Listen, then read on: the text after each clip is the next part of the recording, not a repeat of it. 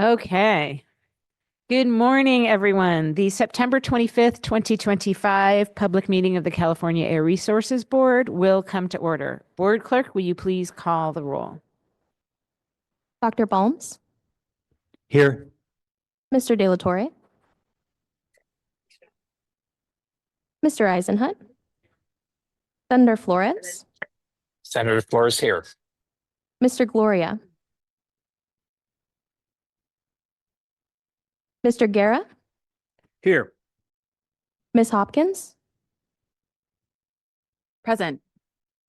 Assemblymember Jackson, Mr. Krakow, Ms. Ortiz-Legg, Board Here. Member Krakow is not on the board anymore. I wonder if you have That's an no old list. excuse for missing the meeting.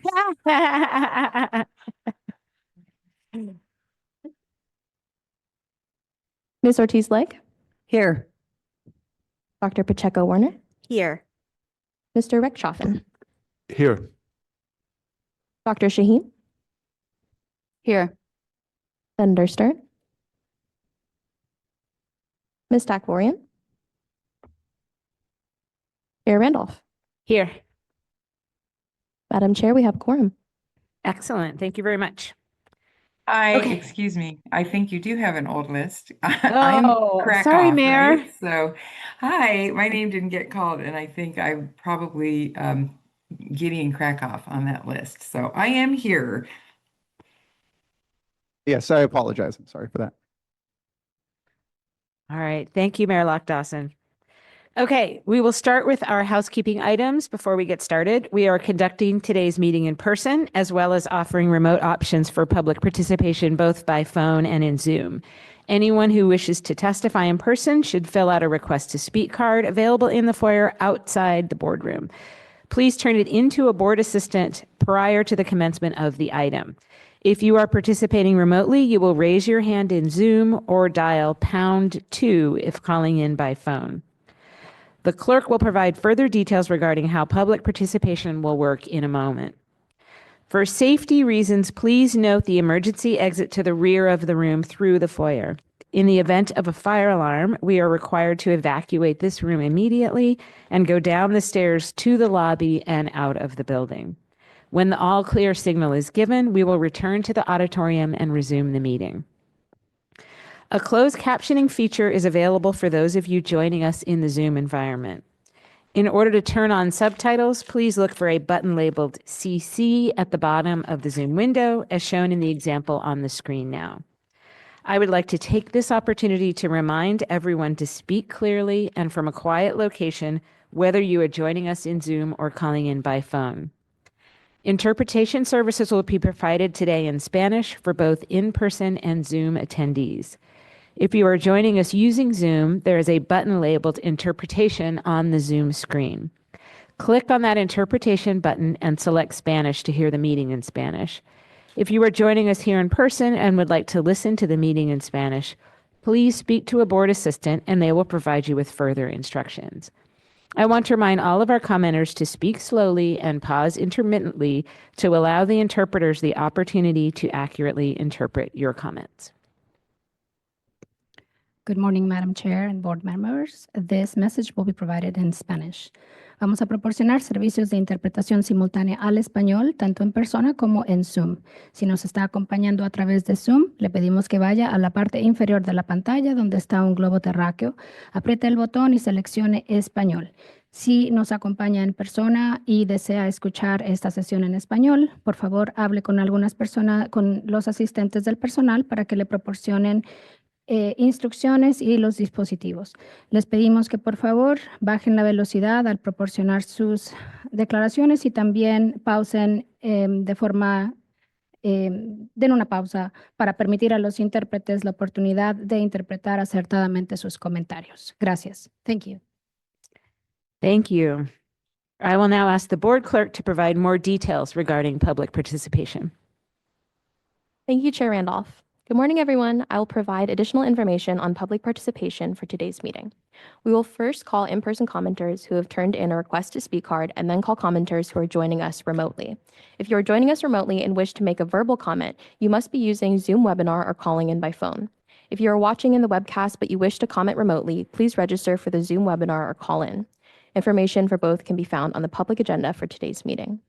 To make a verbal comment, we will be using the raise hand feature in Zoom. If you wish to speak on a board item, please virtually raise your hand as soon as the item has begun to let us know you wish to speak. If you are using a computer or tablet, there is a raise hand button, and if you are calling in on the telephone, please dial #2 to raise your hand. When the comment period begins, the order of commenters is determined by who raises their hand first. We will call each commenter by name and will activate each commenter's audio when it's their turn to speak. For those calling in, we will identify you by the last 3 digits of your phone number. We will announce the next 3 or so commenters in the queue, so you're ready to testify when we come to you. Please note, your testimony will not appear by video. For all commenters, please state your name for the record before you speak. This is especially important for those calling in by phone. Each commenter will have a time limit of 2 minutes, although this may change at the chair's discretion. During public testimony, you will see a timer on the screen. For those calling in by phone, we will let you know when you have 30 seconds left and when your time is up. For anyone giving verbal comments today in Spanish, please indicate so at the beginning of your testimony and our interpreter will assist you. During your comment, please follow any instructions the interpreter provides. Please note your time will be doubled if you require Spanish interpretation. If you have any additional remarks regarding other topics, please sign up to speak during the open public comment period, which will take place at the conclusion of this meeting. To submit written comments, please visit CARB's Comment on Board Items box on the public agenda on our website for links to submit your comment. Written comments will be accepted until the chair closes the record. If you experience any technical difficulties, please call 805-772-2715 so an IT person can assist. Thank you. I'll turn the microphone back to Chair Randolph. Thank you very much. For our first agenda item, we have 5 proposed research contracts on our consent calendar today.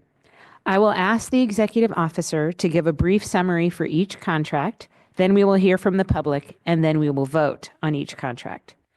If you are here with us in the room and wish to comment on all or one of these research contracts, please fill out a request to speak card as soon as possible and submit it to a board assistant.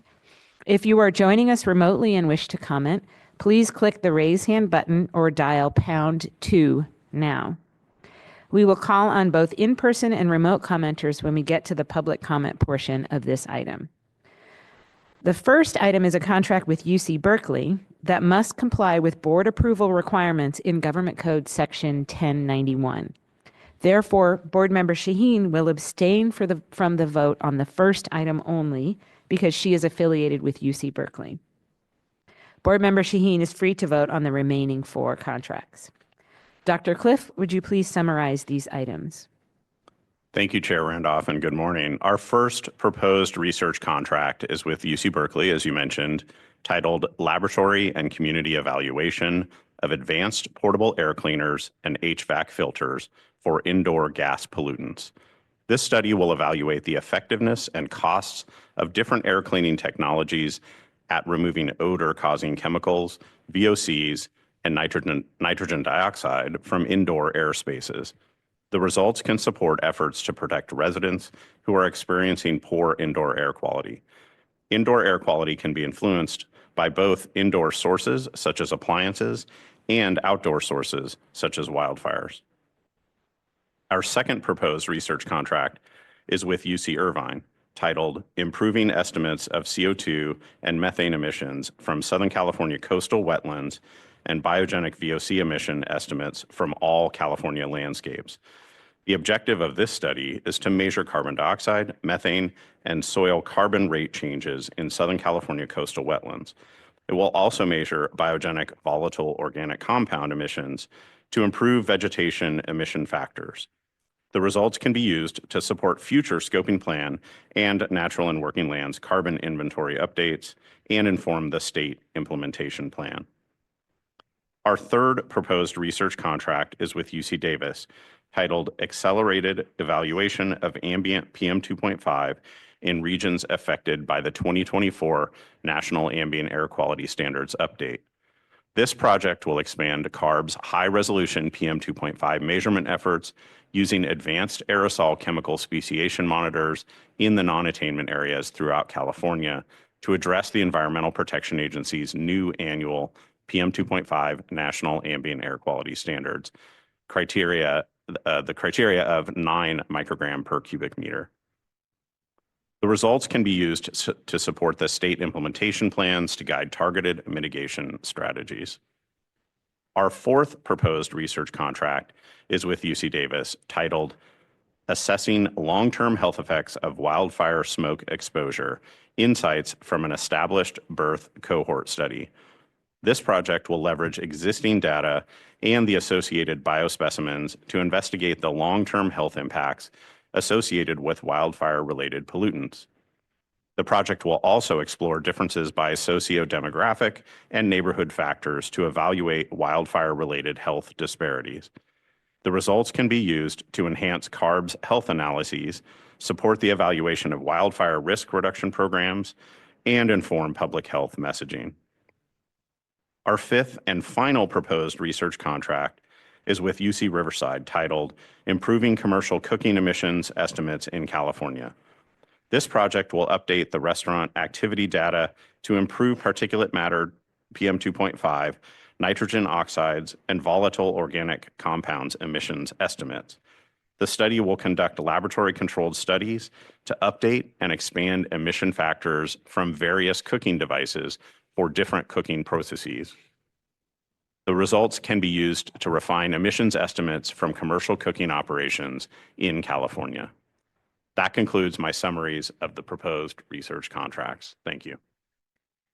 All right, thank you. We will now hear from the public who raised their hand to speak on this item. At the beginning of your comment, please state the research contract on which you are commenting. Will the board clerk please call the commenters? Yes, thank you. We will call on one Zoom commenter today. We currently have one Zoom commenter with their hand raised. I apologize in advance if I mispronounce your name. Kimberly Burr.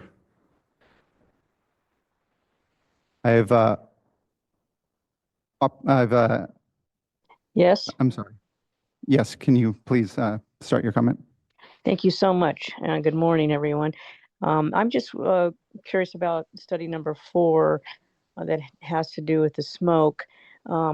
I've been reading some studies that show that the smoke, the CO2 related to forest fires, is not as significant as some would think, and that there's a lot of emissions associated with logging, hauling, burning biomass, burning piles. And so I would love to see that study, just kind of do a comparison and look at the literature that's out there already and by independent scientists that speak to the short-term impacts of wildfire smoke, the relative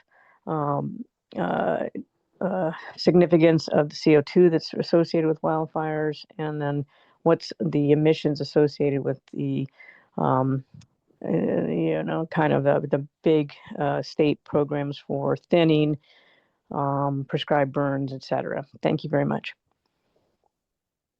Thank you. That concludes our commenters for the research contract items, or for this item.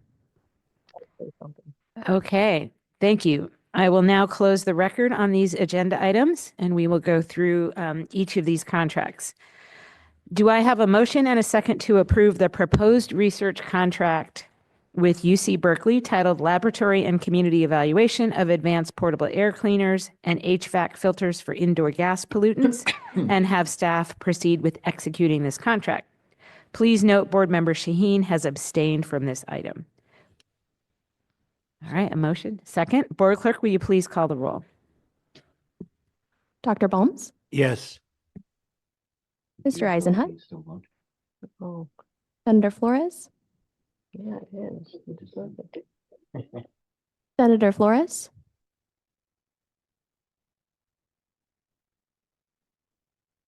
Senator Flores, Mayor Gloria,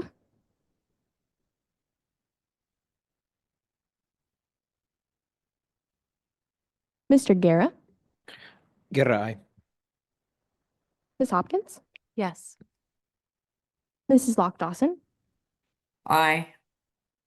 Ms. Ortiz-Legg, Yes. Dr. Pacheco Werner, Yes.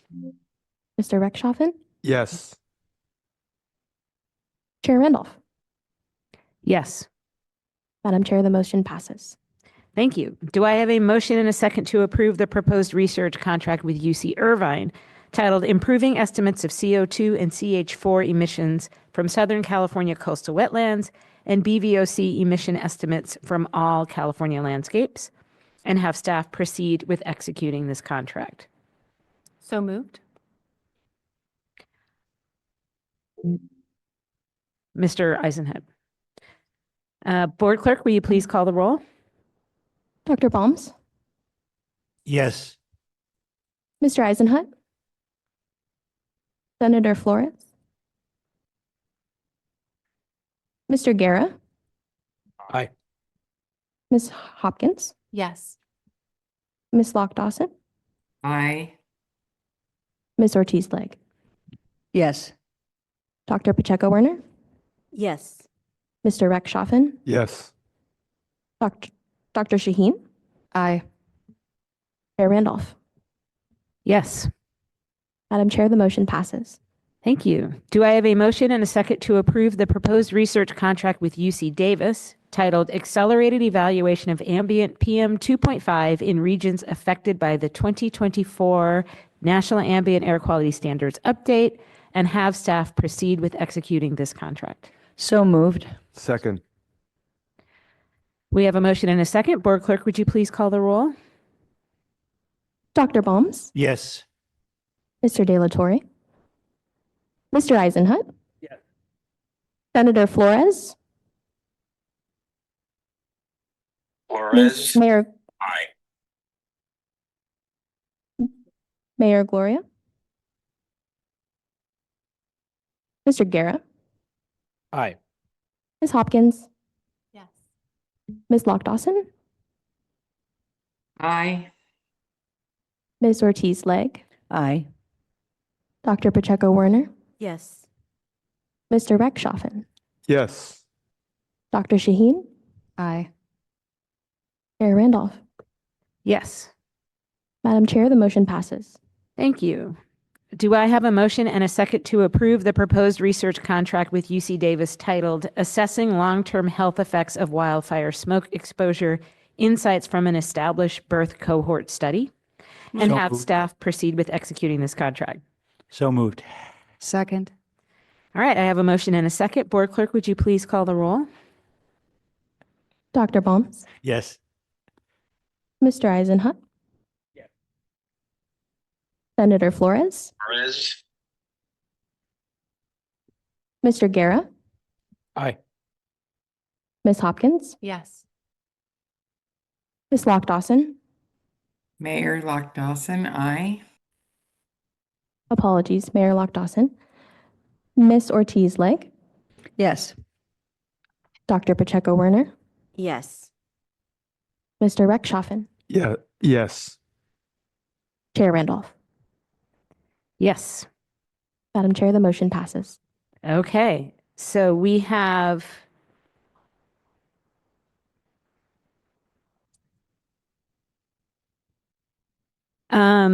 okay, lastly, do I have a motion and a second to approve the proposed research contract with UC Riverside titled Improving Commercial Cooking Emissions Estimates in California, and have staff proceed with executing this contract? Move to approve. Second. All right, I have a motion and a second. Board Clerk, will you please call the roll? Dr. Balms, Yes. Mr. Eisenhut, Senator Flores, Senator Flores,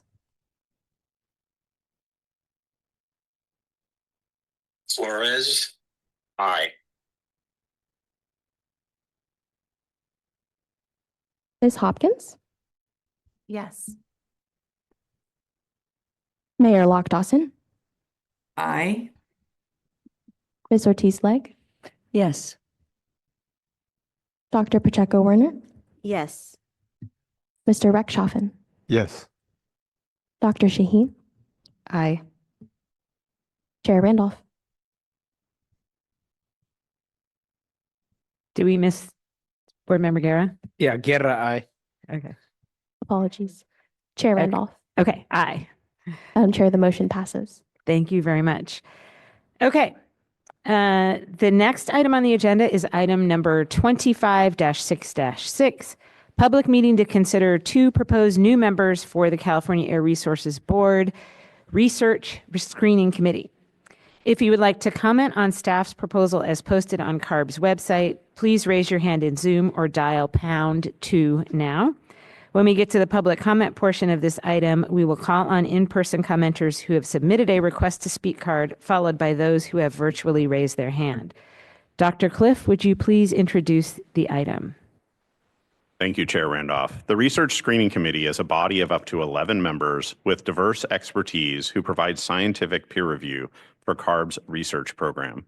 Today, staff asked the board to consider the 2 proposed new RSC members, Dr. Thomas Bradley of Colorado State University and Dr. Danae Hernandez-Cortez of Arizona State University.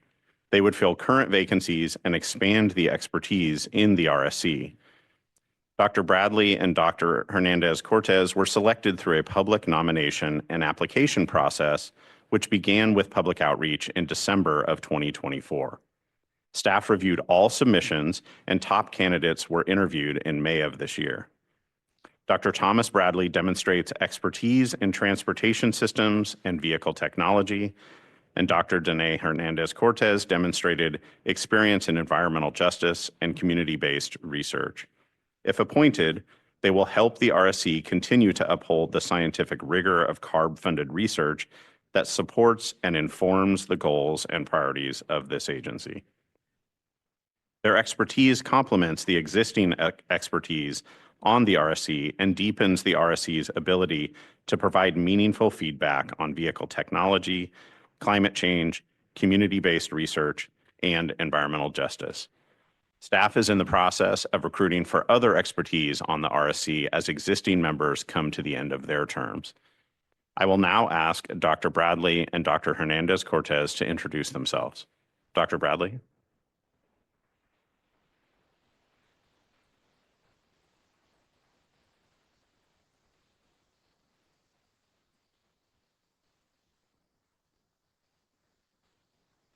Dr. Bradley online? Give 1 moment, please. Thanks.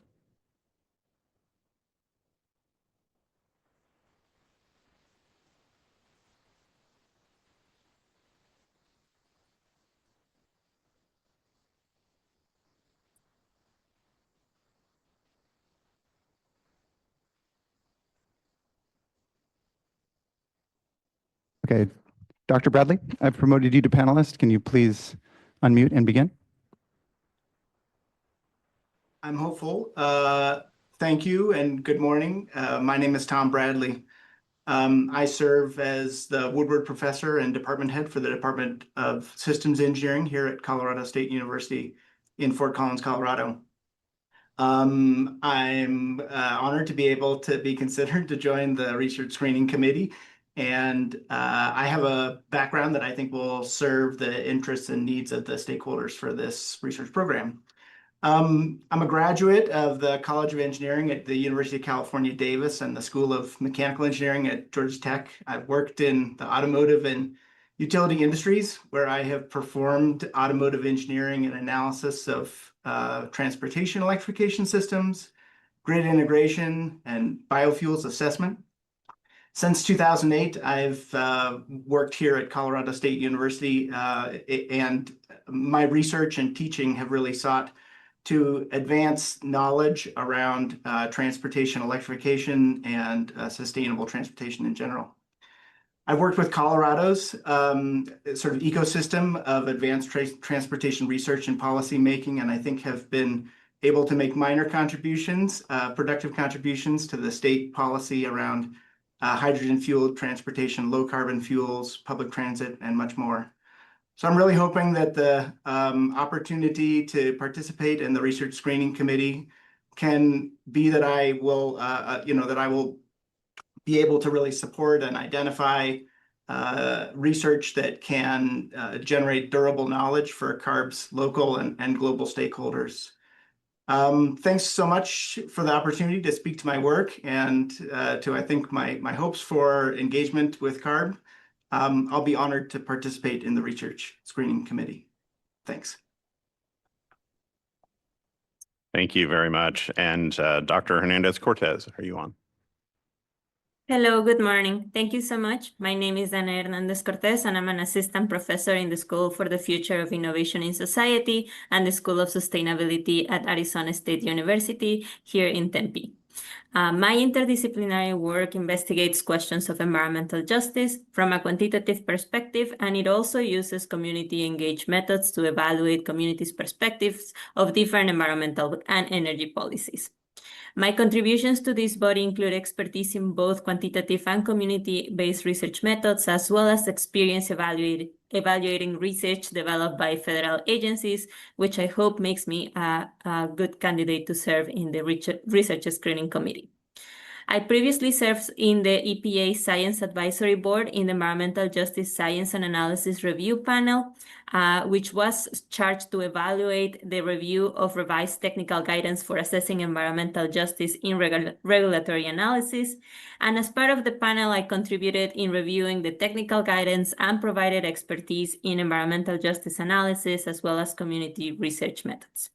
I am hoping that this opportunity to participate in the research screening committee will allow me to identify relevant research that evaluates different priorities set by CARB, and I'm hopeful that my experience both as a researcher and as a peer reviewer at the federal level will allow me to provide good expertise in those matters. Thank you.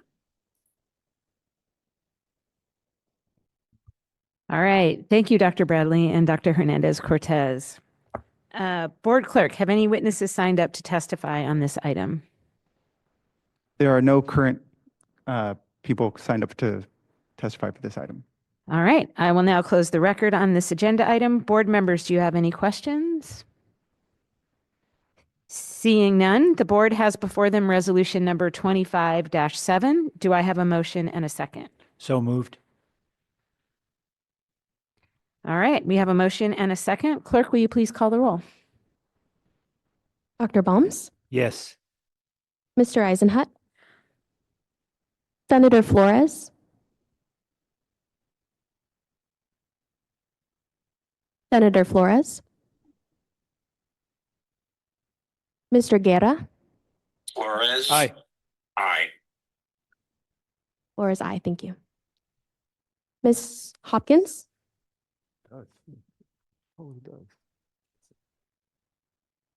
Ms. Hopkins, Yes.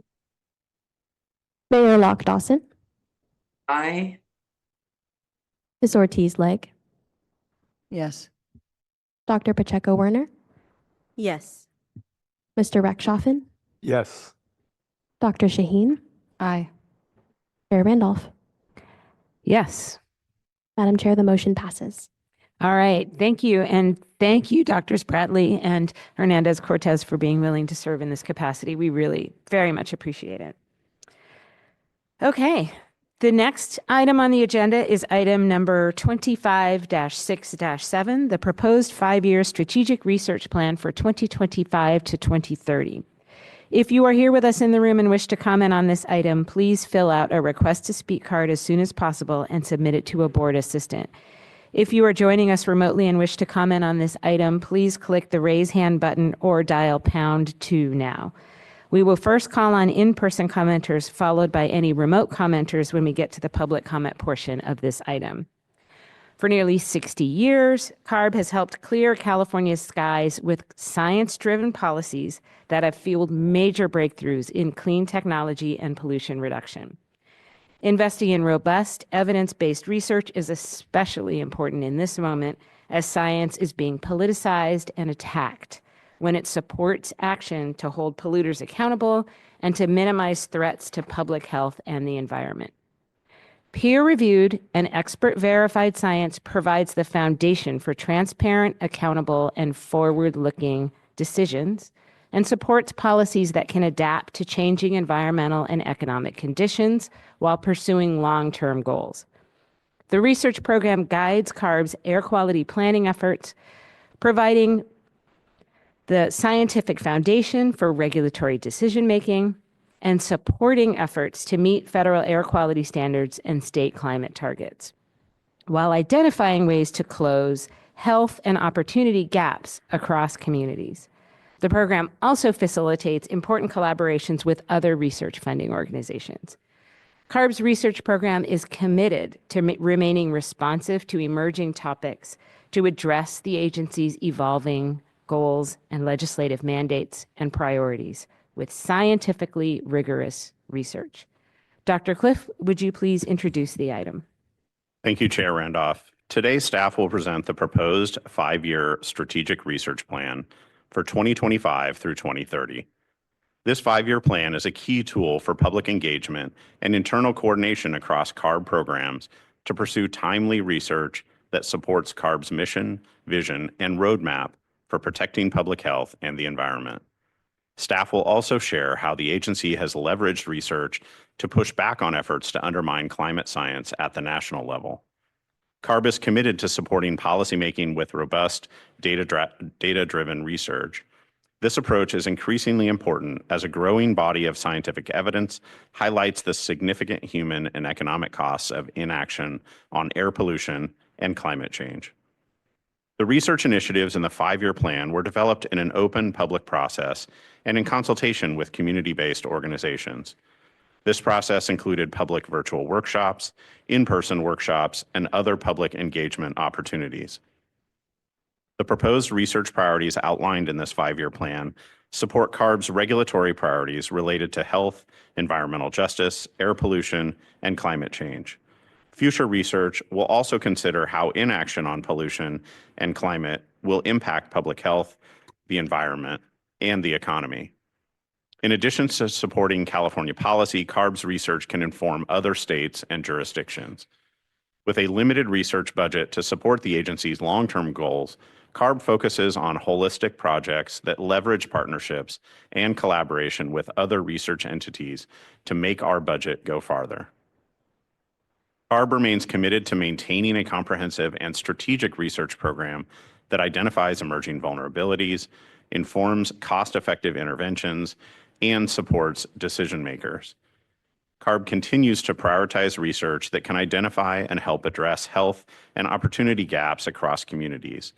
This strengthens CARB's programs and ensures that policies benefit all Californians. If approved by the board, this proposed 5-year plan will guide the selection of research projects for funding over the next 5 years. Approval by the board will also delegate authority to the executive officer to approve the contracts proposed under the 5-year plan. For this item, we're going to have 2 staff presenting, and I'm now going to hand it over to Elizabeth Shealy of the Research Division to begin. Thank you, Dr. Cliff, and good morning, Chair Randolph and members of the board. I'm Elizabeth Shealy. I'm Chief of the Research Division. I'm here with my staff to speak on the importance of robust science and reliable data, and to present the proposed 5-year strategic research plan. At CARB, science is our foundation. It is how we protect people, safeguard the environment, and build a healthier future for California. History has taught us that real progress doesn't come from guesswork or shortcuts. It comes from rigorous, transparent, peer-reviewed science, whether we're talking about air pollution, climate change, or technological innovation. For nearly 60 years, CARB has relied on that science to clear our skies, reduce harmful emissions, and support major breakthroughs in clean technology and fuels. And the results speak for themselves. Cleaner air and steady reductions in greenhouse gas emissions are proof that when science-based evidence guides policy, California can make responsible decisions that shape the air we breathe and the climate we pass on to the next generation. Today, science remains as the foundation of our progress in protecting public health, guiding informed decisions, and helping us achieve healthier communities. That same foundation gives us confidence in addressing one of our most urgent challenges, climate change. The scientific consensus on the relationship between human activities and global temperature rise is clear and supported by evidence from hundreds of scientists worldwide. This body of evidence shows not only the scale of the challenge, but also the solutions. Cutting emissions from the transportation sector, for example, is essential to achieve the state's climate goals and to continue demonstrating that advancing clean vehicle standards not only benefits climate, but also helps to protect public health and a more resilient economy. The urgency to reduce greenhouse gas emissions is evident from the consequences of climate change already being experienced in the state. The wildfires that devastated Los Angeles earlier this year are already estimated to have caused tens of billions in property losses and hundreds of billions in total damages and economic loss. They claim more than 24 lives, displaced tens of thousands of residents, and now rank among the costliest natural disasters in U.S. history. Each event serves as a reminder that the growing costs of inaction and a need for a more united path to fight climate change globally to strengthen protections, accelerate innovation, and safeguard communities, the very people who depend on us to get this right. CARB recently filed public comments debunking the study by the U.S. Department of Energy that is being used by the U.S. EPA to eliminate federal climate programs. In line with hundreds of other scientists, research studies, and robust data, we reinforced the strength of science by highlighting that climate change impacts both public health and the economy, that reducing greenhouse gases delivers significant co-benefits, that addressing climate-related risk is increasingly urgent, and that the global scientific consensus on climate impacts remains strong. We will continue to press forward with rigorous science and remain committed to advancing research that guides real-world solutions. Our research program is central to that mission, and the proposed 5-year strategic research plan is a key tool for shaping California's future on air quality and climate. The plan includes CARB's research priorities that advance robust evidence-based science that allows our decisions to remain transparent, accountable, and forward-looking. It also provides the flexibility to adapt to changing environmental challenges and economic conditions while staying focused on the state's long-term climate goals, or long-term goals. With reliable data and rigorous analysis, policymaking becomes proactive, resilient against misinformation, and more effective at addressing the complex challenges that affect public health, the environment, and the economy. I will now turn the presentation over to Dr. Sonia Collier, who will present on the proposed 5-year strategic research plan. Thank you, Division Chief Shealy. The legislature recognized this need for robust science to support policy and established CARB's research program in 1971 to provide the scientific foundation for effective air pollution control. The research program follows a structured annual research planning process to identify and fund research aligned with CARB's mission and emerging needs. This process incorporates community engagement, internal expertise, and collaboration with academic institutions, government agencies, and non-governmental organizations to prioritize research that delivers actionable data, addresses air quality and climate challenges, and evaluates the consequences of inaction. An annual budget of $4 to $8 million, approximately 5 to 12 projects are selected each year. This enables the funding and external research contracts where proposals and draft final reports are reviewed by an independent advisory body of experts called the Research Screening Committee. CARB also performs in-house research and collaborates on research with other agencies and institutions. Research results from these efforts in turn inform CARB's programs and policies. In previous years, CARB put out yearly strategic plans. We moved toward multi-year plans, and the board approved the delegation of authority to the executive officer to approve annual research contracts. Our first multi-year strategic plan was the triennial plan, covering the years 2021 through 2024. This year, we're publishing a 5-year plan covering 2025 through 2030, and asking for approval to renew the executive officer's delegated authority to approve contracts for the life of the proposed 5-year strategic research plan. CARB's research program plays an important role in shaping California's air quality and climate policies by identifying emerging vulnerabilities. Research informs emission inventories, models, and measurement methods that can support cost-effective interventions. It also advances innovative strategies to reduce air pollution and greenhouse gas emissions, and evaluates the health and environmental benefits of mitigation efforts. Research results support decision makers in navigating complex decisions, incorporating environmental, economic, and public health priorities. While focused on California, CARB's research provides valuable insights for other regions confronting similar challenges. CARB's research projects have often led to big impacts or grown into major programs. A few examples of these impactful efforts will be shared next. Based on over a decade of research, remote sensing was shown to be highly effective at identifying concentrated methane plumes. Many of those methane plumes were leaks that could be quickly fixed. In response to this research, the legislature allocated $105 million in 2022 for the state to acquire satellite-based remote sensing of methane plumes and work with communities. CARB is now getting near daily observations in California of methane plumes and immediately notifying operators to take action, leading to methane reductions. The California Oil and Gas Methane Regulation has been updated to mandate action and is taken by operators, and similar regulatory action is being considered for other sectors. California is actively working with other jurisdictions to expand the use of satellite data. In October, we will be presenting an update to the board on this policy, or on this topic, so stay tuned. Starting in 2013, CARB partnered with research institutions, industry partners, and federal, state, and local governments to investigate the technological feasibility of achieving a 90% NOx reduction in heavy-duty engine emissions. This consisted of a $6 million investment by CARB and included significant staff time across various programs.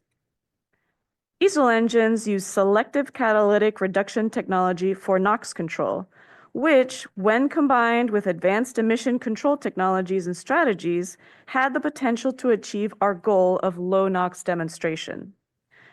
Due to the complexity of engine and emission control technologies, successfully demonstrating low NOx emissions from then diesel engines was an enormous challenge.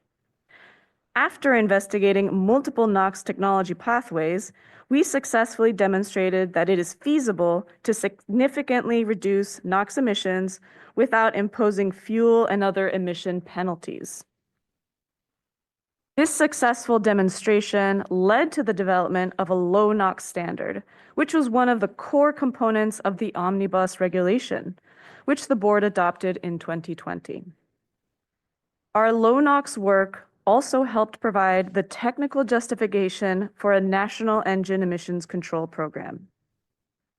The US EPA adopted a low NOx rule in 2022 to substantially reduce NOx emissions from heavy-duty engines, which is similar to our Omnibus regulation.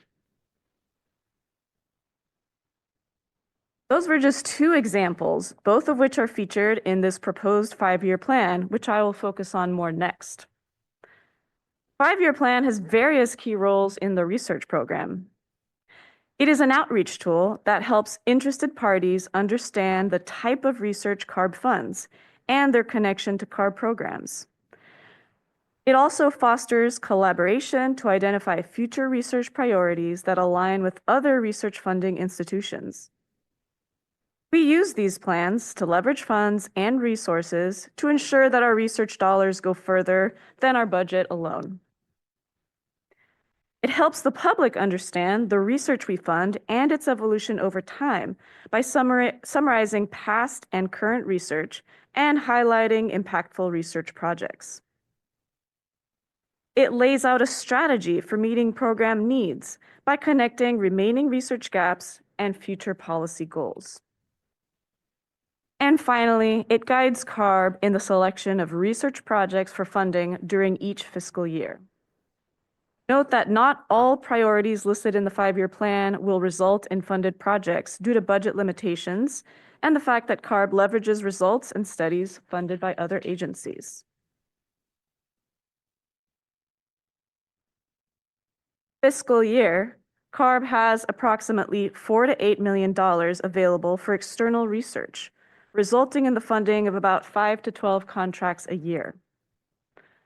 CARB also performs in-house research by collecting and analyzing data, developing and running models, and writing high-impact peer-reviewed journal articles. CARB provides co-funding for larger research projects to leverage external funds, and research program staff leverage internal monitoring equipment to conduct studies or collaborate with existing efforts. The 5-year plan contains high-level policy-relevant research priorities, which will be leveraged at the beginning of each annual research planning cycle. Planning cycle will begin with an internal review to select the most timely research priorities. This will enable research program staff to create a list of approximately 15 proposed research priorities that have the potential to become feasible and impactful research concepts. CARB will then share the list with the public and collect comments on the priorities. CARB will use the public input as well as internal input to inform the selection of a shortlist. Once approved, CARB research program staff will focus on developing top priorities into full project concepts and preparing them for solicitation, research, and contract development.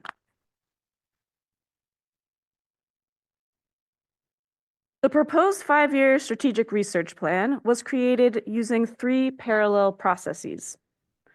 An internal process incorporated extensive internal discussions to identify program needs and research gaps. Starting in early 2024, a public process incorporated public meetings and surveys to collect input from the general public, community-based organizations, and academic partners. In addition, CARB collaborated with 7 community-based organizations to develop research questions informed by community and environmental justice needs.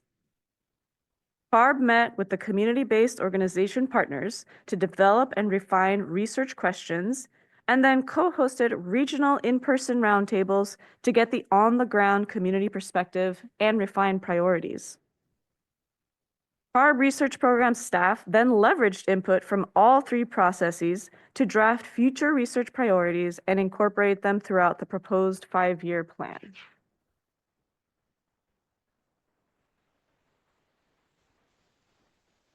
Over the past 4 years, the research division has incorporated environmental justice and community engagement into our research planning and research projects. This slide provides an example of how we've leveraged new tools like the community engagement model, the racial equity lens, and community-informed research to incorporate community needs into robust research projects. CARB was made aware of community health concerns related to increasing dust in the Salton Sea through AB 617 community meetings in the Eastern Valley. In response, CARB collaborated with UC San Diego to research dust composition exposures and health impacts in the Salton Sea. As the project development progressed, CARB's engagement tools were leveraged to further understand community health concerns and incorporate them into the project. With funding from the US EPA, CARB contracted with UC Riverside to co-develop and co-host a series of community webinars to discuss existing research and emerging community and scientific research needs. Community webinars included a planning committee with 2 tribes, 5 community-based organizations, and 2 universities. 4 online forums were held in 2022, and together the researchers and communities identified 5 major priorities, one of which included developing a better understanding of the environmental and health impacts from dust and dust mitigation efforts. As part of our efforts to develop the 5-year plan, we pilot tested the CARB community engagement model and partnered with 7 community-based organizations, including 2 from the Imperial Valley. We co-hosted a series of community meetings, including one in Bombay Beach with United for Justice. There, we worked with community members to identify and prioritize their research needs. Concerns about playa dust and health impacts emerged as a top priority. Outcomes from these processes added to the community-informed development of the Salton Sea Dust Project. As the scope of work was being developed and refined, staff and management used CARB's racial equity lens to understand who would be impacted by this research, which communities should be engaged and how, and ways to ensure the research supports CARB's mission. Together, these approaches informed the community-engaged research project, Dust on the Horizon, led by UC San Diego and UC Riverside in partnership with Los Amigos de la Comunidad. Together, they will measure the dust and chemicals in the dust, determine how much dust residents are inhaling, and whether chemicals in the dust may cause health problems, estimate the potential for health effects based on existing health data, predict how climate change might affect the amount of dust coming from the Salton Sea, and suggest actions that might reduce the dust or health problems. This example demonstrates some of the many ways that the research division has changed both our research planning and our projects to address Board Resolution 20-33. Pilot test and incorporate CARB-wide tools like the racial equity lens and the community engagement model, and weave community needs into our projects to produce robust and defensible research that supports CARB's mission. Next, I will provide a high-level summary of the research priorities proposed in the 5-year plan for each area of research we cover in our program.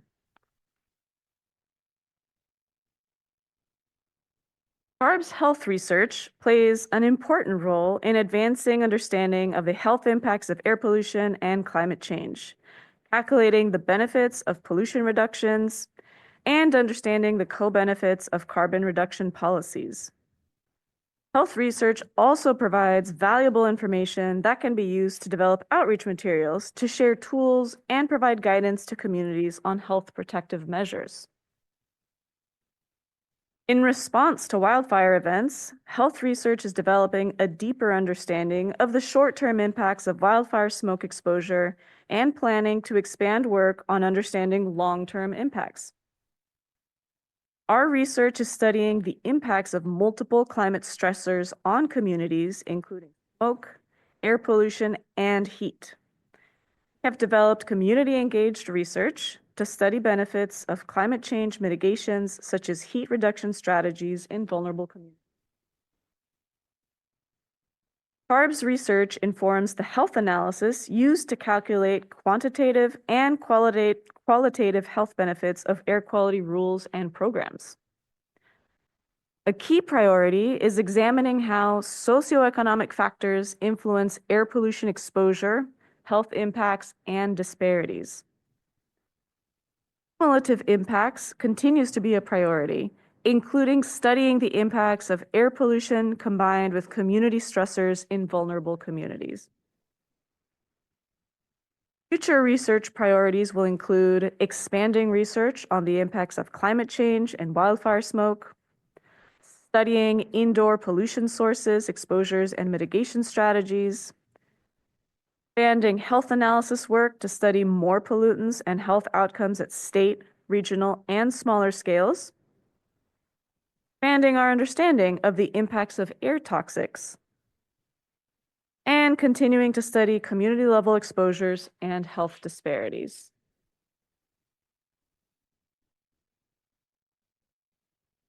CARB's ambient air quality research supports California's efforts to attain the health-based California and national ambient air quality standards set under state and federal law, respectively.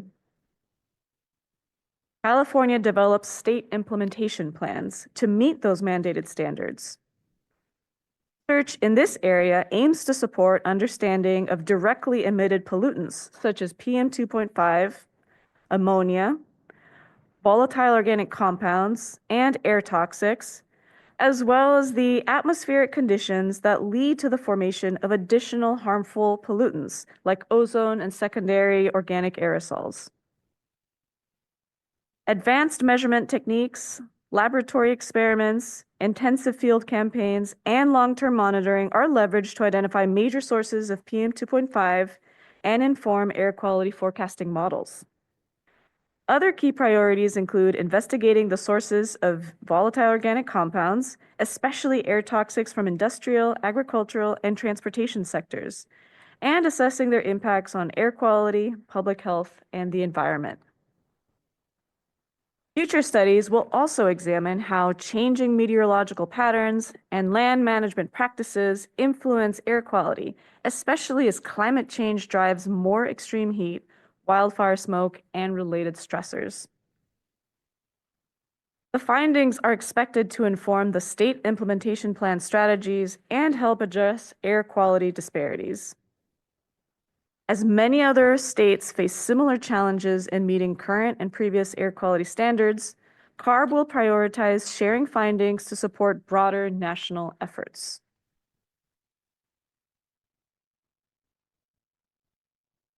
CARB's climate research priorities support the scoping plan and inform strategies to achieve California's statutory greenhouse gas emission reduction goals while assessing the consequences of inaction. These efforts generate scientific insights that can guide climate actions in other states. Focus areas include quantifying carbon sequestration potential in natural and working lands, such as coastal wetlands, forests, and agricultural soils, and evaluating sustainable land management practices and emission reduction technologies in agriculture. Other priorities include research on short-lived climate pollutants, such as methane from dairies, ultra-low global warming potential refrigerants, and the impacts of wildfires on carbon storage and land management. CARB also emphasizes assessing the health, environmental, and economic impacts of inaction on climate change, especially across different communities, and evaluating the co-benefits of integrated air quality and climate strategies across diverse populations.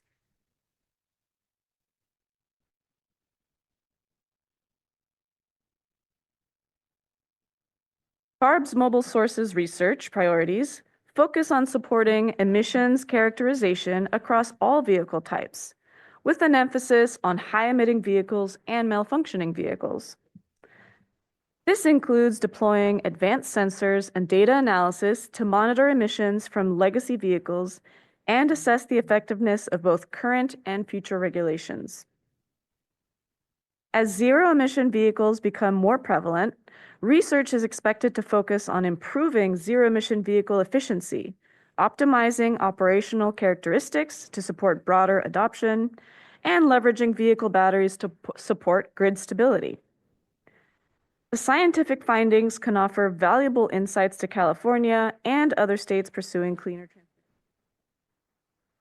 Research also targets emission reductions from off-road vehicles and accelerating zero-emission vehicle adoption in that sector.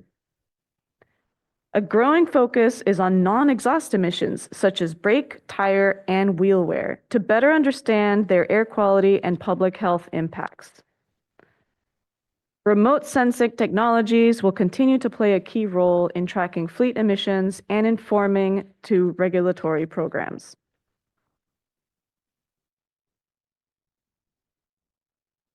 CARB's sustainable transportation, housing, and community research will continue to support the development of sustainable, inclusive, and accessible communities. Key research areas include strategies to increase access to sustainable transportation, housing, and key destinations for people of all incomes, reduce transportation-related emissions, and advance the decarbonization of buildings and transportation systems. A primary focus is promoting high occupancy transportation and fostering more walkable, bikeable, and transit accessible communities. Future research priorities include understanding how the use of low carbon materials affects housing costs and development. CARB is also expected to work on identifying tools, metrics, and policy coordination strategies to help accelerate sustainable and resilient community growth and the infrastructure that is needed. Board approval of the proposed 5-year strategic research plan will authorize staff to proceed with developing the research priorities outlined in the report into research projects over the next 5 years. Approval by the board will also renew the delegation of authority to the executive officer to approve contracts for fiscal years 2025-2026, 2026-2027, 2027-2028, 2028-2029, 2029-2030, and 2030-2031. Staff will provide regular updates to the board on key research priorities, similar to the presentation you will hear next month on methane satellites. Thank you so much for your attention. That's the end of the presentation. All right. Thank you, Dr. Collier. We will now hear from the public who signed up to speak on this item, either by submitting a request to speak card or a raised hand in Zoom. I will ask the board clerk to begin calling the public commenters. Thank you, Chair Randolph. We currently have 2 public commenters to speak in person and 4 public commenters to speak on Zoom. We will first be calling on in-person public commenters. In advance, I apologize if I mispronounce your name, and I would like to remind all commenters to please speak slowly and clearly for our interpreters and court reporter. As a reminder, if you have comments not related to the item, please save those remarks for the open public comment at the end of this meeting. The first in-person commenter is Julia Levin.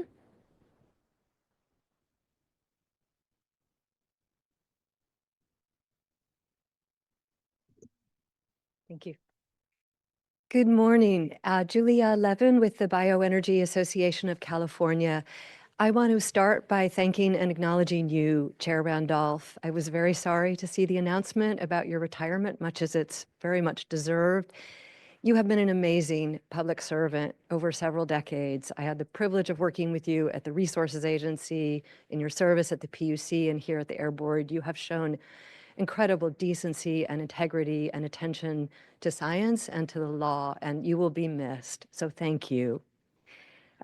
Speaking of attention to science, I am also here on behalf of the Bioenergy Association of California in strong support of the Air Board's proposed research plan. Climate research is absolutely critical. There's no way we can meet our goals without a strong underpinning of science. And especially with the federal government walking away from climate change, this board's emphasis on climate change research is all the more important. So we strongly support the agenda. But 2 comments on the proposed priorities. We're really happy to see the increased focus on wildfire emissions. Obviously, wildfire is a huge source of climate and air pollution, just staggeringly so. But we urge you also to focus on planned burning, whether it's pile burning of forest waste or open burning of agricultural waste. Those are also large sources of climate and air pollution that need to be included when we talk about emissions from fires. The second area is methane reduction. While the ongoing methane monitoring is critical, we urge you to connect that to policies to better capture and beneficially use biomethane. To use landfills as an example, between the amount of methane leakage and the amount that is flared, it's equivalent to 1 billion gallons of gasoline a year. We could be putting all that biomethane to beneficial use to replace diesel in near zero emission natural gas trucks, or to replace fossil fuels in hard to electrify end uses. So we urge you to move forward with the research, but also put the research into action. And methane, particularly in the solid waste sector, also the dairy and other sectors, is a huge opportunity. Thank you again. And again, Chair Randolph, thank you personally.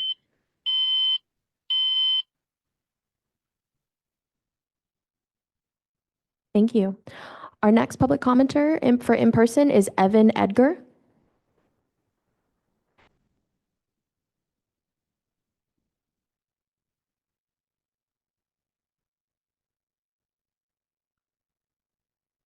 Chair and board members, my name is Evan Edgar. I'm the engineer for the California Compost Coalition.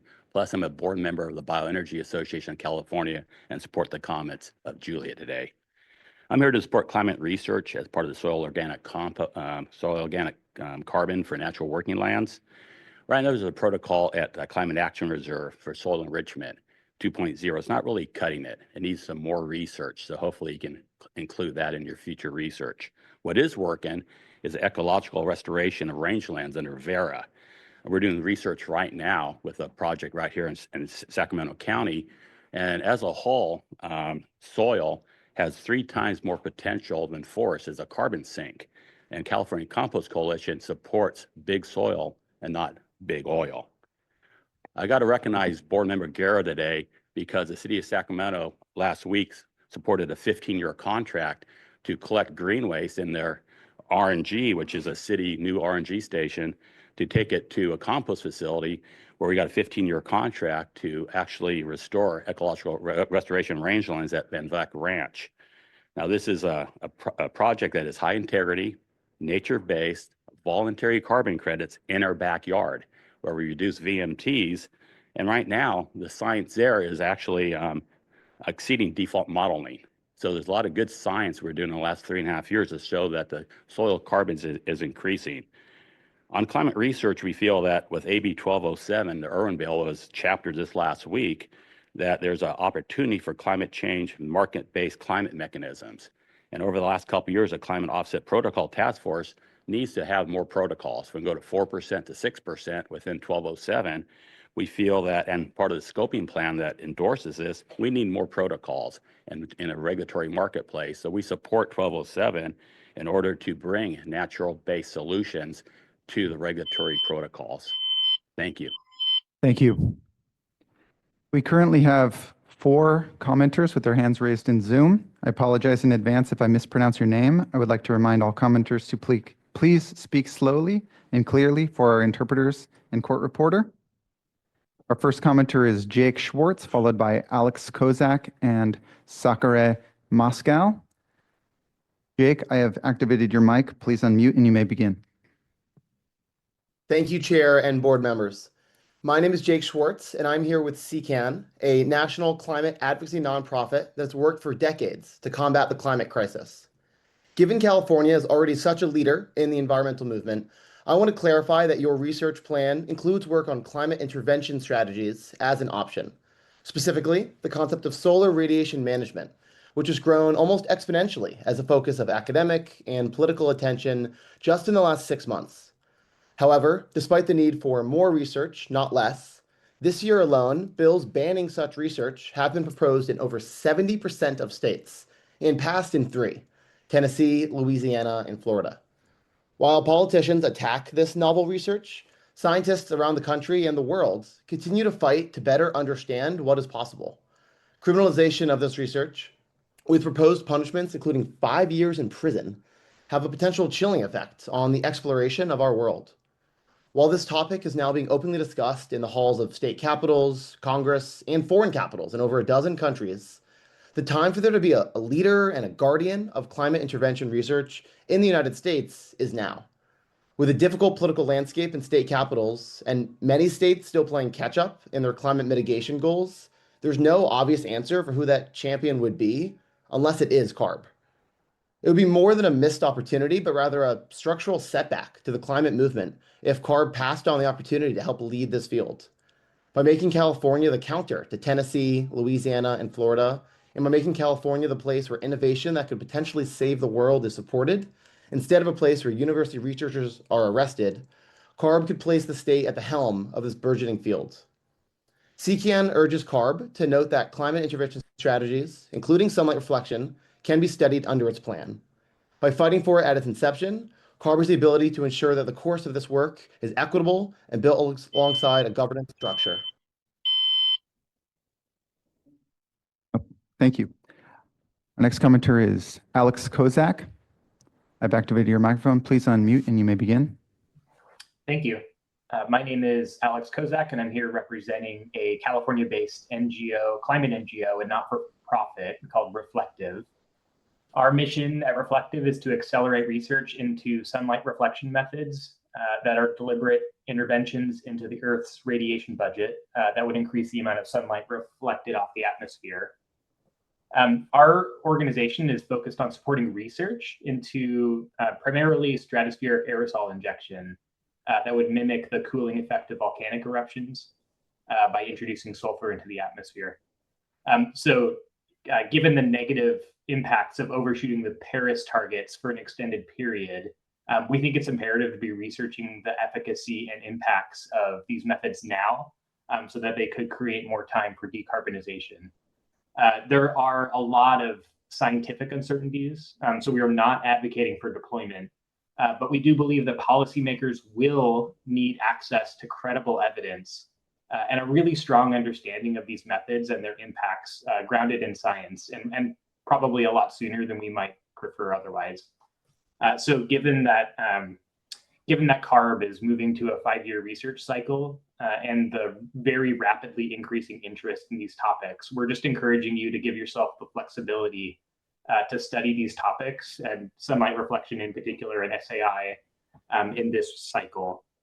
So we think it'd be helpful for CARB in particular to study the impacts in California of a temperature overshoot in the coming decades and then compare it sort of apples to apples with various scenarios that deploy sunlight reflection methods. So that's it. Thank you, and we're happy to advise in more detail in the future. Thank you. Next commenter is Sacramento.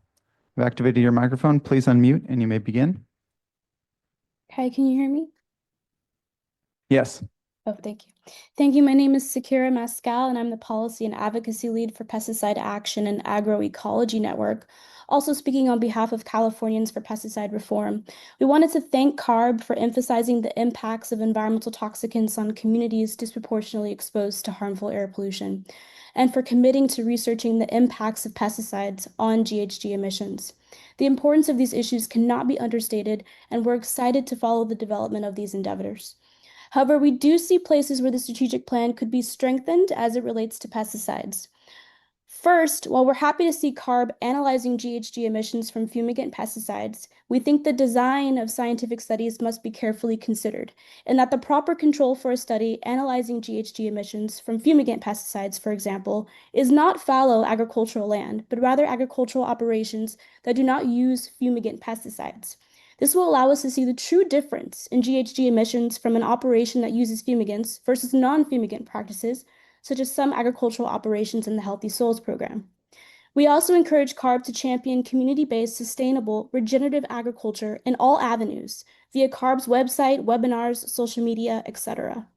There's so many co-benefits associated with diverse, climate-smart cropping systems, including more nutrient-dense food that will inevitably decrease chronic health conditions, better carbon sequestration, job creation, effective pest management, and the revitalization of our ecosystems versus the continual degradation of all environmental media via harmful pesticides. The Department of Pesticide Regulation, through their Sustainable Pest Management Roadmap, has already committed to transitioning away from highly hazardous pesticides, so CARB should really be an ally in this work by funding research that highlights the numerous benefits of SPM-aligned agriculture.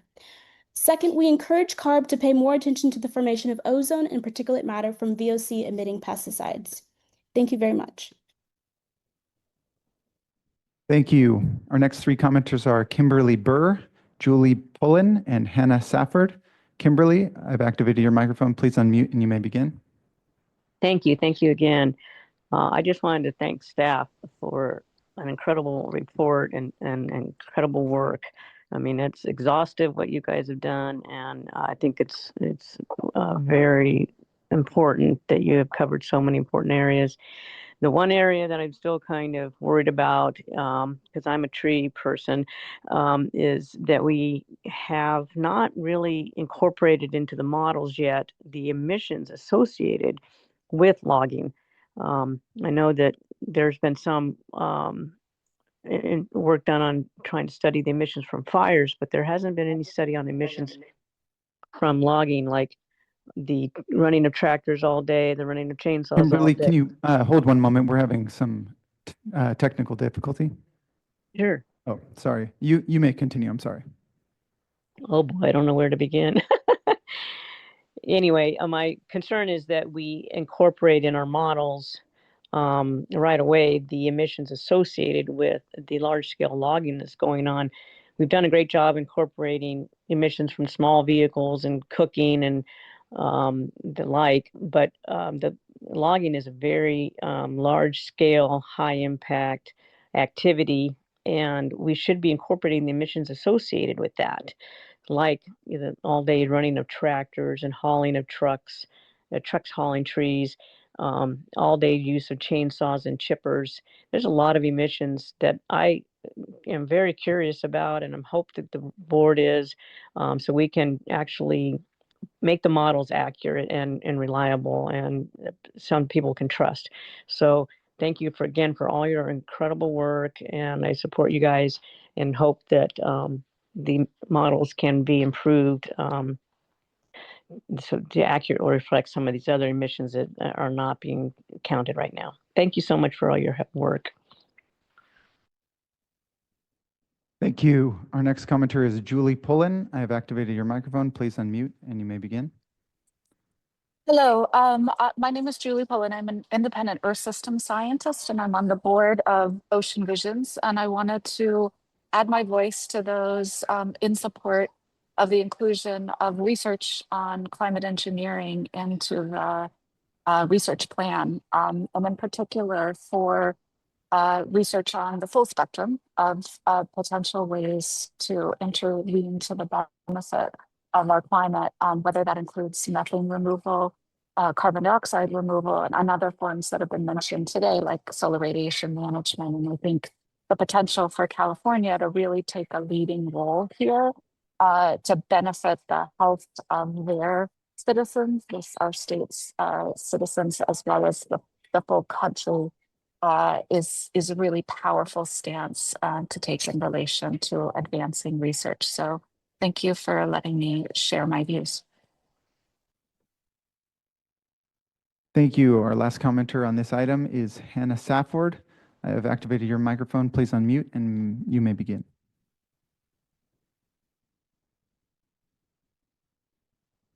Oh, it looks like Hannah lowered her hand.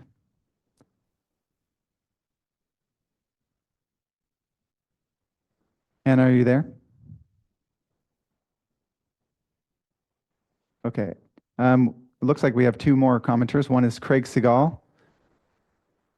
Craig, I have activated your microphone. Please unmute and you may begin. Hi there, Craig Siegel, CARB alum, but speaking for myself.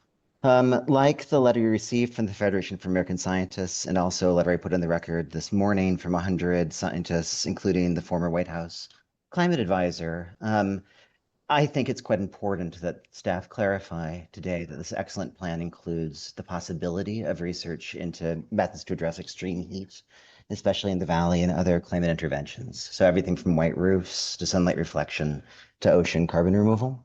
These interact with every aspect of the core plan priorities, from public health to air quality, as the FAS letter notes.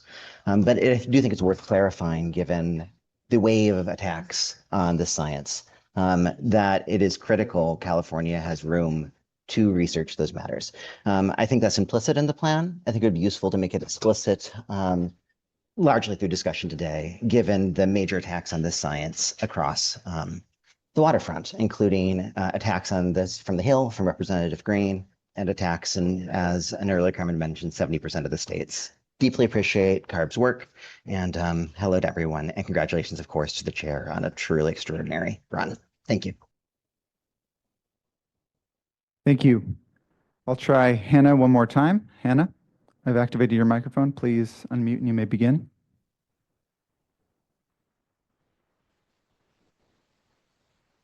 Okay, we'll move on to Joshua Elliott. Looks like we have two more commenters. Joshua Elliott, I have activated your microphone. Please unmute and you may begin.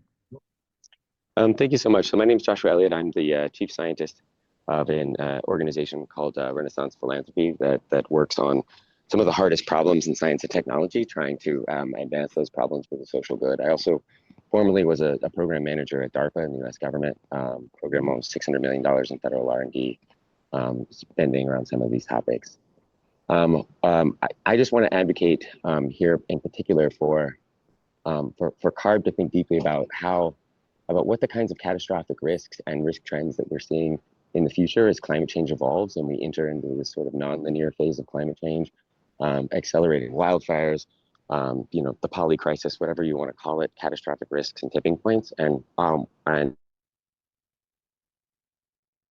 evaluating what options we can do to try and advance the science, advance the R&D around those topics, to try and mitigate those extreme risks, particularly for the most vulnerable populations in the world. Thanks. Thank you. Our final commenter is Edward Parson. I've activated your microphone. Please unmute and you may begin. Thank you for the opportunity to comment on the research plan, and I commend CARB for this really visionary research plan, and want to highlight CARB's unique importance as a leading voice in comprehensive strategic research on climate and related environmental risks. I'm Edward Parson. I am a professor of law at UCLA School of Law, and I am the faculty director of the Ambient Institute for Climate Change and the Environment. I would like to add my voice to those supporting the importance of CARB's research plan, including consideration of potential climate emergencies related to tipping points and integrated effects, and also research on consideration of the entire suite of potential options that might serve to mitigate those risks, even if not completely, and even in the context of the need for a complete strategic response that is international and covers all aspects from rapid cuts of emissions to adaptation to carbon dioxide removal. And yes, it is imperative to have more understanding and insight and broader research and other consultations on interventions of solar geoengineering or solar radiation modification that might serve as potential complements and extensions to the capability of other responses to reduce risks. Thank you very much. Thank you. That concludes our commenters for this item. All right. Thank you. Staff, are there any issues raised in the comments you want to address? No, Chair. All right. I will now close the record on this agenda item. Board members, do you have any questions or comments? Dr. Shaheen? Thank you, Chair. I just wanted to just start out by thanking you, Elizabeth and Dr. Collier, for celebrating and raising up the importance of research in air quality and climate. I am really impressed by how much you're doing with such a modest research budget. I really think $4 to $8 million is a very small amount right now in light of all the needs. So we heard from a lot of stakeholders, and I took a lot of time last night to actually read the docket, and we got a lot of, I think, outstanding research ideas for us to consider in the 5-year plan. We heard a lot of the same commenters here today that submitted comments, including looking at prioritization and measurement of agricultural nitrous oxide emissions, expanding our pesticide reform and agroecology research, a whole range of climate intervention strategies, including sunlight reflection, solar radiation management. So I guess my question for you, right, is that as the challenges just get greater for us in the road ahead, how are we going to balance these near-term priorities with emerging research needs while ensuring that we're being transparent about the selection process, stakeholder engagement, and all of that, again, with a modest budget? Thank you, Dr. Shaheen. And so we do have a modest budget, and we do try to balance all the different priorities. Obviously, we have to have research that meets the needs of the agency and can feed into regulatory processes, plans, and things like that. And in order to do that, we meet internally to understand what all of those processes and work very closely with other groups. We also do have a public process every year where we ask for input on what priorities we're looking at that year. And we are also moving towards a process this year where we're starting a little bit earlier with the priorities that we're looking at. And for those that are more interested in the public, we'll have more opportunity to have public input on the statements of work as well. So those are some of the ways that we try to look at what is needed at CARB in terms of research and what some of those larger issues are. But of course, we're not going to be able to fund everything that we would like to because we only have a fairly small budget to do that. Yeah, thank you for that, Elizabeth. I was curious with so many of these topics that were mentioned, many of which I'm not particularly familiar with as a scientist myself. Are any of those ideas that were mentioned today things that you're looking at in terms of the 5-year plan? Yes, and many of those projects are ideas in terms of pesticides and looking at prescribed burning and things like that. We do cover that within the 5-year plan, and we actually have some projects ongoing on that. Dr. Shaheen, I'll just jump in.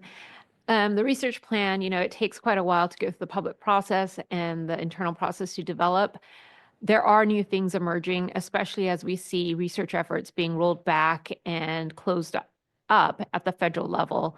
So we are still getting a lot of incoming about priorities that are getting dropped at the national level. And so we're trying to find ways to either keep those going, either with partnerships with other organizations, or if we can seed some of that work until larger philanthropy can jump in and help keep that research going. So we're mindful of the needs here at home with our formal research plan. And we're also keeping an eye on how to keep the work going on a more broader level. And some of the work that you heard today, such as the solar reflective, emerging research, that is an area where I think there's a lot of interest. It is emerging. There's a lot of misinformation.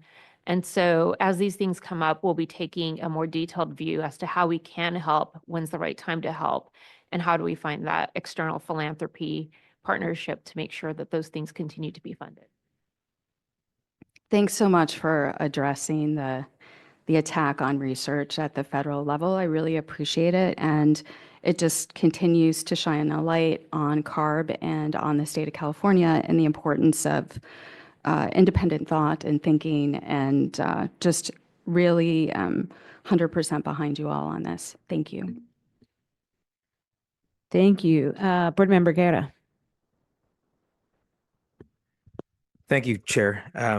First, I think on the overall concept of supporting science, I think that's one. I want to thank all the scientists that work for our agency and those who have continued to push this. And frankly, I think it's absurd that we have elected officials at the national level that are failing to recognize science. So I think one, it does require us, to engage our youth also more on the concept of the value of science and the fun of science. And I'm now a board member of the Museum of Science and Curiosity here in Sacramento, so I encourage everyone to come and participate when you're visiting Sacramento. So maybe increase the ticket sales for us, but that's a side plug.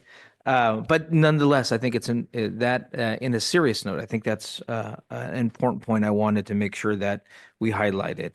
So I appreciate all of our staff who are out there advocating for that importance. And I just know myself that, when I was entered in the profession of engineering and that how life-changing that was, and how a pursuit to the values of the IEEE to improve the quality of life of people is important. To that point, Sacramento, the region here, we entered into an important milestone, and that was that we met our ozone attainment levels, federal attainment levels, for the first time. That was done because of science, and it was a significant celebration. A lot of folks from different were involved, from industry, from community, from different parties. We're all engaged in it, understanding the impacts of ground level ozone. And so a few weeks ago, we all met to celebrate that accomplishment. But where we are still behind is in particulate matter. And we're still faced a lot of that because of the challenges that we face with unrealistic or unviable alternatives to agricultural pile burning and the challenges that also we face here. So one, I think our history in California. One was built on agriculture. It's provided a large economy with us, but I feel like our focus here, and when I looked at the different pots of buckets here, I want to highlight the comments made by Julia here earlier about the importance of looking at better agricultural biomass utilization and our research in those priorities. With the little bit of dollars that we do have, I strongly believe that our research dollars should move forward to advance and build not only the improvements on air quality, but also at the same time advance and support our agricultural industry here. Because the issues that happen up in Shasta County affect us here. And we know that through the work that the Sacramento Basin-wide Pollution Control Council sees and manages. So I think number one, addressing, I think that however staff looks at this moving forward, in which bucket it lands in, whether it's in which category, I think addressing the viable agricultural residue carbon capture with a focus on beneficial use, because yes, we could just say you can't burn at all, but then what happens is that what we've seen now, unfortunately, is entire orchards being ripped out, and then we are dealt with that mass of fuel that's sitting out. So I think number one on that, and then though when that fuel has to be burned, it ends up going through Colusa, Sacramento, and sitting in this area, and it's been a challenge for us to meet those issues. So I think that our research should focus on the advancement of that agricultural closed loop system. Second, I want to also thank Mr. Edgars for his comments on how we advance the research on, again, biomass utilization through our organic waste diversion, to support, again, soil restructuring to soil beneficial uses in that context, because I've had a chance to see how the unfortunate history of California mining had ripped out and basically left entire valleys of what was once fertile land, now just pure clay and unable to use for agriculture. But through this new method of ensuring that we don't send our green waste to landfills and using it as a soil amendment, we're reclaiming back that land that was basically only left for star thistle to grow. So I'd like to, again, that's a long way of saying that I want to make sure that the research that the limited dollars that we're using go to further advance that closed-loop agricultural system that helps us address our air quality standards. And I think sometimes when I've looked at some of these, they could be myopic at points. So I'd like to see if staff can respond on how we do that, and particularly a concern of mine in this air basin is biomass utilization and how we advance that effort. So. Thank you, Councilman. So I'll just start by saying that there are a lot of great ideas, and we would certainly love to enhance the research budget. We bring items to the board each year with the goal of continuing to get as much funding as we can for research, and we want to remain flexible. You heard the word leverage a lot in this conversation because that's in fact how we approach this.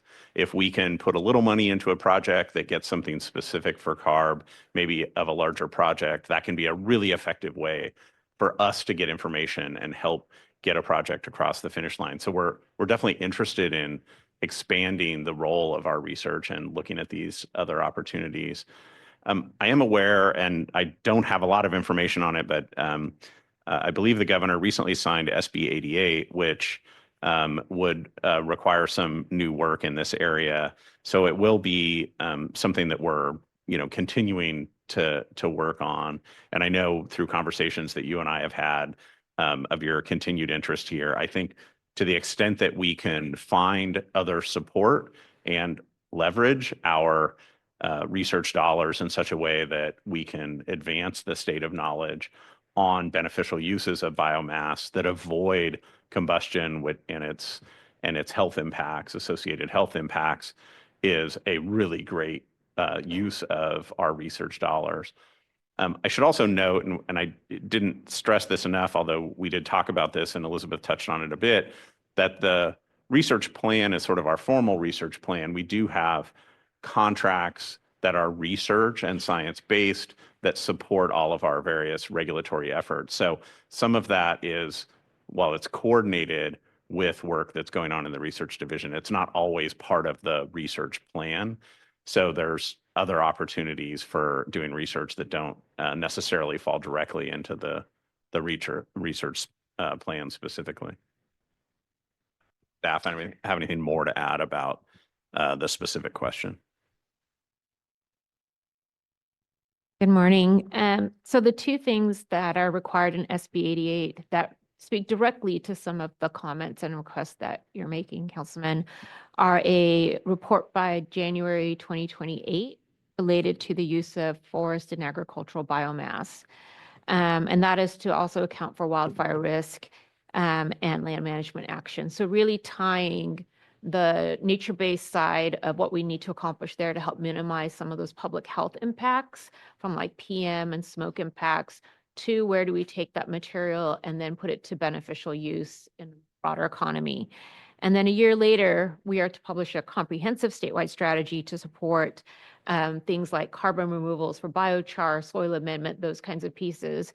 Whereas before we were trying to find a way to make sure that we could fund and do the work here, we now have legislation where the resources dedicated to two specific with staffing resources that we're requesting to help push this on a faster pace. Thank you. I appreciate that. And again, the figuring out how we do it in a way where it advances our current strength in our agricultural economy, I think that's a key thing. But I appreciate that. Thank you for your response. Yeah. Thank you. Dr. Pacheco-Werner. Thank you so much to you all for just a fantastic strategic plan. I wanted to just start off talking about how within the priorities that you've already listed, we can incorporate really the understanding a little bit more our impact in this equitable transition. And this really comes from just over the years, the last 2 years specifically, really hearing from folks in the San Joaquin Valley who are sort of, in a lot of respects, ground zero for our equitable energy transition, kind of understanding some of the impacts of, like, for example, large-scale energy projects, landfills for batteries, right? And also in terms of the pesticides, right? Because we've shifted some of that use. One of the things that I've been hearing is about small farmers mixing pesticides with unknown effects, both, obviously at the personal risk, but also the community risk. So I know that a lot of it is focused in the strategic plan specifically on the emission aspect.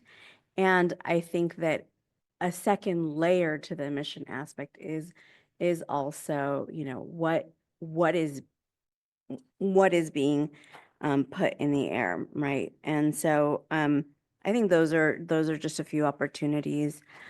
I do think that, while many of the divisions do work with the air districts on numerous research questions, I think some of the, because you specifically call out the NAAQS here and the challenges, I do think that working together and across so that these researchers from these different universities can actually, start with a baseline of those lessons learned that don't always get published by the air districts, but that they certainly have the on the ground experience around some of that. So I would just encourage more collaboration on that end as well, in terms of like the researchers that are contracted. And finally, I do appreciate the public's comments on really, trying to highlight more on and focusing on the climate research. And I would say that I think that we know a lot already. We have a lot of evidence. I think what maybe we could encourage more of is public forums where, the different state agencies as well as researchers can really highlight for the public a more cohesive narrative about what we already know. So really, I do think that we already have a lot, and I know that you know, it's tough to prioritize everything, and so I do feel like that's one of the pieces where why don't we start with what we have already and actually try to strategize around telling the story about what we already know in a more cohesive way. And however I can be a support of that, please let me know. So thank you. All right, thank you. Board Member Takavorian. Thank you, Chair. Thank you to the research team. I absolutely support the plan, the 5-year plan, and I appreciate the enormous amount of work that has gone into it. I think it further emphasizes the foundational role that science plays in CARB's rulemaking, as well as our implementation of rules.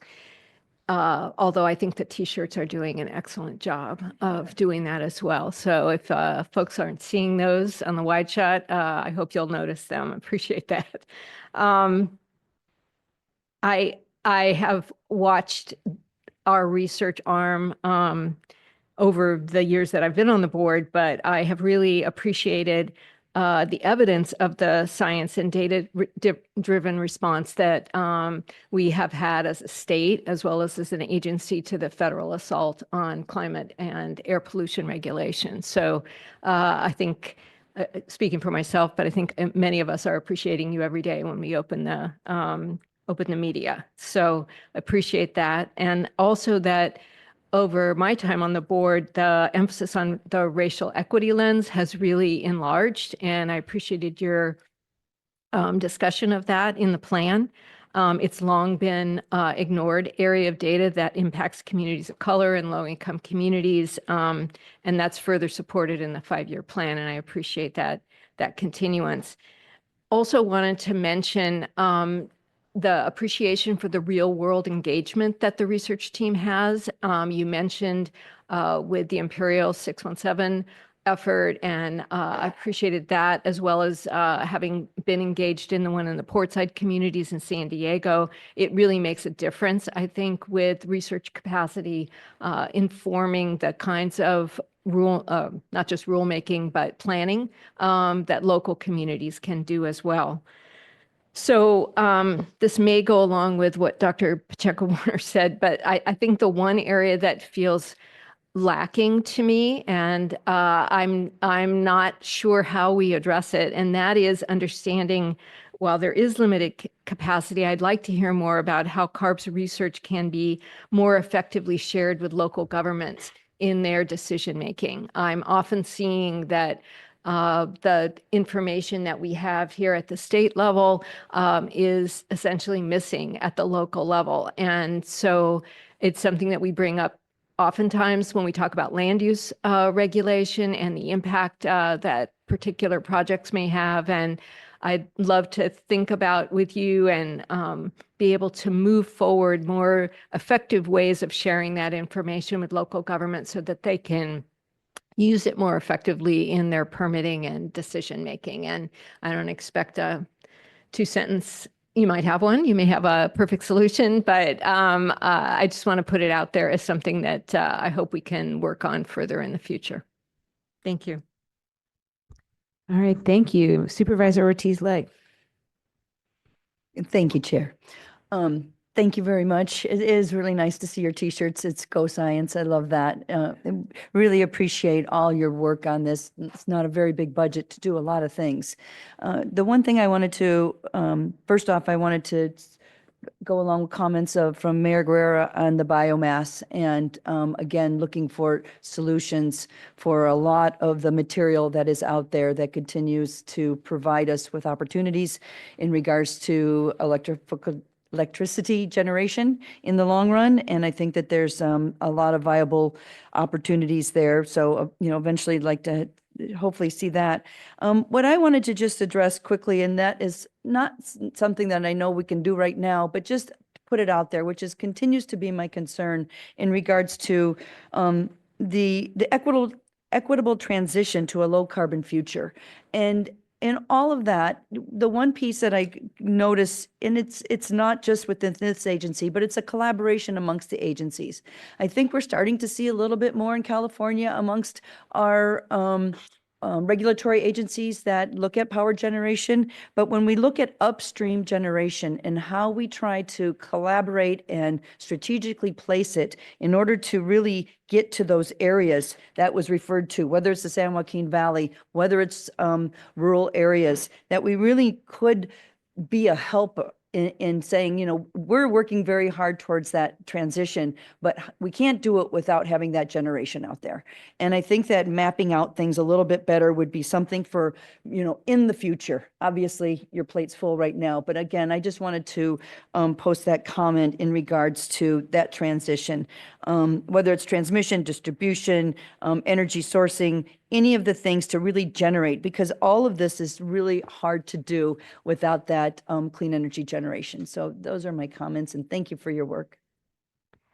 Thank you, Supervisor. I will add that we have been very, very, very closely engaged with the Energy Commission and the Public Utilities Commission on the SB 100 report, which is the document that will update the public on our progress towards the 100% retail sales of zero emission energy. So we will, like I said, have been very closely engaged. And so I think that report will have an opportunity to really share with the public kind of where we are and what the challenges and opportunities that we are encountering throughout that process are. Thank you. Board Member Rechtschaffen. Thank you. I have a general comment and a specific comment.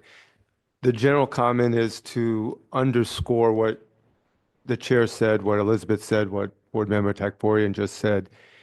The importance of the research budget and the science investigation that CARB's done.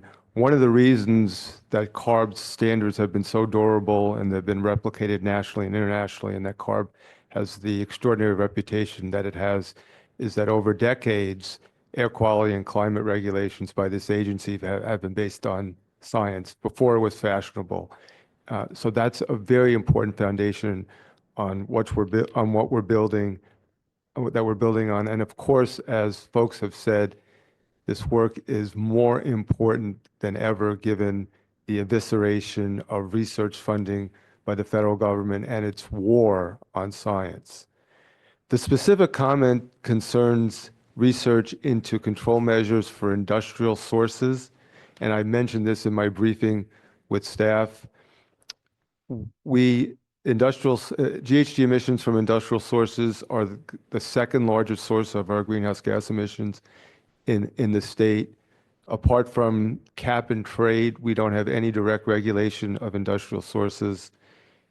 Last year, the legislature passed SB 941, which directed us in the next scoping plan to look at and do a detailed analysis of industrial source emissions sources where there are zero emission controls and where there aren't ones. We know that the federal government has dramatically cut back funding to support commercialization and research into controls on industrial sources. I think within the climate research prong of the proposed research budget, there's room for looking at these control technologies, and I hope that we're able to do that going forward. Thank you. Supervisor Hopkins. Thank you. My colleagues pretty much covered everything, but I do have one request, which is that next time you bring the awesome nerdy science shirts, you give us a heads up so that we can coordinate with all of you and stand up in support of science.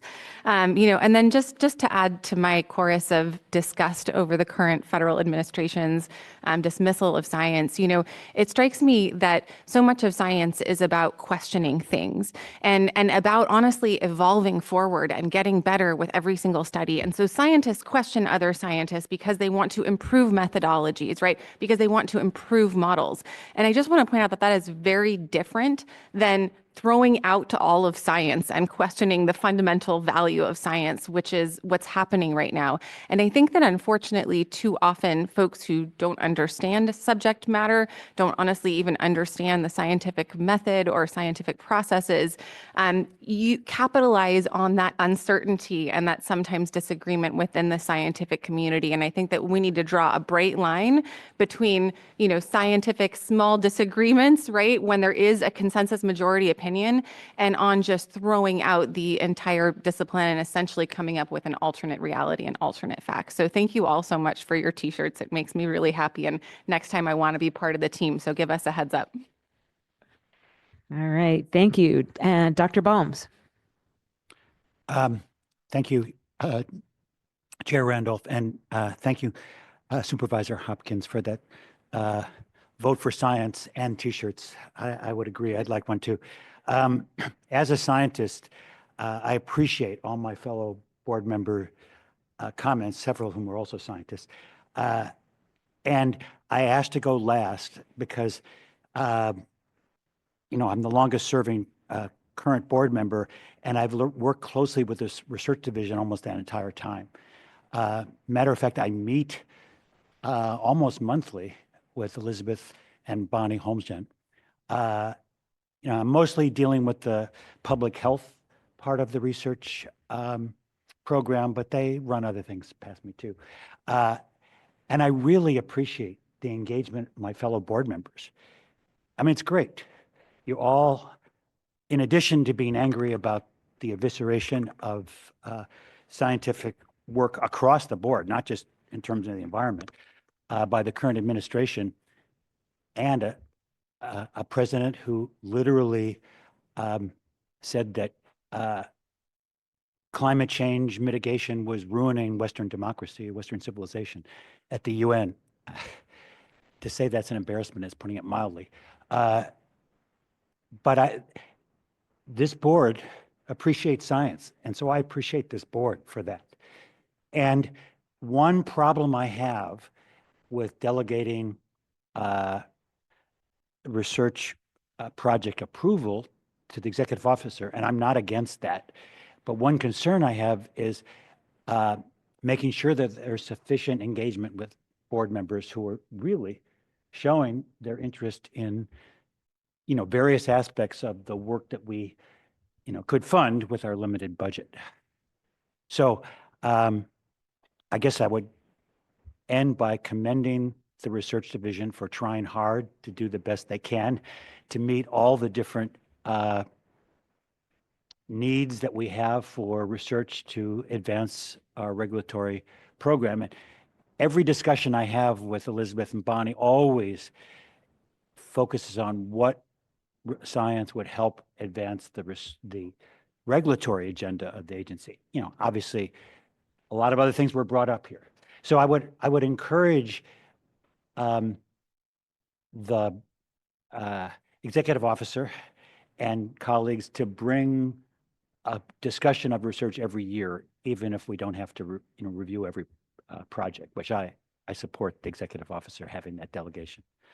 So I want to thank the research division. I want to thank my fellow board members, and Yes, we have to save science. All right, thank you. I just have a few comments, repeating some of the comments of my colleagues. First, the community engagement efforts that the research program has undergone over the last several years have been, truly amazing, very thoughtful and careful and effective, and I just really appreciate that work. And I also just have to express my deep appreciation for the takedown on the DOE endangerment finding report, which is just appalling. And it's a wonderful example of how we have all of this expertise and articulating to the public the misinformation, the problematic analysis, and being really effective, clear about that. That work was impressive and important, and I very, very much appreciate it. So with that, the board has before them resolution number 25-8. Do I have a motion and a second? So moved. Second. Okay, I have a motion and a second. Clerk, will you please call the roll? Dr. Balms, Yes. Mr. De La Torre, Mr. Eisenhut, Senator Flores,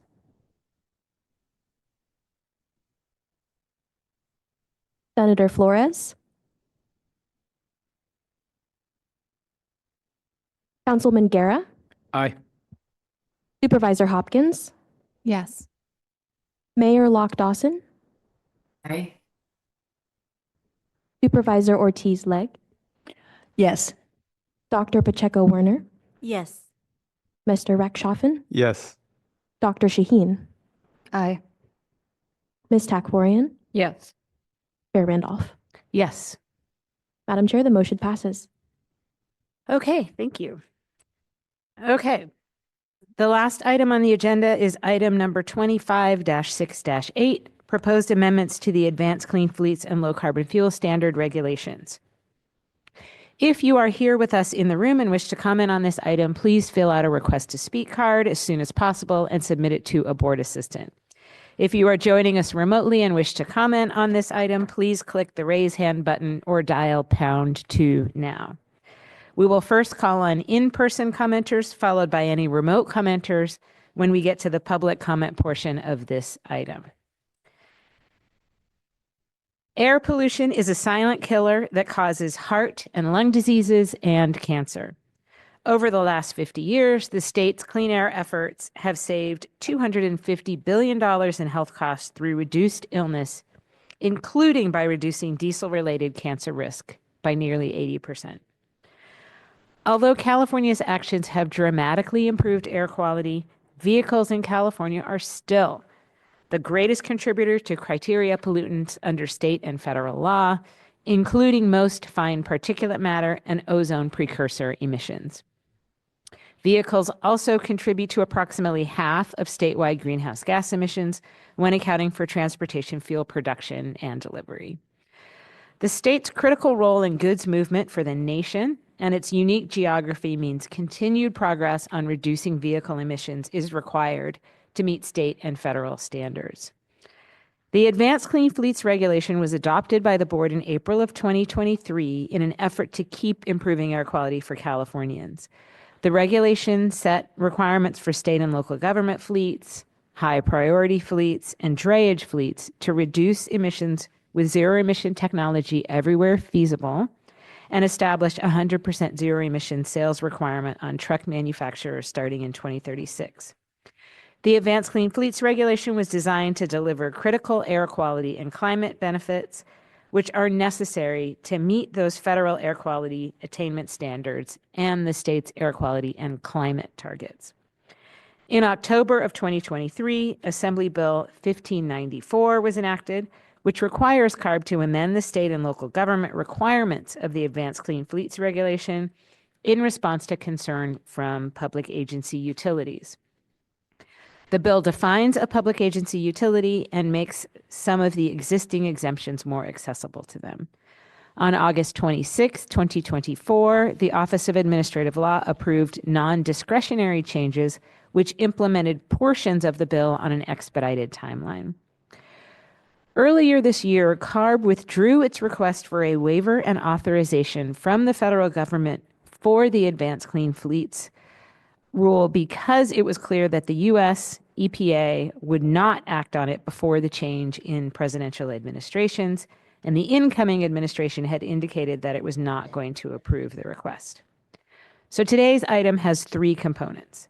The first two are amendments to the Advanced Clean Fleets regulation to implement AB 1594 and to repeal the portions of the regulation pertaining to drayage trucks and high priority fleets.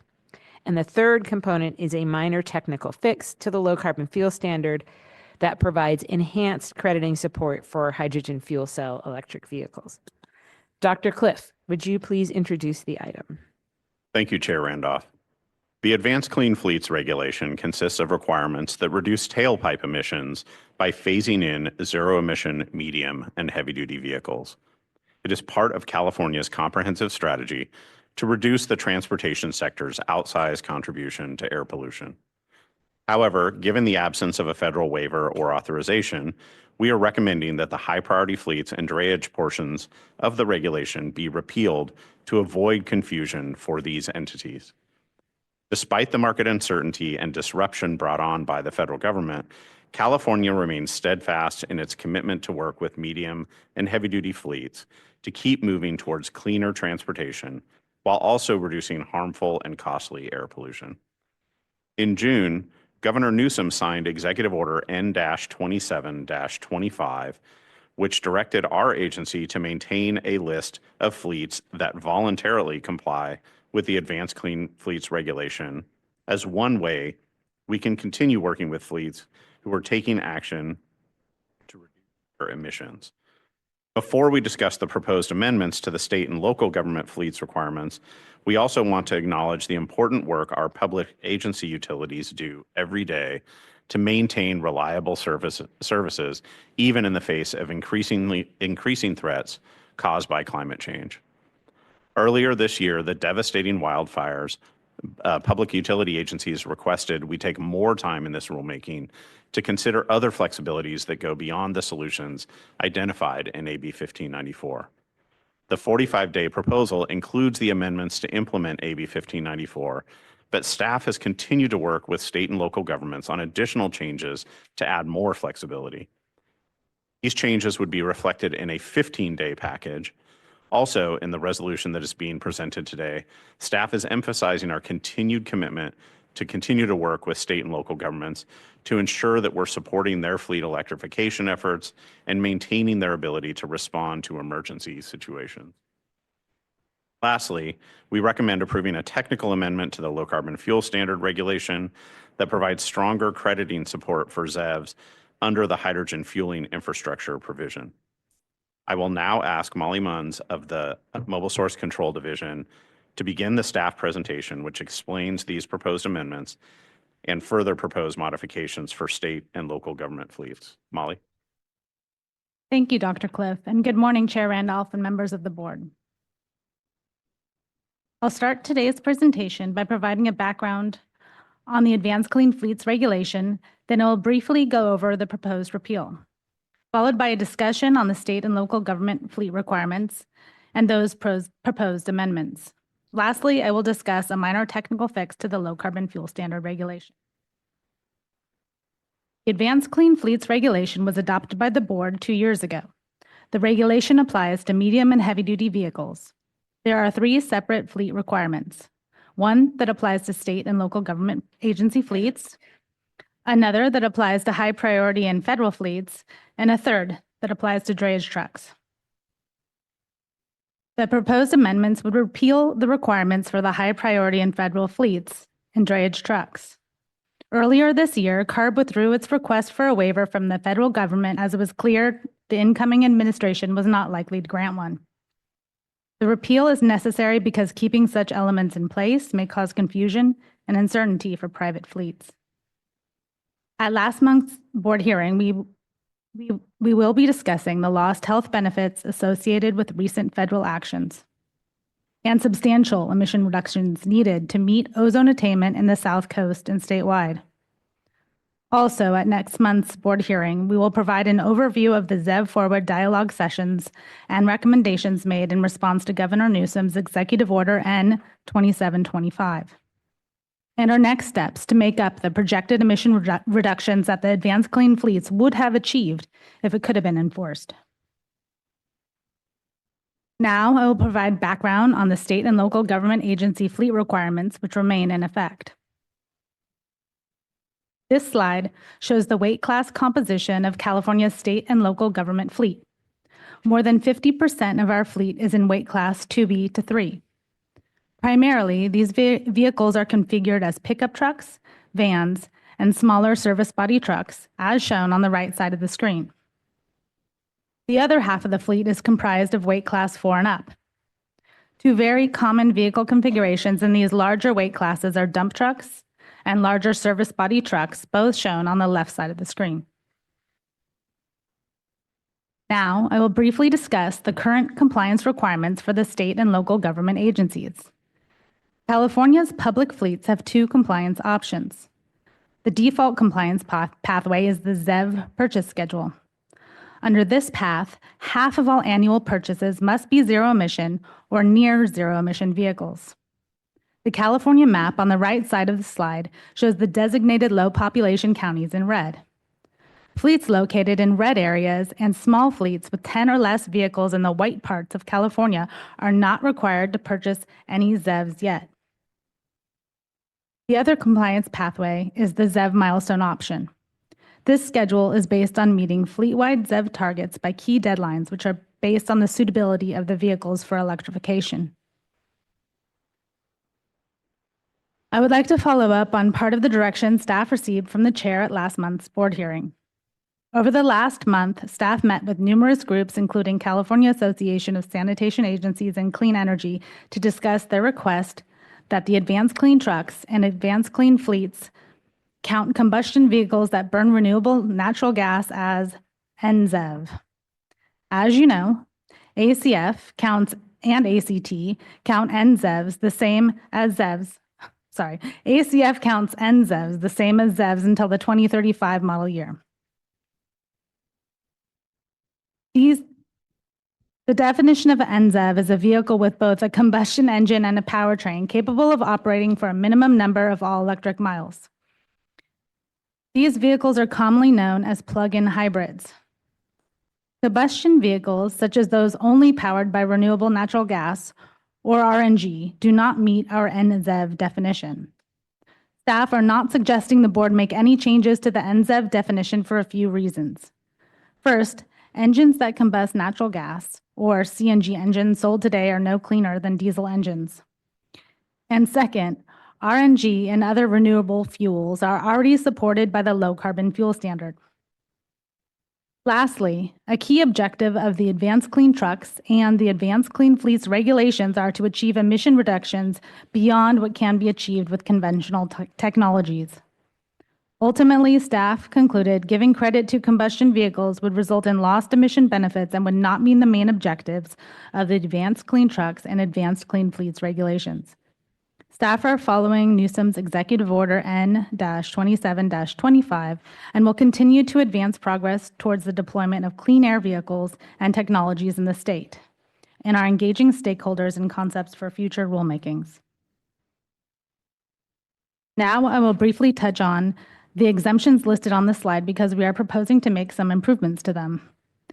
Under the ZEV purchase exemption, a fleet can purchase a new combustion vehicle when a ZEV is not available in the configuration they need.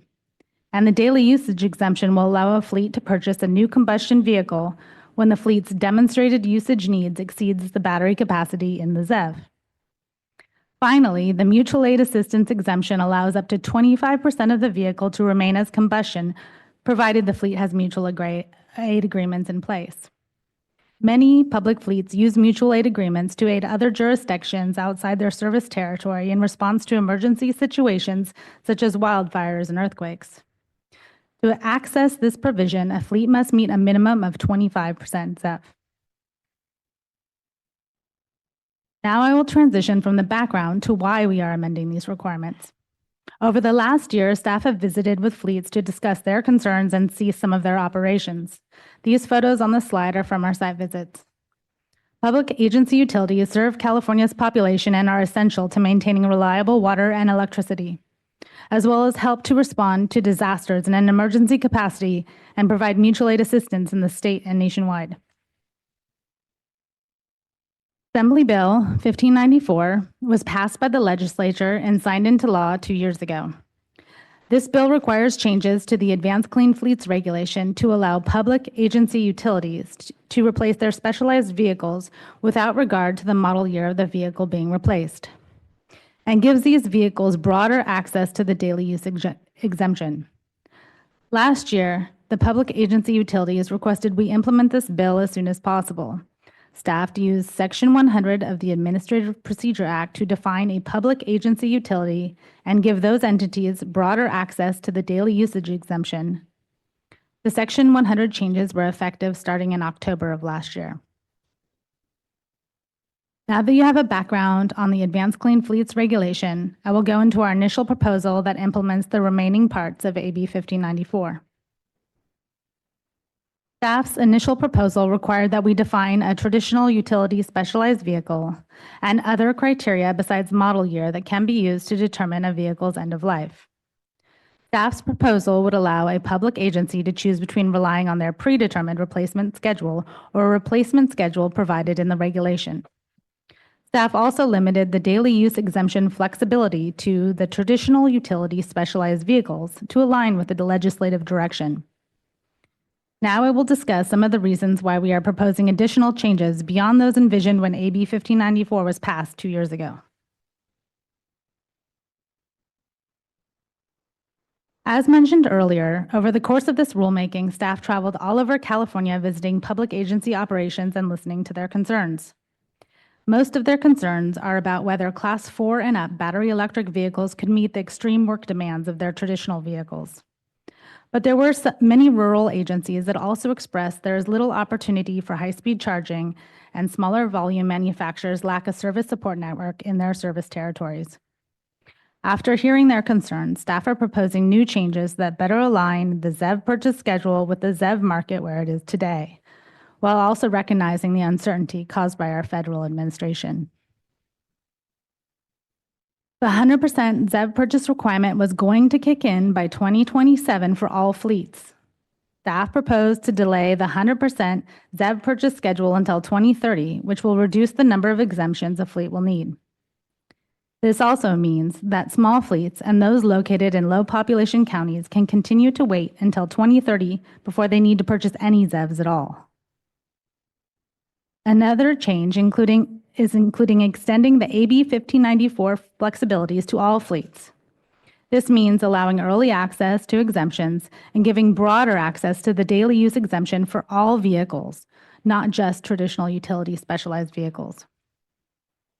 These changes will better align the ZEV purchase schedule with the ZEV market and give more time and flexibility to fleets. On the next slide, I will discuss some additional adjustments that will make it easier for fleets to access exemptions.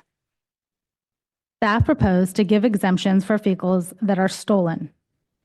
And staff are proposing to redesign the exemption process to include fleet expansion rather than limiting exemptions to vehicle replacements. For the ZEV purchase exemption, we are adding additional criteria used to determine whether a vehicle is available as a ZEV. Our newly proposed criteria ensure the ZEV manufacturers are stable and viable.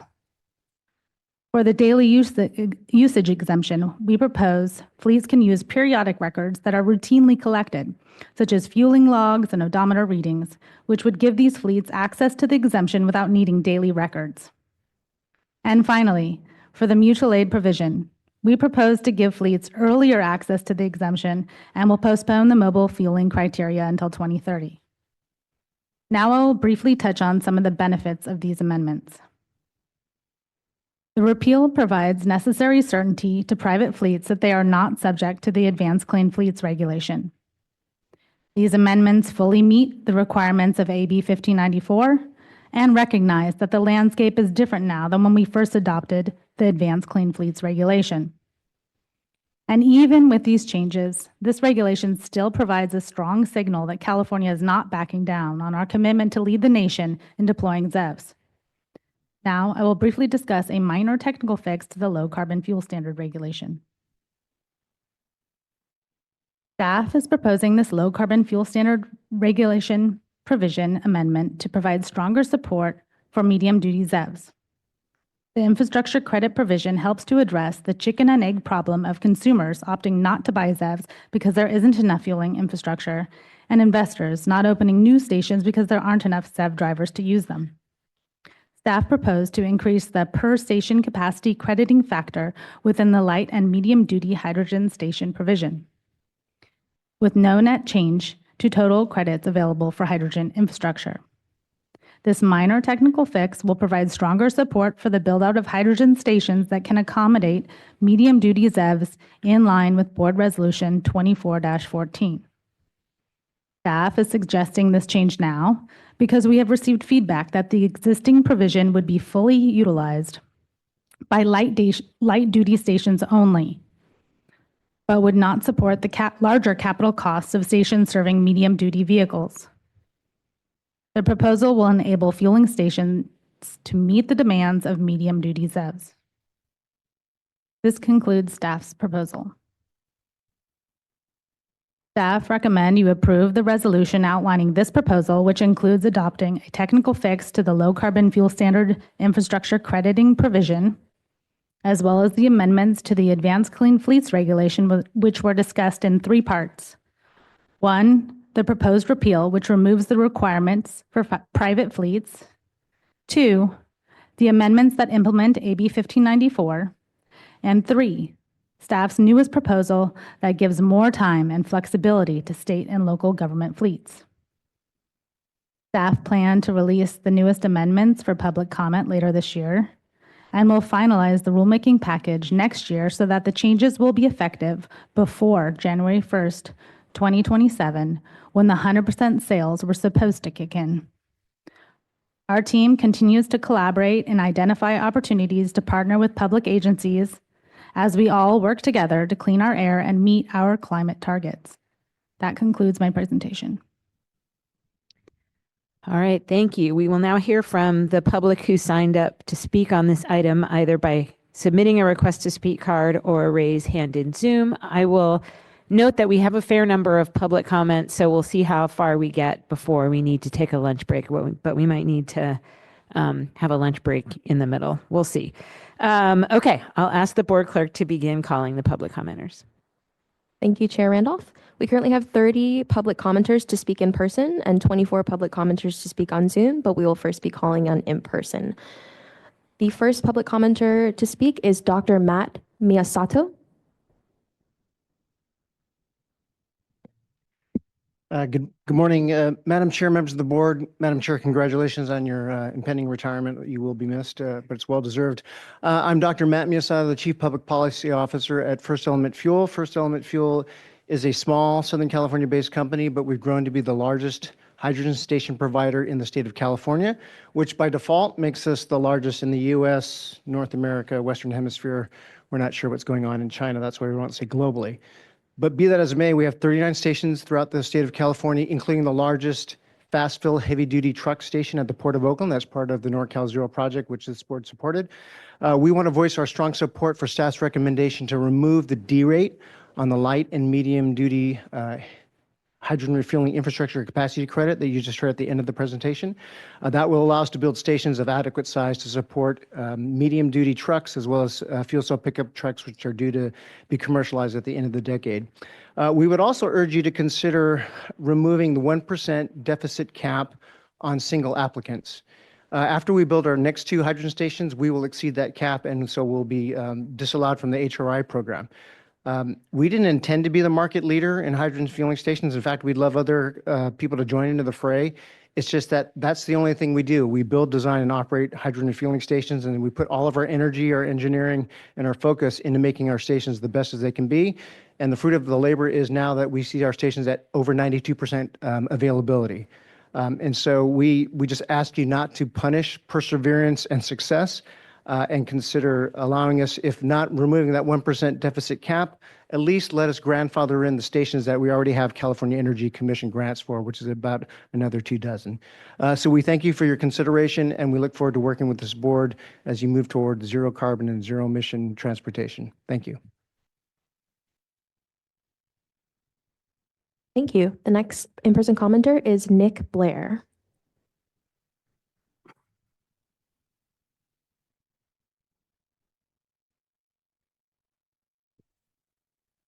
Good morning, still morning, Chair Randolph, fellow board members. My name is Nick Blair, Senior Policy Advocate with the Association of California Water Agencies. We represent around 470 public water agencies throughout the state, which accounts for 90% of water delivered. Thank you for the opportunity to provide today on the proposed ACF resolution. We are supportive of the resolution offered by staff today with the understanding that CARB will extend the current purchase requirements on state and local fleets out to 2030 and continue to work on additional changes to be seen in a future 15-day package to balance the goals of ACF with the real-world needs of public water agencies. Extending the current purchase requirements until 2030 is a reasonable next step to provide flexibility to public fleets while we continue to participate in dialogue with CARB staff and our coalition partners towards amending exemption pathways for situations where ZEVs are unavailable to meet public fleet needs. As stated in our written comments, we feel that there remains substantial work to be done beyond the 45-day changes to improve these exemption pathways, such as mutual aid, ZEV purchase, and daily usage. We appreciate that CARB staff sees the ongoing benefit of involving public water agencies in this process and through regular dialogue and coming out on numerous site visits this year.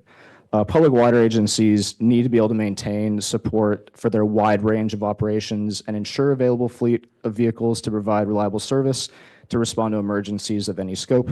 ACF needs to reflect the limited market availability of ZEVs and consider the heightened cost increases the public water agencies will face while other fleets have been removed from compliance for the time being. Once again, thank you for the opportunity to speak today. We look forward to the continued dialogue with CARB staff and the board on this issue after the decision today. And congratulations, Chair Randolph, on your soon-to-be retirement. Next in-person commenter, I apologize if I pronounce your name wrong, Sarah Deslauriers.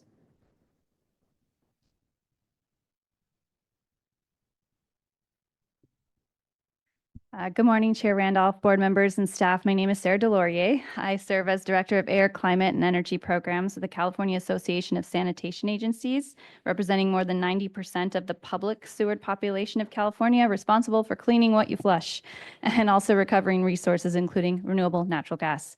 Since adopting ACF and Board Resolution 23-13, CASA has remained engaged, supporting implementation where possible, and the current amendment process.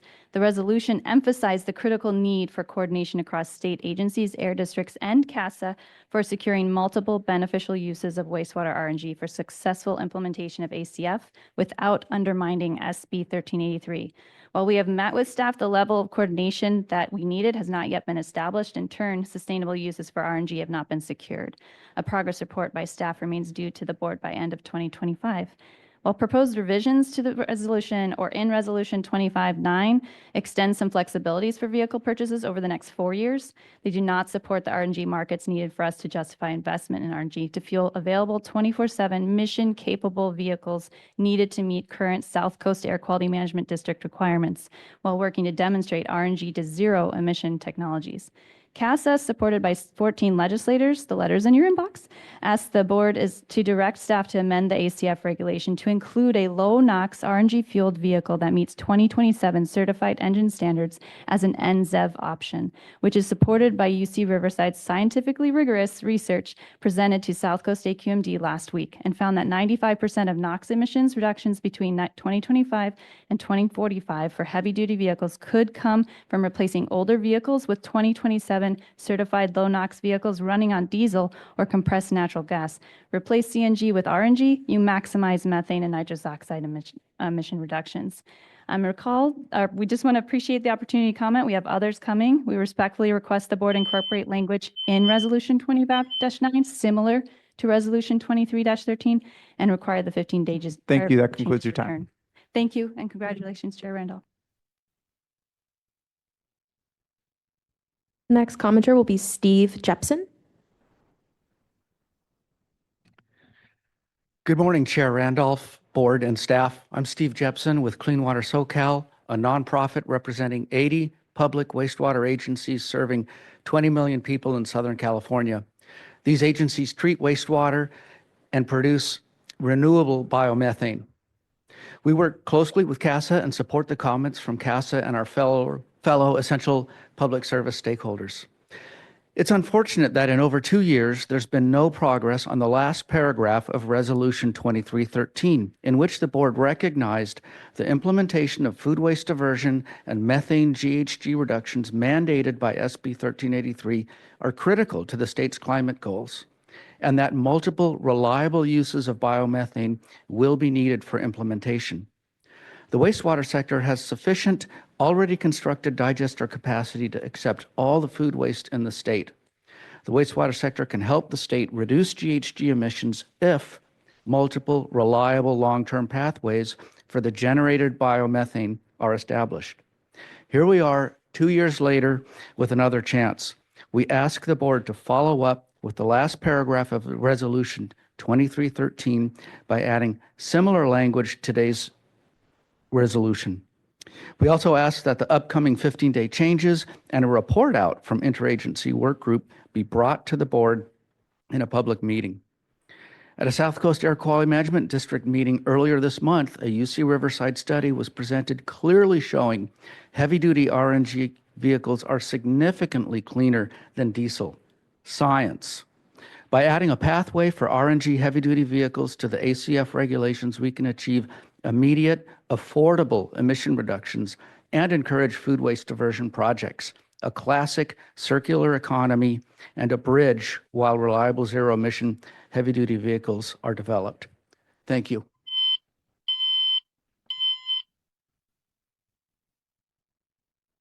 Next speaker is Damon Wyckoff.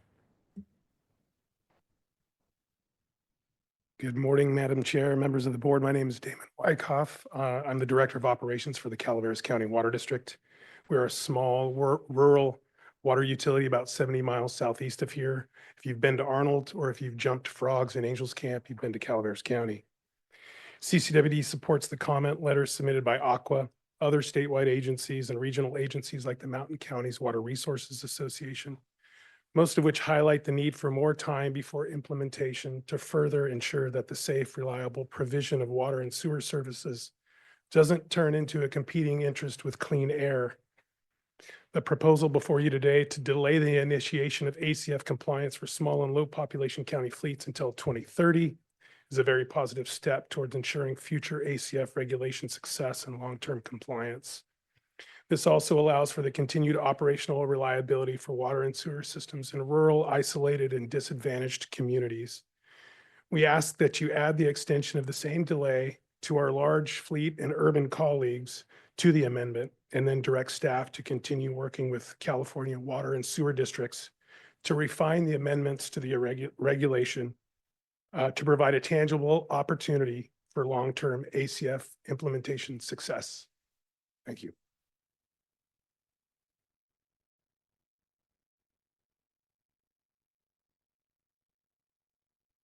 Next speaker is Priscilla Quiros.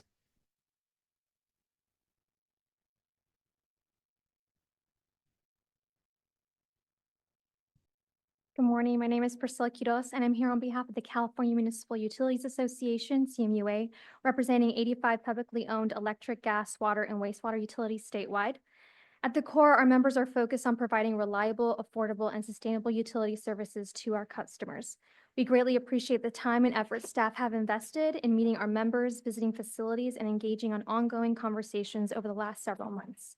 We appreciate staff's recommendation to extend the 50% ZEV purchase requirement to 2030, which acknowledges current market realities, and the proposal of 15-day changes to make further modifications to the regulatory language. However, this extension does not eliminate the need for exemptions even the next few years. The exemptions remain one of the most critical areas for improvement. While well-intended as drafted, they remain largely inaccessible to our members. We strongly encourage CARB to revise and simplify these provisions. In addition to comments that will be provided by our POU partners on ZEV purchase and mutual aid, I want to highlight daily usage exemption. This tool is essential as it acknowledges the demands of certain duty cycles and may not be met by the ZEVs available at the time of purchase. However, the exemption is currently too burdensome, and the requirement to obtain comparison data from ZEVs and historical data limitations create significant barriers to access. We urge CARB to streamline this process and remove unnecessary hurdles. Our members are committed to transitioning to zero-emission fleets where the technology is available and economically feasible. But it is vital that the regulations do not compromise emergency response, public safety, or the reliability of essential utility services. Overall, we're very supportive of the direction staff is suggesting, but substantial revisions are still needed to ensure the rule is workable for public agency. CUMA values the ongoing collaboration and looks forward to continue working closely with CARB leadership and staff. And thank you again for your time and thoughtful consideration. Next is Susie Berlin. Before you get started, I just want to two requests. One, for speakers, speak in closely to the mic. And then for staff, could we do a little more volume on the microphone in the room? Because we're having trouble hearing. It's all the way up. Is it really? Yeah. Oh, dear. Okay, so speak close into the mic, all of you commenters.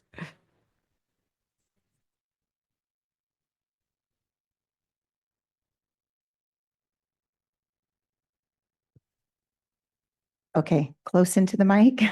All right. Good morning. My name is Susie Berlin, and I'm speaking today on behalf of the Northern California Power Agency. NCPA is a joint powers agency whose members include publicly owned electric utilities that serve nearly 700,000 electric consumers in Northern and Central California. NCPA is very appreciative of the time that staff spent to visit the members and to learn more about the essential functions the fleets need. We support the objectives of the ACF, but underscore the need for revisions. These comments are provided in the interest of facilitating the successful implementation of the ACF for the local publicly owned electric utility fleets and the transition to all EV fleets. As reflected in Dr. Cliff's opening remarks, the staff presentation, and the proposed resolution, important additional changes are needed to achieve these objectives. We support staff's recommendation to move the 100% compliance obligation to 2030. Given the changes in the EV market since the regulation was first implemented, that's going to be very important. But the exemptions that were adopted as part of the regulation are important, and we need to ensure that the utilities are able to utilize them now. This is true even with the modified 100% timeline. NCPA supports changes to the exemptions, and specifically, I'll speak to the ZEV purchase exemption. When developing this criteria, NCPA urges CARB to recognize the core functions of the vehicles and the expertise of the utilities that develop them. This includes the ability of the vehicles to carry necessary equipment and payloads, as well as towing capabilities. These were determined based on the utility's specific service territory needs, and it is imperative that vehicles that do not meet these essential vehicle specifications be recognized as unavailable. We appreciate all of the work that staff has done to get us to this point, and we look forward to finalizing the regulation with the amendments that do in fact make it able for us to achieve these goals. And thank you and good luck. Next is Elizabeth DeJong. Thank you. My name is Elizabeth DeYoung. I'm here on behalf of the Southern California Public Power Authority, or SCAPA, representing 12 local publicly owned electric utilities. SCAPA is committed to supporting the ZEV transition and prioritizing ZEV purchases for our public agency fleets wherever feasible. The ACF rule is a top priority for our members. That's why we sponsored AB 1594, highlighting the critical role utility vehicles play during emergencies, such as the unprecedented Southern California fires and windstorm in January. It's essential that the final ACF rule preserves utilities' ability to respond to emergencies and maintain the grid. As written, The 45-day package does not meet POU needs. However, we're optimistic with the 15-day changes that can result in a workable rule. We appreciate the proposal to delay the 100% ZEV purchase requirement to 2030 and support simplifying the rule with practical exemptions. In addition to comments from our POU partners on that ZEV purchase and daily usage exemptions, I want to highlight the mutual aid exemption. While well-intentioned, it needs adjustments, including eligibility regardless of the current ZEV fleet size, optional upfront designation of exempt vehicles, flexibility on that 25% cap for fleets with demonstrated need, and as mentioned by staff, delaying or removing the mobile fueling proof requirement. I want to thank CARB staff for their work on this, including several conversations with us to work through technical details. We look forward to continuing to work together to support the state's electrification goals while ensuring public agencies can continue vital emergency and grid services. Thank you for your time and consideration, and I wish you the best, Chair Randolph. Next is Justin Caporusso. Good morning, Chair, members of the board. Justin Caporusso, Executive Director for the Mountain Counties Water Resources Association, representing more than 50 water agencies, counties, local governments across the Sierra Nevada watershed. As you know, 60% of California's developed water begins in the Sierra Nevada headwaters, making our members' work essential, not only for local ratepayers, but for the millions of Californians who rely on this watershed for water supply. First, I'd like to thank CARB staff for recognizing the challenges with implementing the Advanced Clean Fleets regulation and for acknowledging that not all municipal fleets are the same. That recognition is an important first step. However, the amendments before you today do not go far enough. They simply delay rather than solve the very real challenges facing rural and geographically diverse water agencies. Our members must be able to respond to wildfires, atmospheric river events, PSPS outages, and other emergencies in rugged terrain with highly specialized fleets.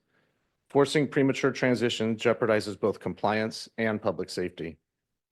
This is ultimately an affordability and public safety issue. Many of our members serve rural communities with limited electric grid capacity and inadequate charging infrastructure. The costs of compliance will fall on low-income customers who can least afford higher rates. California is not a one-size-fits-all state. We need solutions tailored to agencies operating in high-hazard fire zones across vast terrain and under constant threats from inclement weather and recurring PSPS events. Our agencies are fully committed to advancing CARB's climate goals and will do what they can, when they can, with the resources they have, so long as it does not come at the expense of public safety. Mountain Counties Water looks forward to continued engagement with CARB to find workable solutions. The implications of these regulations reach far beyond our member agencies. They affect Californians who recreate in the Sierra Nevada and the millions who rely on its headwaters for the majority of the state's water supply. Lastly, we encourage staff to bring back the 15-day amendments to the full board. Thank you for the opportunity to speak. Next is Noel Maddock.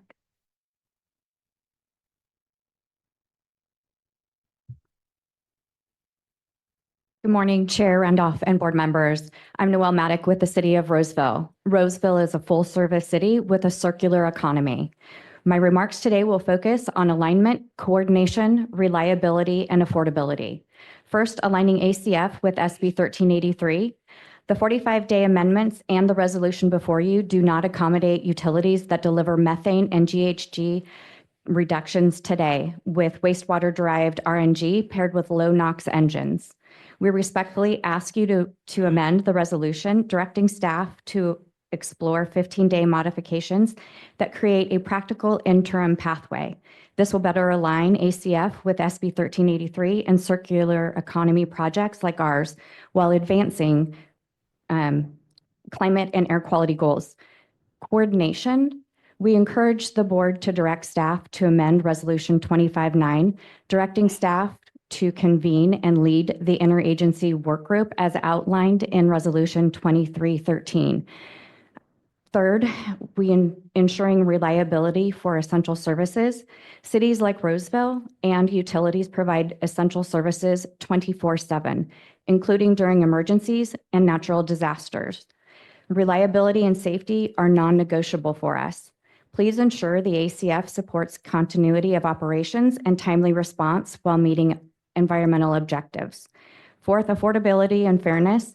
Public fleets are less than 7% of California's medium and heavy-duty fleet vehicles. Concentrating compliance on us shifts disproportionate costs onto our ratepayers to drive innovation in the ZEV market.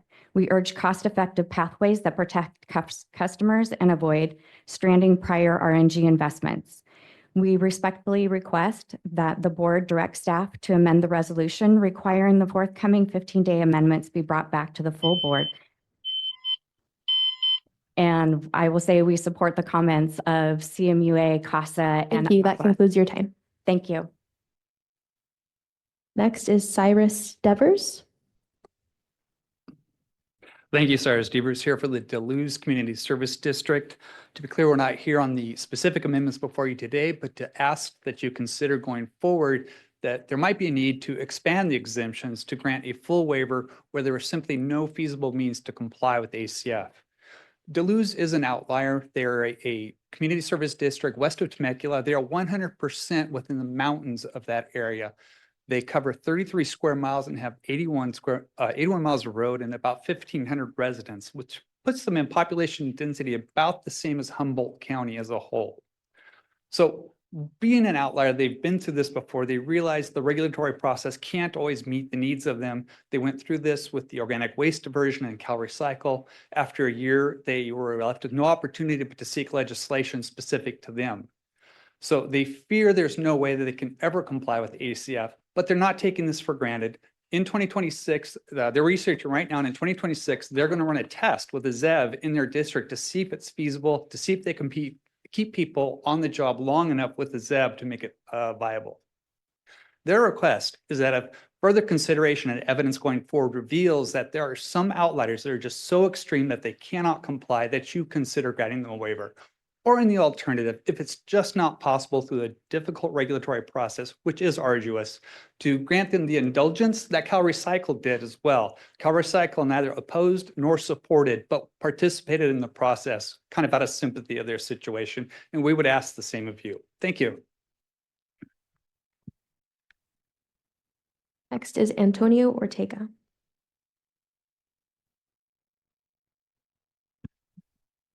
Good morning. My name is Antonio Ortega, and I am here today representing the Imperial Irrigation District. First, I would like to thank you for listening to the concerns raised by public utilities about the challenges we face with ACF implementation. The amendments you will be discussing and hopefully adopting here today, as well as the future 15-day changes, are a welcome step in the right direction. However, IID remains concerned the ACF could jeopardize our ability to restore essential power and water services by restricting the availability and utilization of vehicles in our fleet. Just in the past 3 weeks, our communities in Imperial and Riverside County, or the Coachella Valley, have been hit with 2 storm events that downed over 400 power poles and caused widespread outages. IID's crews worked around the clock to make repairs and restore service as quickly as possible, oftentimes with specialty vehicles in rugged and remote terrains facing challenging conditions. IID service area is vast at 6,000 square miles with limited to no EV charging infrastructure in place. This is just one example of why ACF exemptions must accommodate the type of specialty vehicles utilities need to continue responding to emergency events out in the field. We do not have the luxury to learn on the job when every minute counts. In closing, IID suggests further revisions to the ACF that support a workable compliance mechanism in a manner that safeguards emergency response, service reliability, and ratepayer affordability. IID's written comments with more details have been submitted for the record and are available for your reference. Thank you.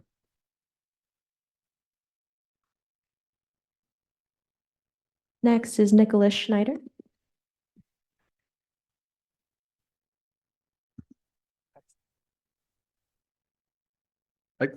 Before you start, Antonio was a staffer of mine in the building a long time ago. He was a very good staffer. So thanks it's always interesting to see where your staff is doing their thing. And so it was great to see you, Antonio. Thank you. Good morning, Chair and members of the board. My name is Nicholas Schneider. I'm the General Manager of Georgetown Divide Public Utility District. We're a small water district that serves the communities east of Folsom Lake and the foothills of the Sierra Nevadas. We are considered the headwaters of the state and have had challenging terrain in a large service area that limits our ability to meet the goals of this regulation. I do want to recognize the work the CARB staff has provided regarding the many challenges in implementing the Advanced Clean Fleet regulation. However, in meeting with them, they have asked us to engineer potential solutions to this regulation. Our issue is that what you have proposed today as amendments still leave a lot to be figured out into the future. However, unfortunately, the solutions you are hoping we can utilize to meet these regulations simply do not exist. Due to our terrain and emergency response requirements, I am not sure an alternative will ever be developed in the near future. Our terrain limits the ability for our districts to meet these goals. Additionally, the fleet we operate is very specialized, and alternatives, when developed, will present affordability challenges. Finally, due to our location, the power grid that serves our district is already stressed, and we experience frequent outages. If our district is required to meet these goals, this will further limit when we must respond to emergencies or outages. We are willing to outfit the district with zero emission alternatives, but it would continue to ask for greater flexibility in doing so. Your amendments are good, but do not go far enough. Thank you for your time and consideration. Next is Nick Chiappe.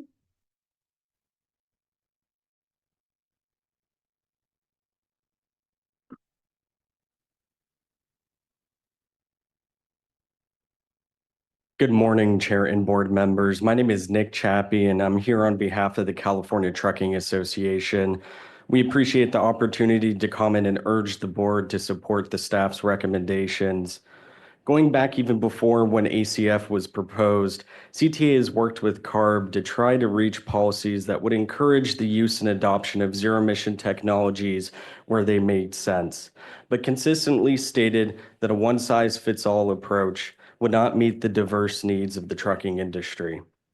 From higher costs, limited infrastructure, longer refueling times, reduced payload from added battery weight, and limited range, significant barriers continue to exist for a majority of commercial trucking use cases.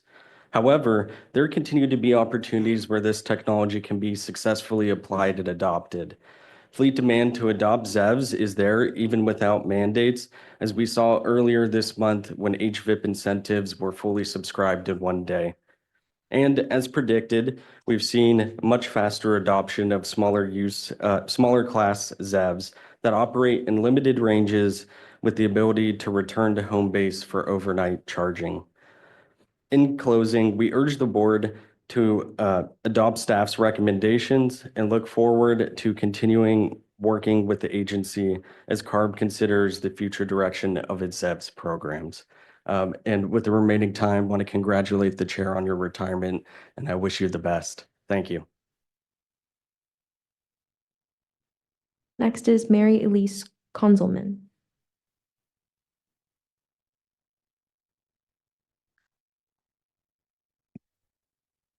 Hello, thank you for having me. My name is Mary Elise Konzelman. I'm the Principal Public Affairs Analyst for the Citrus Heights Water District. We serve parts of Citrus Heights, Fair Oaks, Orangevale, Carmichael, and Roseville. We serve approximately 70,000 people, and 30% of that population is considered disadvantaged. We appreciate the staff's work on the ACF and support the goals of the regulation. However, like many other local utility districts throughout the state, we are concerned about threats to public safety and increased costs to ratepayers that are very likely to arise as a result of the current language in the ACF regulations. At Citrus Heights Water, we would face the following challenges. 1, charging infrastructure and accessibility. Right now, we lack sufficient charging stations at our fleet yards and across the service area. Extended field operations leave little room for downtime to recharge, risking delayed response times. Many of our water mains in our service territory were installed in the 60s. The potential for main breaks is significant, and work to repair damage and restore service can easily take 16 hours or more.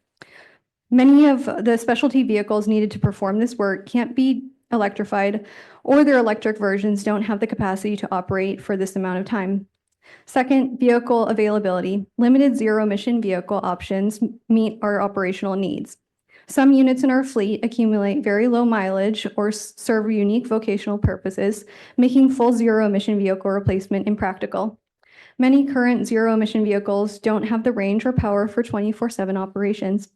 As a consequence, the regulations could lead to service disruptions and slower response times. We feel that more work is needed to make compliance with ACF feasible for public agency utilities like Citrus Heights Water. We thank you for your work and encourage you to continue working with AQUA and its members on these exemptions. Thank you and congratulations to the chair. Just as a note to all, to the public comment sign up has closed as of 11:53 a.m. But moving to the next commenter, we have Evan Edgar. Good morning, Chair, board members. My name is Evan Edgar, and we support the withdrawal from ACF and support all the comments from the public agencies, CASA, and from Roseville. I've been representing the private fleet for 30 years, getting off diesel onto RNG. And by 2030, we're going to have 100% RNG with a carbon negative fuel of 100.5 minus. We were on the way to doing this till ACF paused us, but now anaerobic digestion is back and we're building more facilities. We were plus 600,000 metric tons of CO2 in 2020 would be carbon negative, minus 7 and 12 by 2030, 1.3 million tons. Biomethane of the transportation is forever. On the public side, on a 3,000 refuse fleet, should be full withdrawal. Right now, they're carbon negative in 2024, the public fleet, and you're going to recarbonize them with advanced clean fleet rules, battery electric. That's a carbon positive thing, and you're disrupting the circular economy for a dirty, global, battery electric linear economy that just doesn't work to disrupt what's going on today that's working, that's affordable. Let's talk about affordability. City of LA was paying $35 a household per month for a 3-car SB 1383 service to collect organics. It just went up to $60 per household per month just for 1383 in order to divert organics and do biomethane and support the RNG infrastructure. Did not bake in the rates for ZEVs. Now, in order for City of LA to capitalize on a residential ZEV program, it's be $480 million. $480 million, and we'll add $50 per household per month. So on affordability, we talk about gas, electricity. Let's talk garbage, because we're going from 30 to 35 to 60 with 1383 to over $100 per household per month to bake in ZEVs when we have an RNG system that's working today. Let's do RNG forever and hydrogen later. So I support all the comments of CASA and Roseville. Thank you. Next commenter is Laura Rodarte. Good morning, Chair and members of the board. My name is Laura Darty with Placer County Water Agency. We are a special district that serves 44,000 customers and wholesales to the cities of Roseville and Lincoln. We also own and operate California's 8th largest public power project, which provides clean hydroelectric energy to the grid and water supply for Placer County. We are not a low population county and are also an outlier like some other commenters mentioned today. Our multi-purpose hydroelectric project is located in the Sierra Nevada mountains, ranging in elevations from 1,500 feet to 6,000 feet and over 50 winding canyon miles from the nearest civilization, let alone any other charging capabilities. Our project operates 24/7, 365, and it takes approximately 4 hours round trip to access by vehicle. Our crews leave early in the morning to commute 2 hours to the project with all the tools, equipment, supplies they need for their daily tasks, and do not return until the end of the workday. This includes towing any necessary heavy-duty vehicle equipment such as excavators or loaders, and incremental weather such as snow, ice, and freezing temperatures are normal constraints that they deal with. After hours, call-outs, and emergency response activities may require any number of vehicles or variety of vehicles depending on how bad the situation is. Our employees can't be left stranded in bad weather because their service trucks won't have enough charge to make it back to our yards. The reliability of our fleet is our most basic necessity that we need to function as a utility. I'd like to thank CARB staff for recognizing the challenges of implementing the ACF regulations and urge them to continue to incorporate flexibility with the regulations. However, the proposed amendments do not meet our needs and give us few options for compliance. We would like to work with CARB staff on developing vehicle specifications that would quantify and qualify our specialized vehicles for exemptions. My agency has already made significant investments in electric vehicles and charging stations where it makes sense for us to do so, and we will continue to do that with the resources we have. But we just can't we can't compromise the safety of our employees or the public. Thank you, and we support the comments of the other commenters. Next is Catherine Larson.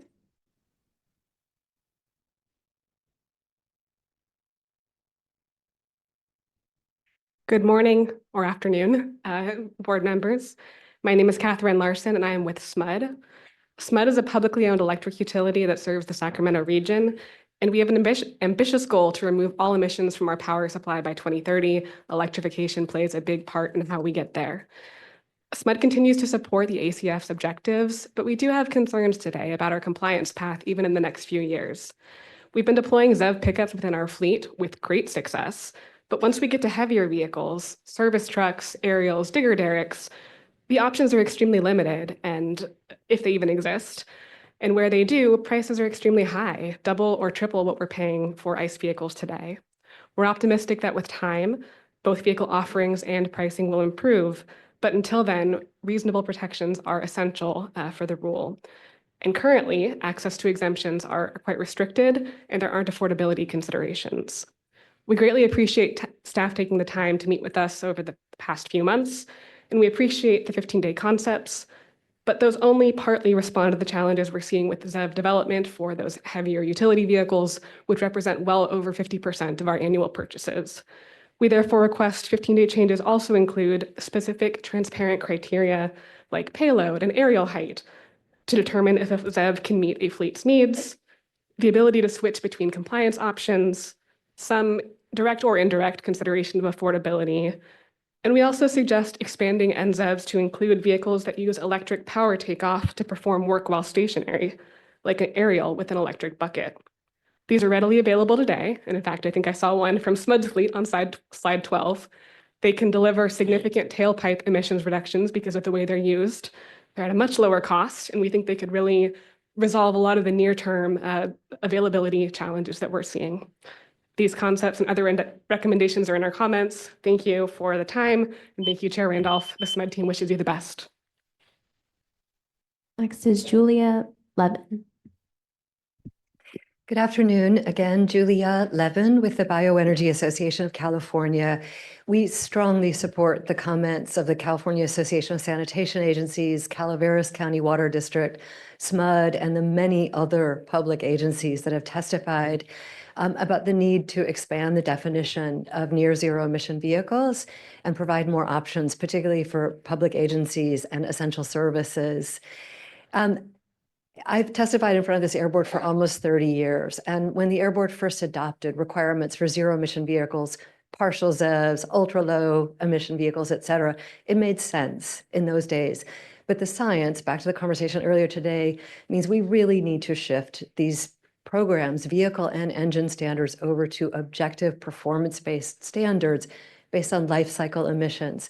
And if the Air Board were to do it, it would become very clear why ultra low or low NOx natural gas trucks that are running on low carbon or carbon negative biomethane would provide actually far greater benefits for air quality and the climate than diesel trucks, certainly than diesel trucks, which also emit toxic air contaminants and particulate matter.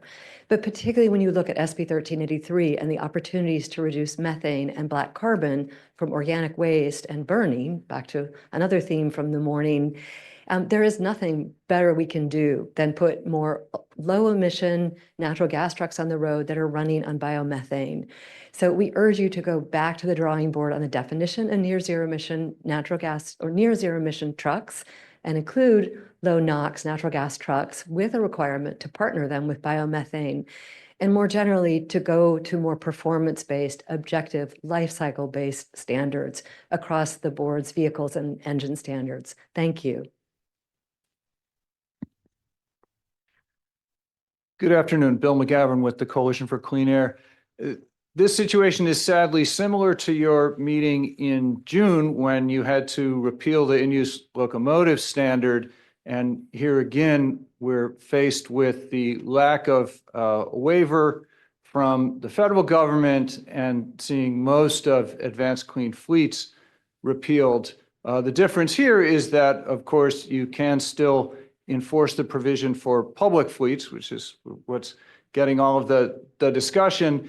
And we think that it is important for state and local government fleets to continue the progress to zero emissions, that it is our public entities that should be setting an example, showing that it can be done and helping to advance the technology. At the same time, we want to make sure that public agencies are not overburdened. I think the staff proposal in front of you strikes a balance that way. It does give more delays and more exemptions, which, we don't love to see from a clean air perspective. But I think they do strike a balance and urge you, therefore, not to do any additional delay or weakening beyond the proposal that is in front of you today. Looking beyond today, I think the state needs to move forward to reduce toxic diesel exhaust on two fronts. Number one is to continue the progress towards zero emission vehicles, which now are over 20% of the new trucks sold in the state. At the same time, we know that the majority of the trucks being sold are combustion vehicles. We want them to be as clean as possible and to meet the heavy duty omnibus standard, another standard that's being jeopardized by the federal government through the illegal congressional resolution. So while that's being litigated, let's see what we can do to get more of those omnibus compliant trucks on the road. And Chair Randolph, thank you for your excellent leadership over the years. Chair and board members, Sean Edgar, the Director of Clean Fleets here in Sacramento. I'm going to be focusing my comments today on the written comment letter from Mr. John Kinsey, filed on behalf of Western States Trucking Association, or WSTA. Mr. Kinsey's letter points out a variety of inadequacies with the initial statement of reasons, or ISOR, for this regulatory effort, and I'm going to share a few of those. Quote from the letter: the ISOR cost estimates are based on a prior assessment that was itself deeply flawed, i.e. the ACF regulations economic assessment. Yet rather than addressing those flaws, the ISOR compounds them by failing to account for recent developments and current market conditions that have fundamentally altered the zero emission industry landscape, including the rescission and withdrawal of various Clean Air Act waivers and increasing cost of ZEVs. Just to point out a few of those discrepancies, the ISOR speaks out of both sides of its mouth. On the one hand, you're led to believe that ZEVs are cheaper to own and operate and that ZEV costs are declining. On the other hand, ICCT and other recent studies, we filed a study from Ryder System that actually is contradictory to that. New information is, and I think Board Member Delatorre expressed some concerns about pricing of ZEV pricing in Europe and how they're so much cheaper in Europe and more expensive here. So you can't have it both ways. We can't have declining ZEV costs and at the same time make the total cost of ownership sound really good, but we know that ZEV costs are increasing significantly. We also know that private fleets, in the context of the ISOR, because of rates that businesses and consumers pay for service. My colleague mentioned the trash situation in LA about increasing rates there. Businesses as consumers are going to be paying increased rates. And then finally, we know that if the state and local government fleets find the regulation is too tight, then it's time to revisit that. Thank you. Next is Anthony Tannehill.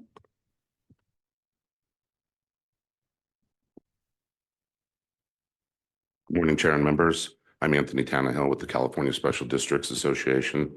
We represent over 1,000 independent special districts, which provide essential services, everything from fire protection, power, water, wastewater, parks, flood control, utilities, and more. And they have to do this in every topography, elevation, and climate that California has to offer. They do it during emergencies, extreme weather events, natural disasters, and power outages. Special districts support the state's air quality goals and are greatly encouraged by the direction that CARB is taking with these proposed amendments. But as noted in our letter that we submitted to you, we respectfully submit these proposals must be broadened to protect the public. Exceptions must be more accessible, recognizing the realities of the present market, costs, availability. the functionality of these new vehicles, and the supporting infrastructure. Districts must be able to ensure uninterrupted delivery of essential services in all conditions and terrains. Pre-purchase requirements of zero-emission vehicles must be removed as a prerequisite to any waiver or extension, whether for an infrastructure delay or mutual aid vehicles. The infrastructure must be in place before vehicles are purchased, and an emergency vehicle is always an emergency vehicle. So we submit CARB must exclude those vehicles that respond to and support critical operations related to emergencies and disasters in austere conditions to protect the public. Our frontline workers and the communities they serve rely on vehicles capable of doing the job that the emergency dictates, even when the power is out. And with that, I'll close, and I want to thank you all for your work and effort and consideration on this project. Next is Charles Watson. Good afternoon, Chair and members. Charles Watson on behalf of West Valley Water District. West Valley Water District provides safe and reliable drinking water to more than 100,000 residents across Rialto, Colton, Fontana, Bloomington, unincorporated San Bernardino County, and part of Jurupa Valley. West Valley operates 76 vehicles, including 64 medium and heavy-duty utility trucks subject to the ACF regulation. These vehicles have specific essential functions, including on-call response, valve operations, water quality sampling, as well as emergency response, which must be available 24/7 to protect public health and safety. Our fleet is dispatched daily for emergencies, often running 10 to 12 hours at a time and covering over 125 miles per day. In emergency situations, duty cycles approach 100%, requiring vehicles to stay in operation until the problem is solved. Current zero-emission vehicle technology does not yet provide the operational range, rapid refueling and recharging, or charging infrastructure to meet these emergency demands. We echo the comments of CMUA, Aqua, and other water districts. We appreciate the proposed provisions for mutual aid and emergency vehicles and urge CARB to provide additional flexibility in these categories for public agencies like ours that have unique operational requirements and must prioritize emergency response and public health. We look forward to continuing to work with staff. Thank you.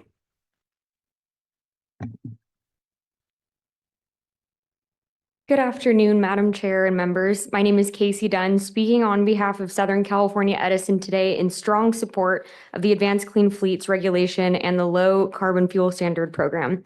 With ongoing federal uncertainty, SCE appreciates the board's continued leadership in advancing the electric transition.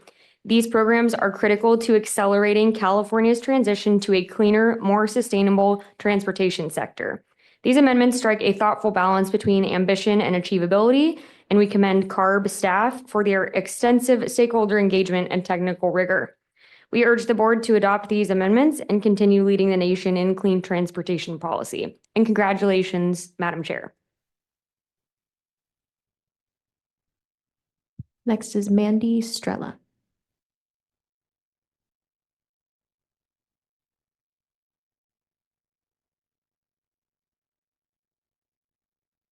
Mandy was a backup in case I had to be in another meeting. So I'm Noam Elroy, next one up.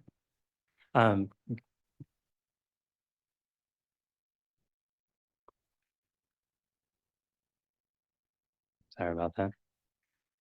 Good afternoon, Chair and members. Noam Elroy on behalf of CR&R Environmental Services. First echoing the comments of Evan Edgar. We want to express support for the agenda item and the repeal of high priority fleets regulation and removal of local government requirements to contract with ACF compliant companies, especially as it relates to waste fleets running on RNG from their own production and anaerobic digestion. CR&R has been a pioneer in the circular economy, investing nearly $200 million over the years into anaerobic digestion and a fleet that can run on that anaerobic digestion. They're the first in-state RNG program to connect to the SoCal pipeline. Our source separation prevents landfill methane complies with 1383 and gives local jurisdictions that don't have good uses for other products of organic materials a way to comply with procurement requirements. We are carbon negative, and these investments they require penciling out over many, many years, dependent on LCFS. And so to prevent rate increases for our members, we support this change. We can continue to run our fleets. Thank you very much. Good afternoon, Mark Newberger on behalf of the California State Association of Counties, which represents all the 58 counties in the state. We appreciate the opportunity to provide comments on the proposed amendments to the Advanced Clean Fleet regulatory language. We also want to thank staff for the proposed 15-day amendments and their time working on this comprehensive regulation package. Additionally, I want to associate and agree with the comments made by counties, cities, and other local government associations previously made. CSAC is requesting CARB consider expanding the scope of the amendments to the Advanced Clean Fleets to help facilitate the successful implementation of these regulations. First, with the mounting challenges in a disrupted ZEV marketplace, we respectfully request CARB remove the prohibition on requesting a waiver or extension before purchasing a ZEV. This necessary change will help local agencies avert the costly acquisition of unusable ZEVs before it is possible to install the infrastructure required to deploy them. Specifically, the requirement to show a purchase agreement for a vehicle that cannot be fueled or charged to an infrastructure delay to apply for the infrastructure delay exemption should be removed. The infrastructure needs to be in place before a vehicle can be or should be purchased. Additionally, we're requesting an update to the mutual aid exemption. We respectfully request that CARB update and expand the mutual aid emergency vehicle exemption to exclude from the regulations those vehicles that respond to and support critical operations related to emergencies and disasters, often under austere conditions, to continue to allow counties to continue to protect our communities. Our frontline workers and the communities they serve rely on vehicles that must be able to do the job the emergency dictates, even when the power is out. We request with respect that CARB reevaluate the ZEV exemptions related to the purchase to more accurately reflect the actual needs of local agencies and the actual availability of ZEVs and analogous in performance to ICE vehicles. True availability of vehicles should be evaluated with criteria reflecting the history and solvency of the manufacturers, warranty-related parts, and service availability. Vehicles, including heavy equipment, need to be available in sufficient quantities from multiple reputable vehicle manufacturers Thank to you. That provide concludes your time. for services. Thank you. Next is Jesus Martinez Ramirez. Good afternoon, board members, staff, and members of the public. My name is Jesus Martinez Ramirez, and I'm the Fleet and Warehousing Supervisor for Santa Clarita Valley Water Agency. We support the comments of other public agencies and associations like Aqua. And while we appreciate the work that CARB staff has done with these amendments, as well as the site visits they completed this year, including at our facility, as others have highlighted, the amendments do not go far enough.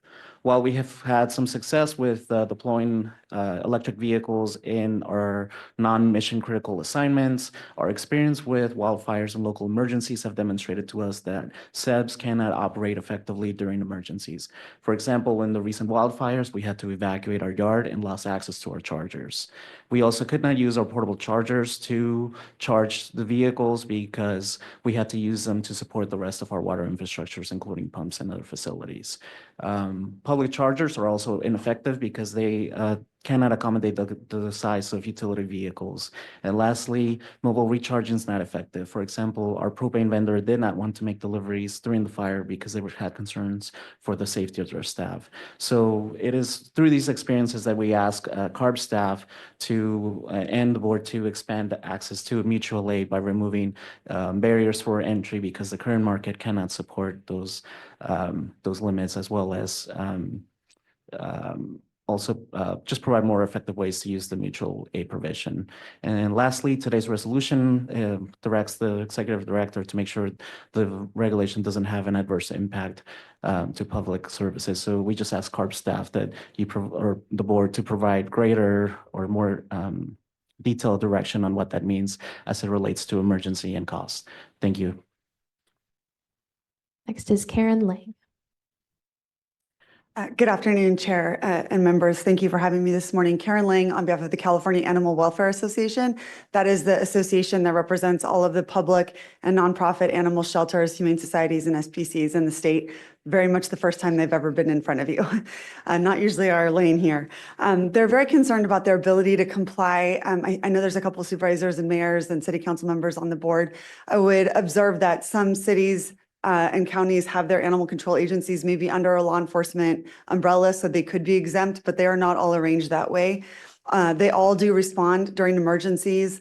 Certainly in Sonoma County during the fires, the animal control agencies are responding and helping with evacuation, but they are not defined in statute as public safety, so they don't enjoy the exemptions that exist under the board's rules here. And they would like to be treated that way because oftentimes they're responding in a real big hurry, and they have to drive long distances in extreme temperatures, which you've heard about already this morning. And they would appreciate being treated that way and having the board give the direction to staff to make those changes. Secondly, they have, some of them have tried to move forward and purchase the Class B trucks. The manufacturers that make the animal housing units that sit in the Class B beds, nobody makes a housing unit that fits in a EV that would be usable. So they don't have options for a safe way to house animals that may have to ride in the back of the truck for hours. Certainly the Riverside staff understand the size of that county. They have 9 shelters in Riverside County, and they would have to drive a long time. They need to keep the animals cool, and they need to keep them warm, and EVs may not last that long. I saw that there were some changes that might be helpful in that regard. And finally, there's absolutely no way the animal shelters can increase their adoption fees to cover the cost of compliance. I know that the local government officials on here know shelters are overcrowded, shelters are underfunded, we receive no general fund support. So we'd ask you to take their concerns, which they've submitted in writing, into your consideration when you come back with the changes. Thank you. Hi, my name is Mikhail Scavarla. I'm here on behalf of the California Hydrogen Coalition. I want to extend our appreciation to staff and the board for the technical fix to the low carbon fuel standard with regard to hydrogen refueling infrastructure credits for the light and medium duty stations. This was an important fix that came from the resolution as we discussed with you last fall.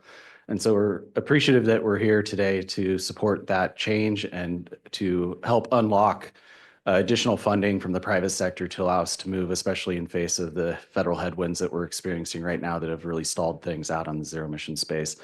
To that end, just wanted to extend our support. And again, Chair Randolph, really appreciate the years of service and wish you best retirement. Thank you. Next is Nicole Rice.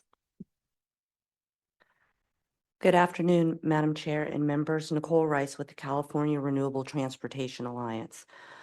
First, I wanted to address a staff presentation related to the expansion of the NZEV definition to include clean combustion as a compliance option. The amendments that were offered by Clean Energy at the July 2025 board meeting that was offered in support of CRTA focused on the performance standard of the 50 milligram NOx that was established under the omnibus regulation. Providing this compliance option would ensure that traditional diesel does not become the default option for combustion during this time of regulatory uncertainty and/or when zero-emission vehicles and trucks are not available. California's 50 milligram omnibus NOx standard is currently the most stringent standard for NOx in the nation. And despite the current status of the regulation due to federal action, there are at least 4 engines that are certified to that standard that are available on the market today. Furthermore, as it relates to RNG trucks, with the support of the low carbon fuel standard, natural gas trucks powered by RNG can provide substantial environmental and near-term emission reductions that can keep California on track to moving forward to achieve its emission reduction goals, which leads to greater public health outcomes sooner than later. And I align my comments with the economic and environmental arguments that have been made by those that have come before me. So we urge CARB to not miss this opportunity to accelerate cleaner combustion options that have been defined by your leadership through the omnibus regulation and provide greater certainty and flexibility to fleets today. Memorialize this option in an expanded NZEV definition. Thank you, and thank you, Chair Randolph, for your service. Chair Randolph, that is the end of the in-person commenters. Okay, let's go ahead and take a lunch break until 1:15.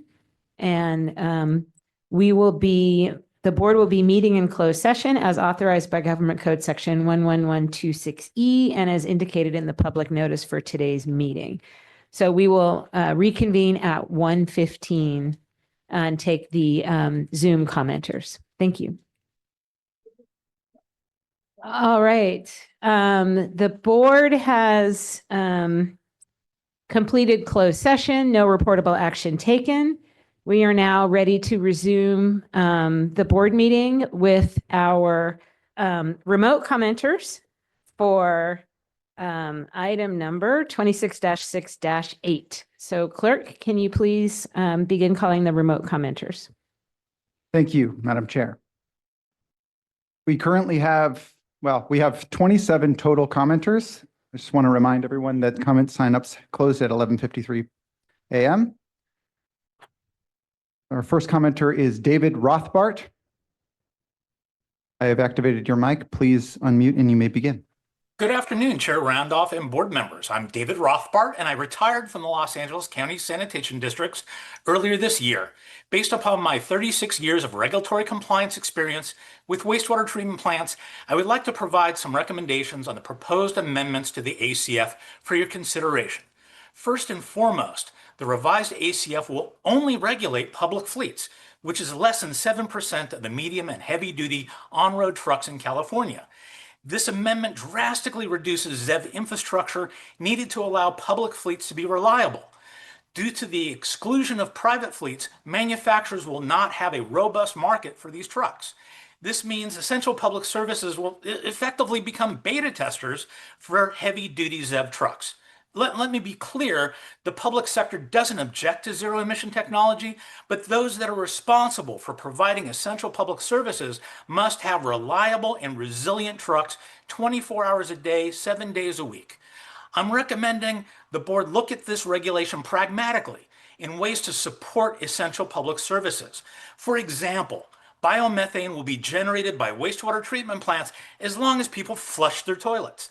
This non-fossil carbon negative fuel should be used productively rather than wasted in flares. Allowing low NOx RNG trucks until a zero emission technology for this biofuel becomes commercially available would at minimum reduce greenhouse gas emissions and provide the reliability needed by the wastewater sector. Please direct staff to modify the NZEV definition as recommended by CASA. In conclusion, everyone here today wants CARB to be successful in cleaning the air. So please don't implement ZEV requirements on public fleets without considering the unintended consequences of such a narrow regulation. Thank you very much for your consideration. Thank you. Our next commenter is Anthony Budichin, followed by Drew Bessinger. Anthony, I've activated your mic. Please unmute and you may begin. Hello, Chair Randolph, board members, and CARB staff. My name is Anthony Budichin. I serve as the Director of Environmental and Regulatory Compliance for Eastern Municipal Water District, also known as EMWD. EMWD is a water, wastewater, and recycled water agency in Southwest Riverside County, serving nearly 1 million people. This includes operation of 4 wastewater treatment facilities treating about 46 million gallons per day of wastewater, which can produce renewable natural gas from wastewater streams. EMWD is a member of CASA and Clean Water SoCal, and we support their comments today. We appreciate staff's efforts on AB 1594, but there are critical gaps in the advanced clean fleet regulations. Public fleets, which represent less than 7% of California's medium and heavy-duty vehicles, are the only fleets required to transition to zero emission vehicles. Flexibility is imperative to ensure agencies like ours continue to provide reliable service during unforeseen events, including wildfires and public safety power shutoff events. During emergencies or power shutoffs, our crews deploy fleets of Vector trucks, dump trucks, cranes, and service vehicles around the clock. Current zero-emission vehicle options cannot meet these 24-hour emergency demands, and charging downtime is not feasible when public health and environmental protection are at stake. Including renewable natural gas as a flexible compliance option gives public agencies a practical tool to cut emissions and strengthen community resilience and has been scientifically demonstrated to be cleaner than diesel. EMWD requests that the board direct staff to amend the ACF to increase flexibility by adding a compliance pathway for an on-road low NOx vehicle fueled by renewable natural gas, either by further modifying the definition of near zero emission vehicles to provide a third option, or by adding a new definition, and also remove or extend the near zero emission vehicle sunset until wastewater derived hydrogen becomes commercially viable. On behalf of the EMWD, we respectfully request that the board direct staff to make these changes and appreciate your consideration. Thank you. Thank you.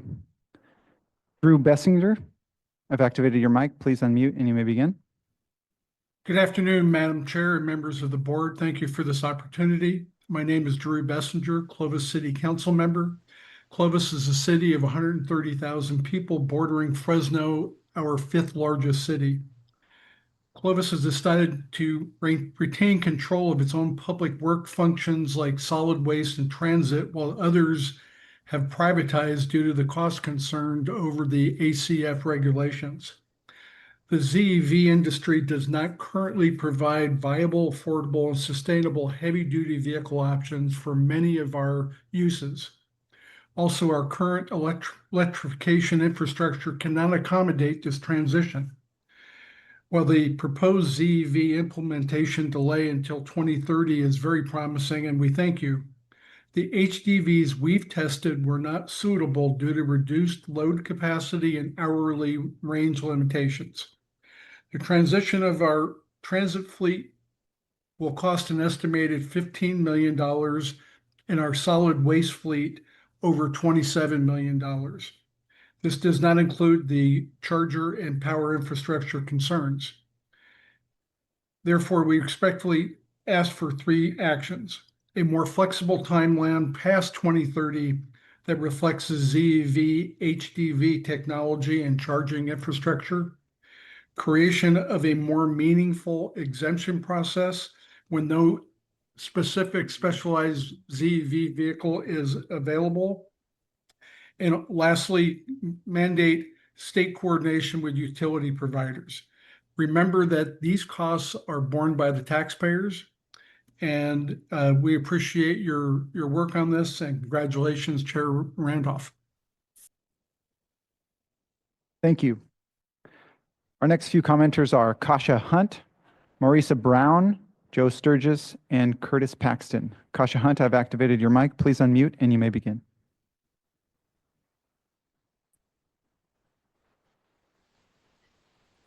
Good afternoon. I'm Kasha Hunt with Nossaman here on behalf of the California Bus Association, or CBA. CBA is a nonprofit state trade association representing private bus and motor coach fleet operators, vehicle manufacturers, and suppliers. Our members provide critical transportation services, including supporting education, recreation, emergency response, and defense activities within the state of California. We're here in support of the repeal of sections 2014 and 2015 of the Advanced Clean Fleets Regulation. This repeal will reduce uncertainty for private fleets. However, we would like to emphasize that the more immediate and pressing issue facing the Bus Association is compliance with the heavy-duty omnibus rule. Due to this rule, we have been unable to purchase new engines or buses, which has severely impacted our operations. We respectfully request that CARB suspend its waiver for this rule until next year. Suspending the waiver would lift current restrictions on engine availability, allowing us to purchase engines and buses necessary to meet our demands. At present, there is a shortage of commercially available engines that comply with this rule's requirements.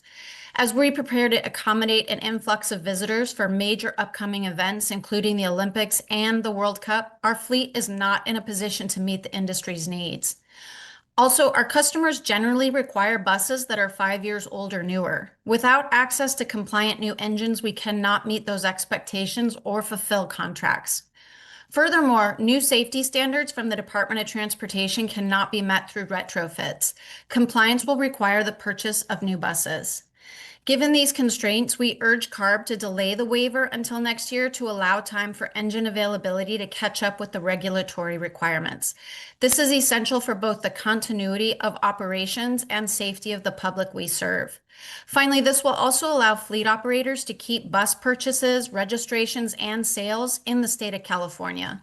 We look forward to continuing to work with you. Thank you. Thank you. Marissa Brown, I've activated your mic. Please unmute and you may begin. Hello, my name is Marissa Brown, and I'm representing the Greenlining Institute. Thank you for the opportunity to provide comments on the ACF regulation. We understand the time and dedication CARB staff brings to this process, and we deeply appreciate your efforts. Chair Randolph, thank you so much for your leadership and service. Given the critical state budget conditions and reckless federal funding and policy attacks on zero-emission transportation investments, it is imperative that CARB continues to implement the Advanced Clean Fleets regulation with state and local government agencies. For the first time in more than half a century of the Clean Air Act, Congress has attempted to take away California's rights to choose clean vehicle standards that protect their citizens from dangerous air pollution. From the unprecedented and unlawful use of the Congressional Review Act to the decision to reconsider the 2009 endangerment finding and greenhouse gas vehicle standards, polluting industries are being let off the hook. Protecting our community's health must be our #1 priority. We need zero-emission transportation as of yesterday. We should not use public subsidies to fund methane-burning trucks. California must maintain its momentum for a healthy, equitable, zero-emission future. For this reason, we agree with the current regulation and the balance it strikes. We encourage CARB to continue meeting with local governments through workshops and develop a central task force to elevate and address concerns. We encourage CARB to continue funding local community air monitoring across the state and invest in statewide and local indirect source roles to ensure community air is improving.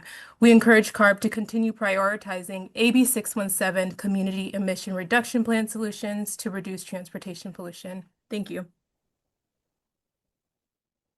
Thank you. Joe Sturgis, I've activated your mic.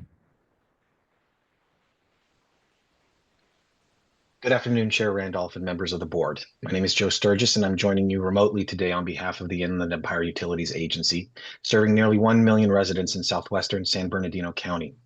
IEUA is also a member of CASA, CMUA, and AQUA, and we support their comments today. Our essential services, namely wastewater treatment, recycled water production, and groundwater recharge, depend on a reliable fleet. Our GATVAX combo jetback trucks are mission critical for emergency response. Just 2 examples, in the February 2024 and 2025 storms, these trucks operated continuously to prevent sewer overflows. At present, there are no commercially available zero-emission alternatives that meet their operational capabilities, and remote sites lack the charging infrastructure necessary to maintain interruption-free emergency response.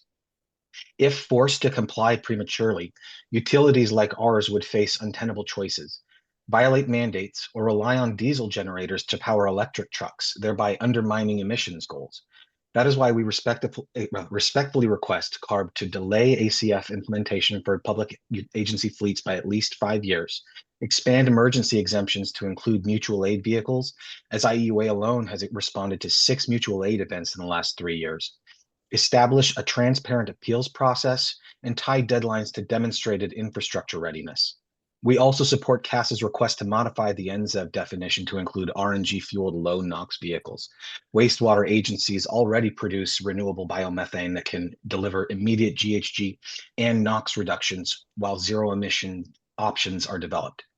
Thank you for the opportunity to speak and for your thoughtful consideration of the public health and safety implications of these regulatory decisions. Thank you. Our next commentary is Curtis Paxton. After Curtis, we will hear from Greg Bundison, Ellis Chu, Rhonda Abu-Shaban, and Kimberly Thorner. Curtis, I've activated your mic. Please unmute and you may begin. Good afternoon, Chair Randolph, board members, and staff. My name is Curtis Paxton. I'm General Manager of the Las Colinas Valley Sanitary District in San Rafael, which is in Marin County. The district is a member of the California Association of Sanitation Agencies, or CASA. We serve a population of approximately 30,000 people by collecting and treating wastewater and producing recycled water. We fully support the comments and requests made by Sarah Deloria of CASA and Steve Jepson of Clean Water SoCal, and the other comments and requests made by my other colleagues in the wastewater and other public sectors. Our district made an investment into a heavy-duty vehicle that has been fueled by renewable non-fossil biomethane, or RNG, produced at our wastewater plant, as well as the investment into the fueling infrastructure. One request I would like to emphasize is for CARB to amend the ACF regulation in an effort to increase flexibility for public agencies like ours that provide essential public services by further modifying the definition of NZEV, near zero emission vehicles, to provide an option of an on-road low NOx vehicle fueled by non-fossil biomethane or hydrogen fuel. I would also encourage the board members and staff to fully consider the UC Riverside study mentioned previously by Steve Jepson. We look forward to working with staff to find multiple reliable uses for the renewable non-fossil biomethane produced at wastewater plants like ours. Thank you for your time and for the opportunity to provide comments. Thank you. Greg Bundison, I've activated your mic. Please unmute and you may begin. Great. Thank you, everybody. Thank you for the board for this opportunity to comment. My name is Greg Bundison, Conservation and Communications Supervisor for Sacramento Suburban Water District, serving about 200,000 customers in the unincorporated suburbs east of the city of Sacramento. I'm commenting today in regards to the ACF regulations compliance and concerns about its feasibility for public water agencies. First, I'd like to acknowledge that SSWD supports comments submitted on September 15th by the Association of California Water Agencies, of which we are a member agency. SSWD shares AQUA's concerns that the 45-day changes do not go far enough to make compliance feasible for public water utilities as required by AB 1594.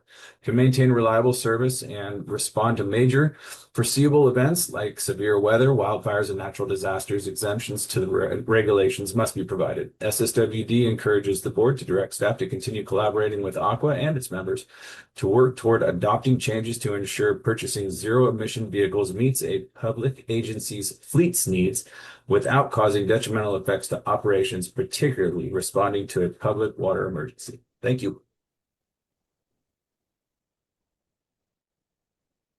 Thank you.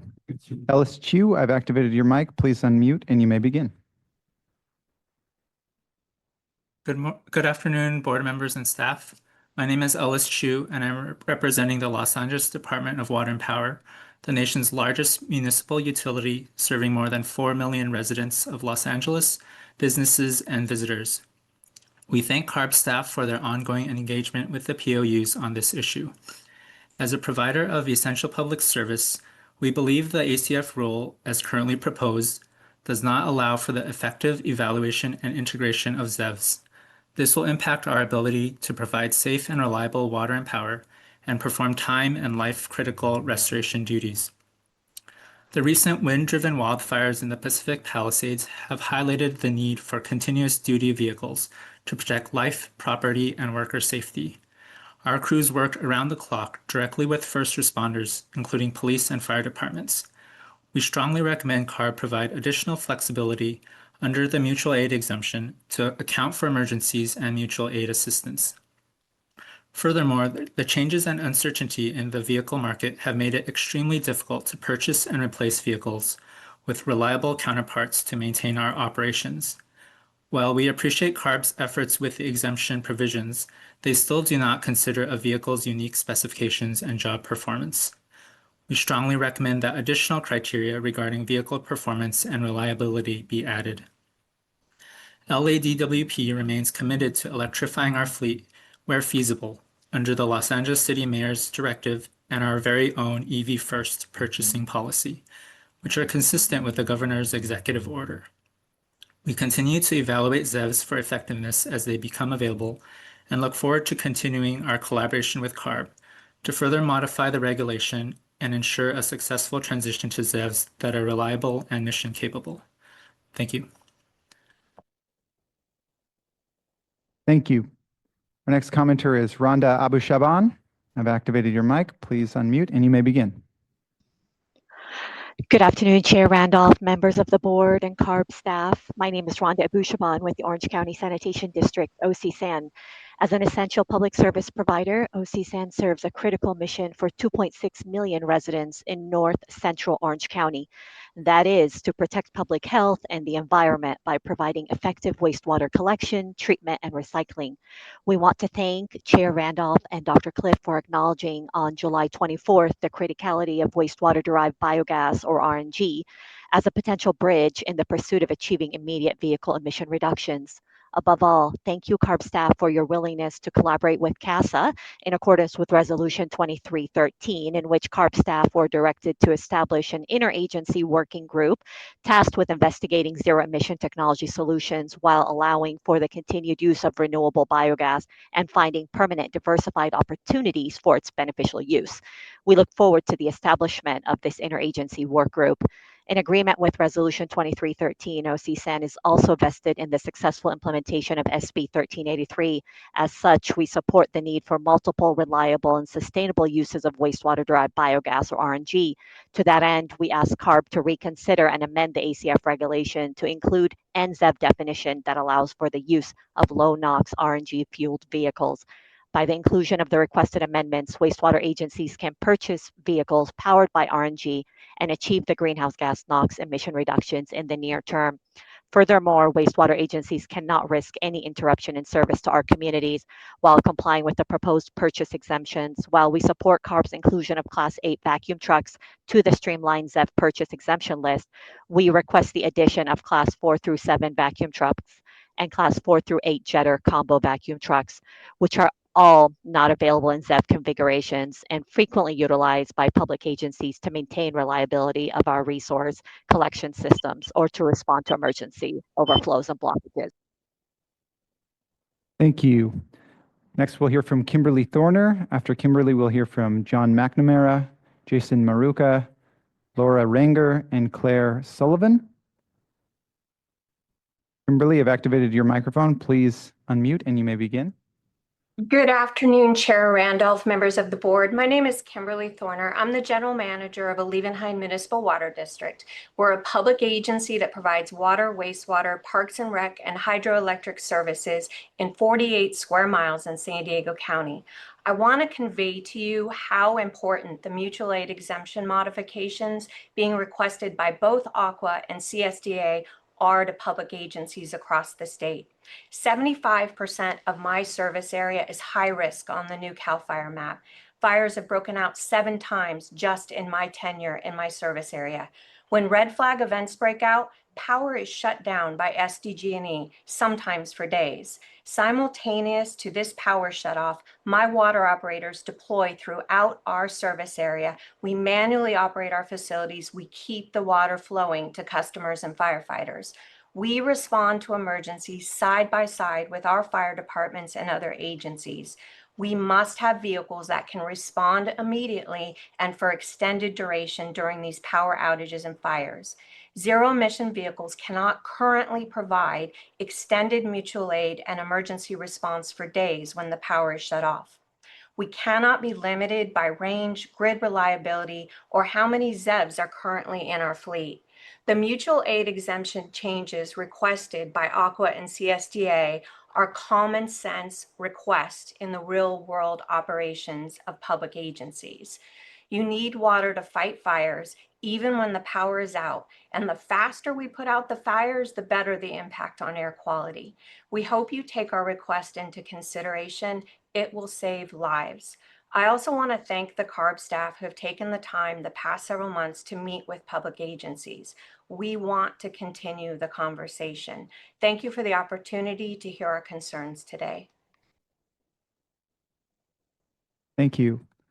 We'll now hear from John McNamara. I've activated your mic. Please unmute and you may begin. Yeah, thank you. Good afternoon, board and chair. I appreciate the opportunity to make comments on ACF. My name is John McNamara, Vice President at CRNR. We're a solid waste company in Southern California, and we built the largest organic waste anaerobic digester plant in California in 2016. It's connected to the gas supply line. It's the first one ever in the history of California to do that. And we're located in the city of Paris and Riverside County, a disadvantaged community. Our anaerobic digester treats over 300 tons per day of organic waste that would have otherwise gone to landfill. And it creates 1 million gallons of RNG per year that we use in our solid waste vehicles. So it's a true circular economy. We are picking up the organic waste, we're treating it, we're putting it into the gas into our trucks, and we're going back out to pick up that waste material.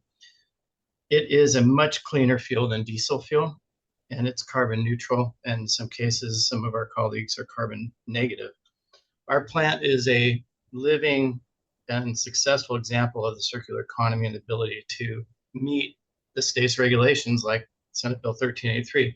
This facility allows our customers to be in compliance with 1383 with the state's requirements for organic diversion and for procurement. So we're in support of including RNG in your NZEB definitions because it's already clean, already meeting the requirements, and we've already deployed it since 2016. Thank you for your time. Thank you. Laura Ranger, I've activated your mic. Please unmute and you may begin. Thank you. This is Laura Ranger from the California Electric Transportation Coalition. We first want to congratulate Chair Randolph on your retirement, although you will be missed very much. CalETC has long supported the ACF, which was established to accelerate the on-road truck fleet transition to zero-emission vehicles. While the original scope is now limited to only state and local public agencies, the ACF still presents an important opportunity to help support the development and deployment of medium and heavy-duty ZEVs.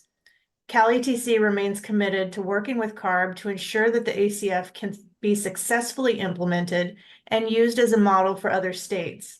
To do this, we suggest that CARB focus its efforts on ZEV adoption where it is technologically and economically feasible and does not compromise emergency response or the safety and reliability of essential utility services to Californians. Public agency utilities must be able to purchase vehicles that can completely and reliably meet the fleet's essential functions and duty cycles, including those vehicles needed to maintain a safe and reliable electric grid. While technology in the ZEV truck market is rapidly evolving, there are still significant gaps between the ability of specialized ZEV trucks to meet certain duty cycles and auxiliary functions required in the field and in emergency response situations. The ACF needs to be flexible enough to account for fluctuations in the ZEV market and a wide variety of fleet configurations. We support CARB staff's proposed 15-day changes to delay the 100% purchase requirement for public fleets in light of current market and federal regulatory issues. We also support expanding the AB 1594 provisions to all public agency fleets. Lastly, CalETC recommends that CARB make additional 15-day changes as suggested by the public utilities. Thank you. Thank you. Our next commenter is Claire Sullivan. After Claire, we will hear from Warisa Niizawa, Tom Green, Tony Pastore, and Peter Okurowski. Claire, I've activated your mic. Please unmute and you may begin. Thank you. Good afternoon to the board, members, and chair. My name is Claire Sullivan, here on behalf of the cities of Thousand Oaks, Corona, Rancho Cucamonga, Bakersfield, Redwood City, and San Mateo. Our comments align with CASA, CMUA, CSDA, and the City of Roseville, as well as the letter from the legislature detailing the conflict between legislation and regulations. Each of the cities I mentioned and others have made significant investments of public resources to uphold the SB 1383 mandate to divert methane emissions while also reducing reliance on fossil fuels. These innovations are important stepping stones to achieve California's clean energy goals. We request CARB modify the resolution to amend the definition of NZEV to provide a third option for an on-road low NOx vehicle fueled by biomethane, RNG, or hydrogen fuel, and removing or at least extending the sunset for NZEVs. We thank you so much for your leadership and your consideration, and congratulations to Chair Randolph. Thank you. Thank you. Warisa Niizawa, I've activated your mic. Please unmute and you may begin. Good afternoon, Chair Randolph, board members, and staff. I'm Warisa Niizawa with the Los Angeles County Sanitation Districts.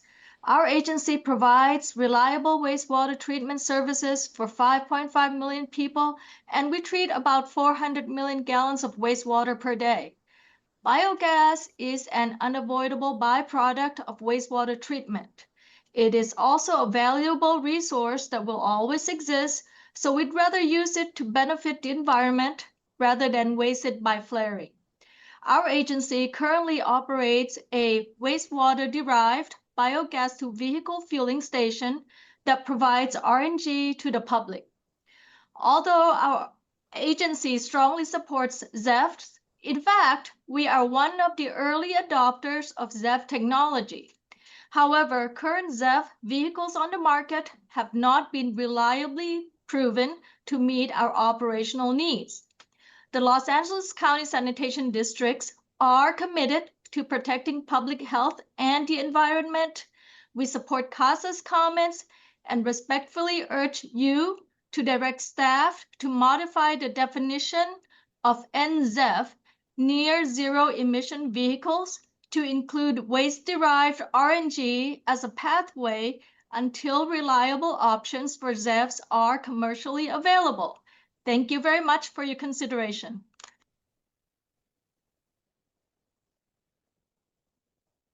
Thank you. Tom Green, I've activated your mic. Please unmute and you may begin. Hello, my name is Tom Green. I'm from Rancho California Water District. We serve about 150,000 customers in Southwest Riverside County. We are in agreement with the comments made by Aqua and CMUA, CASA, and the utilities also that have commented. Our water district has put in 15 level 2 chargers so far and has allowed our employees to test them for a modest fee.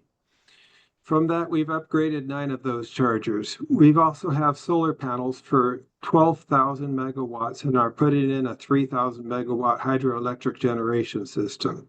We ordered some electric trucks in 2022, but the manufacturer completely canceled the order due to technical difficulties and rising costs. This year, we looked for service utility body electric vehicles, but couldn't find any to fit our needs. So we purchased 6 medium-duty pickups that weren't needed at the time, but can be used as offsets to get the trucks that we need. These electric vehicles are coming in November. We believe there is a lot of work still needed by us and CARB to meet the requirements of AB 1594. We hope some of the proposed 15-day changes will come to fruition, including extending the 50-50 purchase offset rule to 2030 and not considering a vehicle feasible until the manufacturer has at least a few on the road with a proven track record, cost comparable somewhat to ICE vehicles, and a warranty repairs in our area. There is a lot of work needed to make the exemption process workable. Public water systems must have the tools that are reliable to keep the clean drinking water flowing to our customers and to. Thank you. Our next commenter is Tony Pastore. Please unmute and you may begin. Thank you. Good afternoon, Chair Randolph, board, staff, and attendees. Thank you for the opportunity to comment today. My name is Tony Pastore. I'm a senior energy advisor with Terra Verde Energy. We are independent energy advisors who have supported more than 170 California public agencies since 2010. We provide feasibility, planning, procurement, and optimization of energy facilities like solar, battery, and biogas microgrids, including EV charging infrastructure and ACF compliance planning. Terra Verde is a longtime member of Aqua and CASA, and we support the comments expressed today by Mr. Blair, Ms. Delorier. Further, we support the comments of Mr. Jepson, Mr. Wyckoff, Ms. Quiroz, and other public agencies. Terra Verde has supported more than a dozen water and wastewater agencies with ACF compliance and EV charging infrastructure planning and implementation. ACF compliance can be a massive additional challenge for our already burdened agencies, costing millions of dollars in fleet replacements and EV charging infrastructure as capital improvement projects. The operational expense is also substantial and, as noted in earlier comments, may be significantly higher than forecast. We all know that the cost of electricity has doubled in most of California over the last 5 years alone. So fueling EVs is becoming more costly and should be a consideration of the board. Biomethane or biogas, as heavily commented on today, is a resource generated during anaerobic digestion at wastewater treatment plants and is also produced at many landfills throughout the state. Best utilization of biogas as both a transportation fuel and as an on-site electricity generation fuel should also be thoughtfully considered, as this is essentially a free fuel for some public agencies. And under SB 1383, California will produce even more biogas in the future.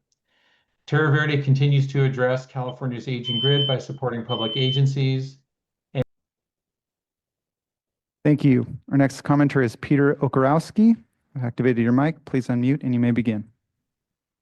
Thank you. Good afternoon. I'm Peter Okarowski with the California Council for Environmental and Economic Balance, or CEEB. First, we want to thank staff for working with our public agency utility members as they considered the AB 1594 amendments, and CEEB supports the proposed amendments as well as the proposed 15-day changes. CEEB also supports the board allowing staff to make additional changes.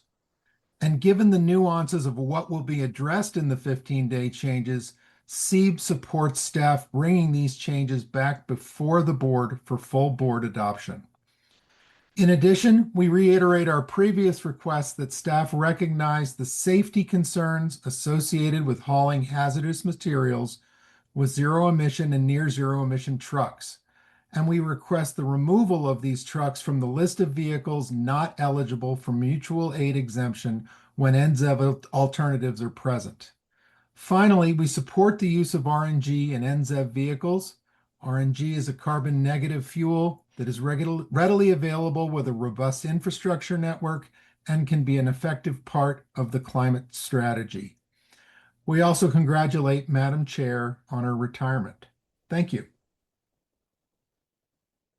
Thank you. Our next commenter is Damon Conklin. After Damon, we'll hear from Allison T., Harmony Gates, Sam Wilson, and Raul Flitas. Damon, I've activated your mic. Please unmute and you may begin. Thank you very much. Good afternoon, Madam Chair and members. Damon Conklin with the League of California Cities. We appreciate the opportunity to provide comments to the proposed amendments to the ACF. While the current proposed amendments do not address many of our member concerns, we further support efforts to amend the ACF as there remains significant work ahead between CARB staff and stakeholders to address unresolved issues of availability, costs, and the issues of extensions and waiver process. It was said earlier that by one of the speakers that local governments must lead by examples, and we are, but we cannot be expected to go it alone, especially given the current federal administration's views of ZEVs and the continued uncertainty with current landscape impacting all these issues of availability, costs, and timelines.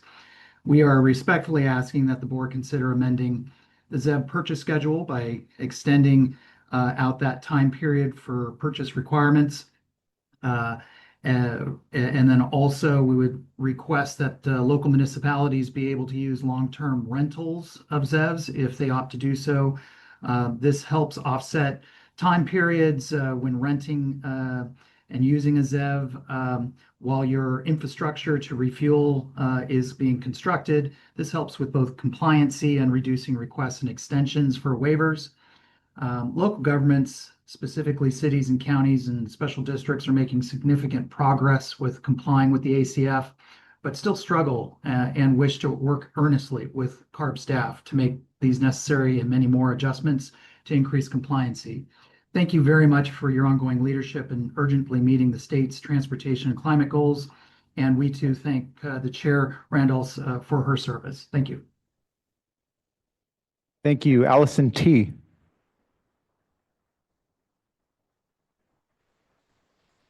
Good afternoon, Chair Randolph and board members. My name is Allison Torres. I am the Air Quality Committee Chair for Clean Water SoCal.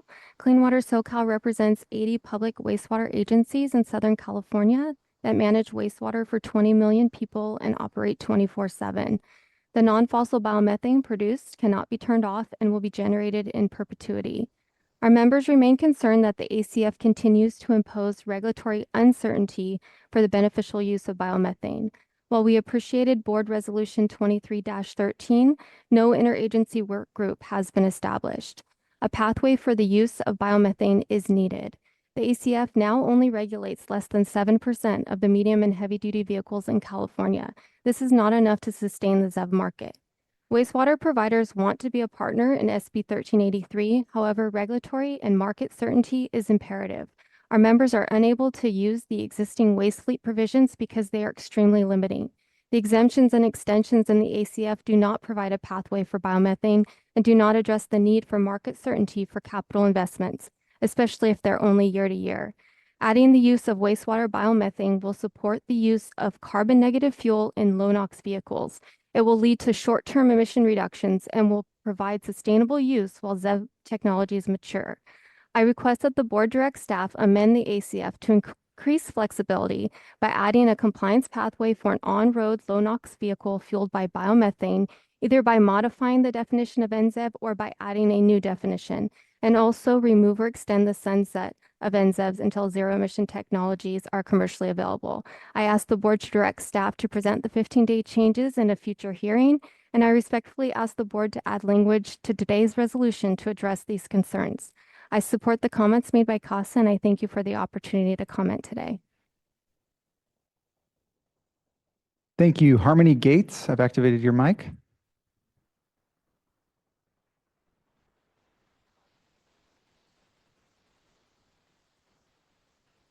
Harmony Gates.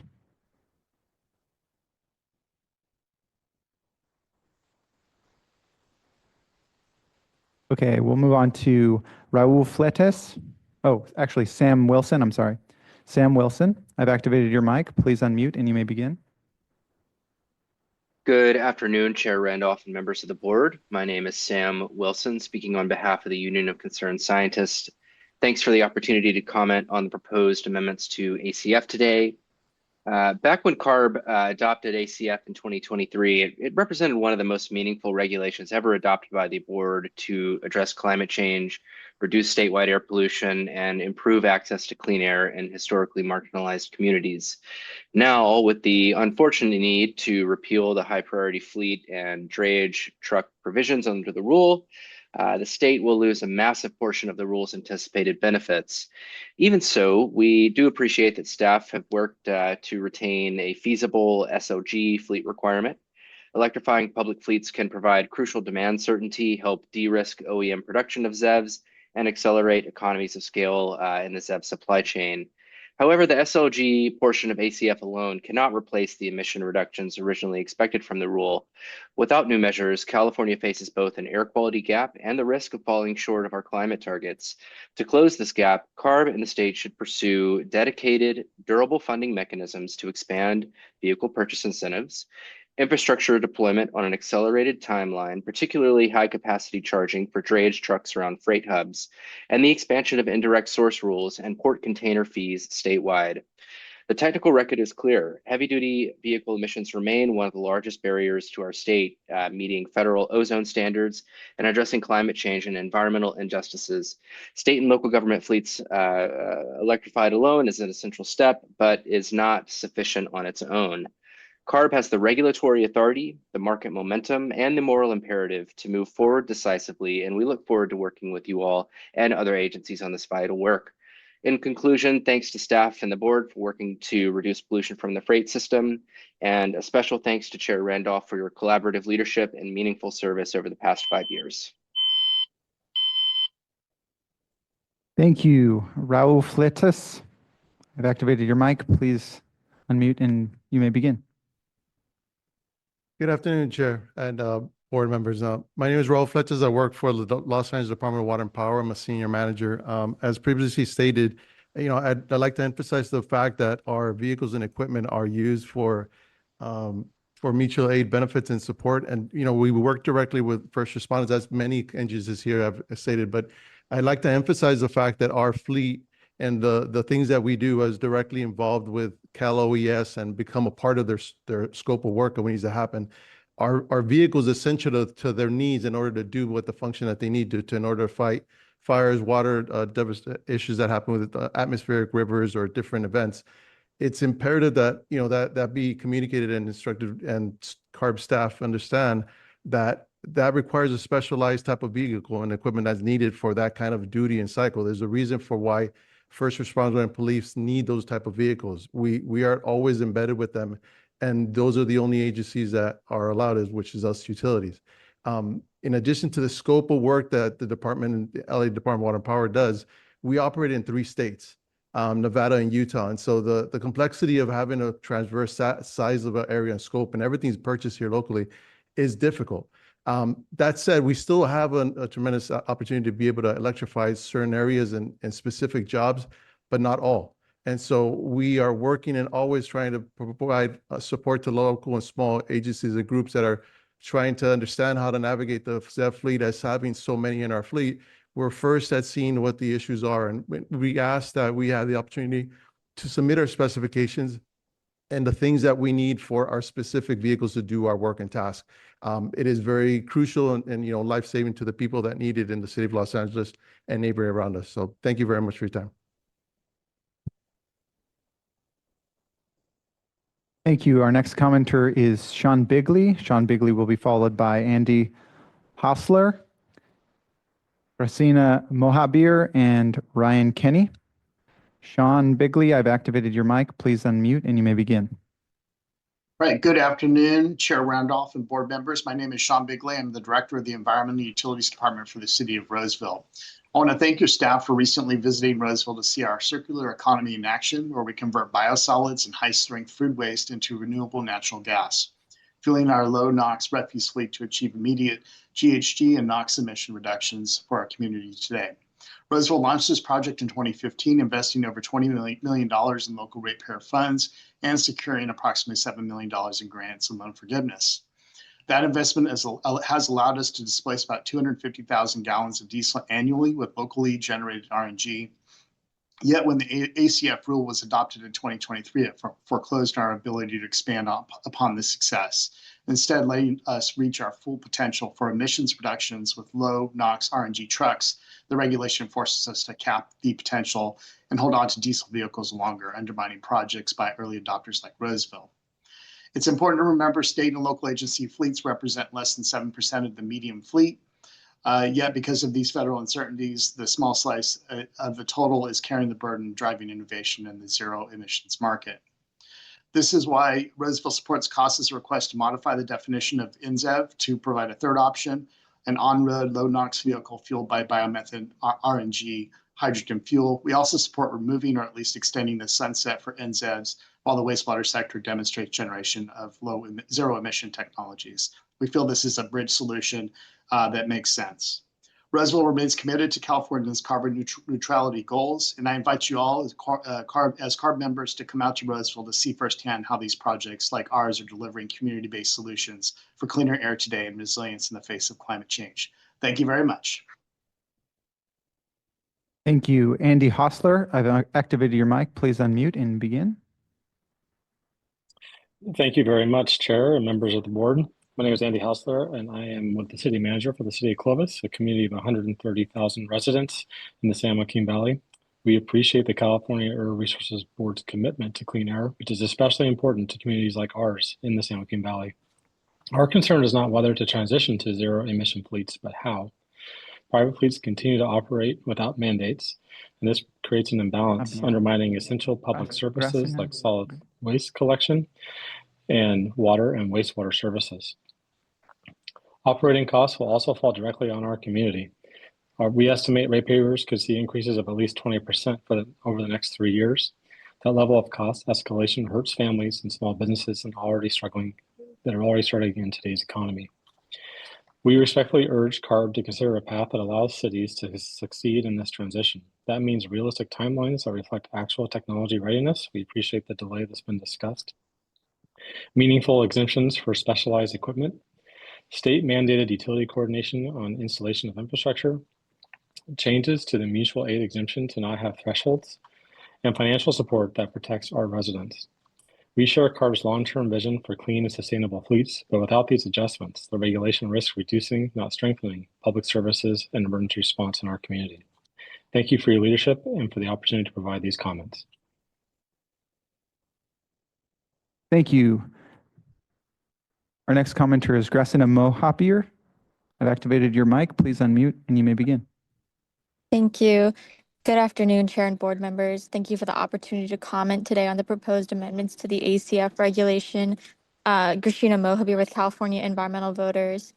We understand that some of the key changes to provisions of ACF are brought before the board today as prudent and necessary, somewhat difficult decisions, and this is because of federal attacks on our regulatory authority, looking at what makes sense moving forward and what we can still reasonably achieve. With this proposal, I just want to thank staff for their hard work on striking the right balance. I also want to echo the comments made earlier in the day by my colleagues from Coalition for Clean Air and by the from the Green Lining Institute that as we forge ahead, CARB's ongoing leadership in maintaining momentum with the ZEV transition is paramount. The continued action on state and local government-owned fleets will continue to display California's leadership on the zero-emission transition and will continue to send the right signals to the market. And as we move forward, I also want to urge the board to look ahead at solutions that will help us stay the course in absence of emissions reductions that the original rule, like as written, would have achieved. Continued focus on incentives and infrastructure build out is key, but also we should be setting our sights on tools like a statewide indirect source rule, as well as supporting these at the local level, which can help us address emissions at a significant scale. Thank you for your time, and thank you, Chair Randolph, for your years of leadership. Thank you. Ryan Kenny, I've activated your mic. Please unmute and you may begin. Thank you. I'm Ryan Kenny with Clean Energy. Our company and our industry wants to continue to work with CARB to deploy the cleanest combustion engines on the roads that cut criteria and climate emissions now. We also respectfully disagree that diesels are at least as clean as CNG trucks. The UC Riverside in-use study demonstrates a substantial difference in emission outcomes. And while that study looked at engines prior to Omnibus, the industry continues to deliver the cleanest engines ahead of our diesel counterparts. We remain committed to lead on clean congestion technologies to help CARB and others in the state meet its clean air and climate goals. But we need CARB to send a signal necessary to deliver certainty to fleets. And I'll repeat that again. We need CARB to send a signal to send certainty to fleets. Inclusion under the NZEV definition would help achieve this confidence at no cost. It also would have helped the rule, as there are no hybrid electric trucks on the market that can meet and deliver a 40-mile all-electric requirement. Hence, the inclusion of the cleanest engines would tell all fleets to buy cleaner trucks, not the dirtiest diesels to meet their fleet needs. Thank you for your time and consideration. Thank you. Jason Maruka, I've activated your mic. Please unmute and you may begin. Good afternoon, Chair and board members. My name is Jason Maruka, and I'm representing Burbank Water and Power, which is a publicly owned utility in the city of Burbank. Burbank Water and Power is committed to transitioning our fleet to ZEV vehicles. We installed our first public charger in 2011, and our council has set local goals for ZEV purchases. I would like to thank CARB staff for the outreach they have done on the Advanced Clean Fleet Rule. We were able to meet with CARB staff and describe our challenges with implementing the rules on our medium to heavy duty specialty vehicles. While we appreciate the work that has been done to adjust the rule, the 45-day regulation package still needs work. We need a regulation that allows utilities to respond to emergencies, maintain reliability, and respond to mutual aid requests. We appreciate the proposed delay of the 100% ZEV purchase requirement. However, we need rules that are straightforward and easy to apply. We would like to see improvements in the ZEV purchase exemption, mutual aid exemption, and daily use exemption. We appreciate CARB staff and leadership meeting with us and the broader utility industry. We strongly encourage the board to continue working with the utilities to ensure that we have a rule that allows us to respond to emergencies and maintain reliability. Thank you. Thank you. I'll try Harmony Gates again. Harmony, I've activated your mic. Please unmute and you may begin.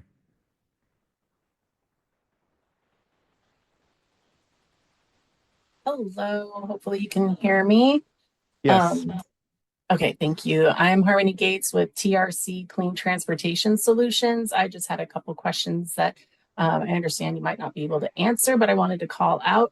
I see that the goal is to delay the 100% purchase to 2030. I want to make sure that's for all public fleets, even though the emphasis said it was for small and low population counties. And then moving the zero emission milestone schedule into the public fleet, state and local government section. I'm wondering if there will be any consideration for delaying the schedule since the purchase schedule will be delayed, and whether or not this switch to zero emission milestone will have any additional time compared to the 2030 original deadline to make that switch. So those are just questions I wanted to pose to CARB for the upcoming process of finalizing the amendments. Okay, thank you. That concludes our Zoom commenters. I'll pass the microphone back to Chair Randolph. All right, thank you. Staff, are there any issues raised in the comments you want to address before I close the record? Yes, Chair. I just wanted to say a couple of things. One, with regard to the mutual aid provisions, I know we've heard a lot of discussion about that issue and the amount of zero emission vehicles that would need to be in a regulated entity's fleet before they could take advantage of those provisions. That's, as proposed, 25%, but we have been working to lower that number. So while we haven't fully landed that yet, there's some more work that we have to do. Just wanted to make clear that it would not be at that higher level, and we're looking at something lower. And then also we understand for small fleets that there's the potential that that becomes even more difficult. So a small fleet would be 10 or fewer, that it might be difficult to meet a certain percentage with such a small fleet. So we're also looking at that issue and how to resolve that as well. And I can also address the question about the natural gas trucks, if that's useful. Okay, so with regard to this issue over, is natural gas cleaner than diesel? So the study that has been discussed quite a bit, this is a study that we worked with many others on funding, was intended to look at both diesel and natural gas using the old standards. So those are the old 200 milligram standards. At the time that those 200 milligram standards were in place, we had an optional low NOx standard, which is a 20 milligram standard. Today, under the omnibus regulation, the requirements are 50 milligrams NOx, but it's on completely different test, like a completely different test cycle. So we have a low load cycle. We have these kind of different tests that we do for the vehicles. So you can't directly compare the 50 milligram and the 20 milligram because they're just kind of apples and oranges. So this isn't a case where we're trying to say that natural gas isn't clean, or that those trucks that were certified to that optional low NOx standard at 20 milligrams wasn't, a big lift. We understand that it was, but the new requirements with different duty cycles and durability requirements really mean that that test isn't fully applicable to the certification standards that are in place today under the omnibus regulations. So I can see where this is a situation where stakeholders and staff are kind of talking past one another, because we say, well, they're both the same because they're both meeting the omnibus standard for 50 milligram. Now, there is an optional low NOx standard in the omnibus regulation, but nobody is certified to that yet. So that isn't applicable. As it stands today, they would both be meeting the letter of the law, which is that 50 milligram standard. Obviously, the illegal resolutions that we've talked about kind of make all of this a little more difficult to talk through, but I'm not going to get into all of those nuances. I just want to explain why that the study that folks talk about isn't exactly the same as those certification standards today. It's also true that in the initial phase of the study, there were some issues that arose where in-use emissions were actually much higher than the certification standards. That's something that we tried to resolve with the omnibus standards when we brought those to the board a few years ago, by making those standards more applicable to how engines were certified. so that the in-use weren't wildly different. Both diesel and natural gas had higher in-use emissions. So that was also true. And the kind of more recent part of that has been cited, it is the case that the results are much better than were originally part of that study back when we took the omnibus regulation to the board. Nevertheless, it is still the case that they're both certifying to the same emission standards. So when we're talking about low NOx today, in fact, low NOx is just the omnibus 50 milligram requirement, which both diesel and natural gas would need to meet to be certified to those requirements. So hopefully that helps kind of explain why there's a little difference in how we talk about those issues. Okay. All right. I'm going to do the official record closing process, and then we'll get into board discussion. Okay. I will now close the record on this agenda item. However, if it is determined that additional conforming modifications are appropriate, the record will be reopened and a 15-day notice of public availability will be issued. If the record is reopened for a 15-day comment period, the public may submit written comments on the proposed changes, which will be considered and responded to in the final statement of reasons for the regulation. Written or oral comments received after this hearing date, but before a 15-day notice is issued, will not be accepted as a part of the official record on this agenda item. The executive officer may present the regulation to the board for further consideration if warranted, and if not, the executive officer shall take final action to adopt the regulation after addressing all appropriate conforming modifications. Okay, I just wanted to ask a few quick questions before I turn it over to my colleagues. So it sounds like there's still some conversation about the question of the mutual aid exemption and sort of, what the options are there. Well, actually, I'm going to back up for a second. So just to be clear, the resolution we have in front of us adopts the 45-day changes that were presented in the staff presentation, and additionally direct the executive officer to extend the 50% ZEV purchase schedule until 2030. And that there was a question about, does that apply to all fleets? Yes. Okay, that applies to all fleets. Allow small fleets and those located in designated counties, the low population counties that were on the map in the presentation, to continue to wait until 2030 before they need to purchase ZEVs at all. And extending the AB 1594 flexibilities to all state and local government fleets. Okay, so that's what's in the resolution currently. In addition, there's been a lot of requests for staff to engage further with the regulated community to look at other potential flexibilities or opportunities for clarification. And so the mutual aid is an example of that. I did hear some comments, and this is consistent with what I heard in Fresno when we did our executive order public meeting. I still hear a lot of concern sort of about kind of the paperwork for the exemptions. And, we're addressing, I think, some of that in the 1594 changes, but I guess are there some opportunities for a little increased flexibility just in terms of how often you have to file paperwork for the infrastructure exemption or other exemptions? So can you just talk about that a little bit?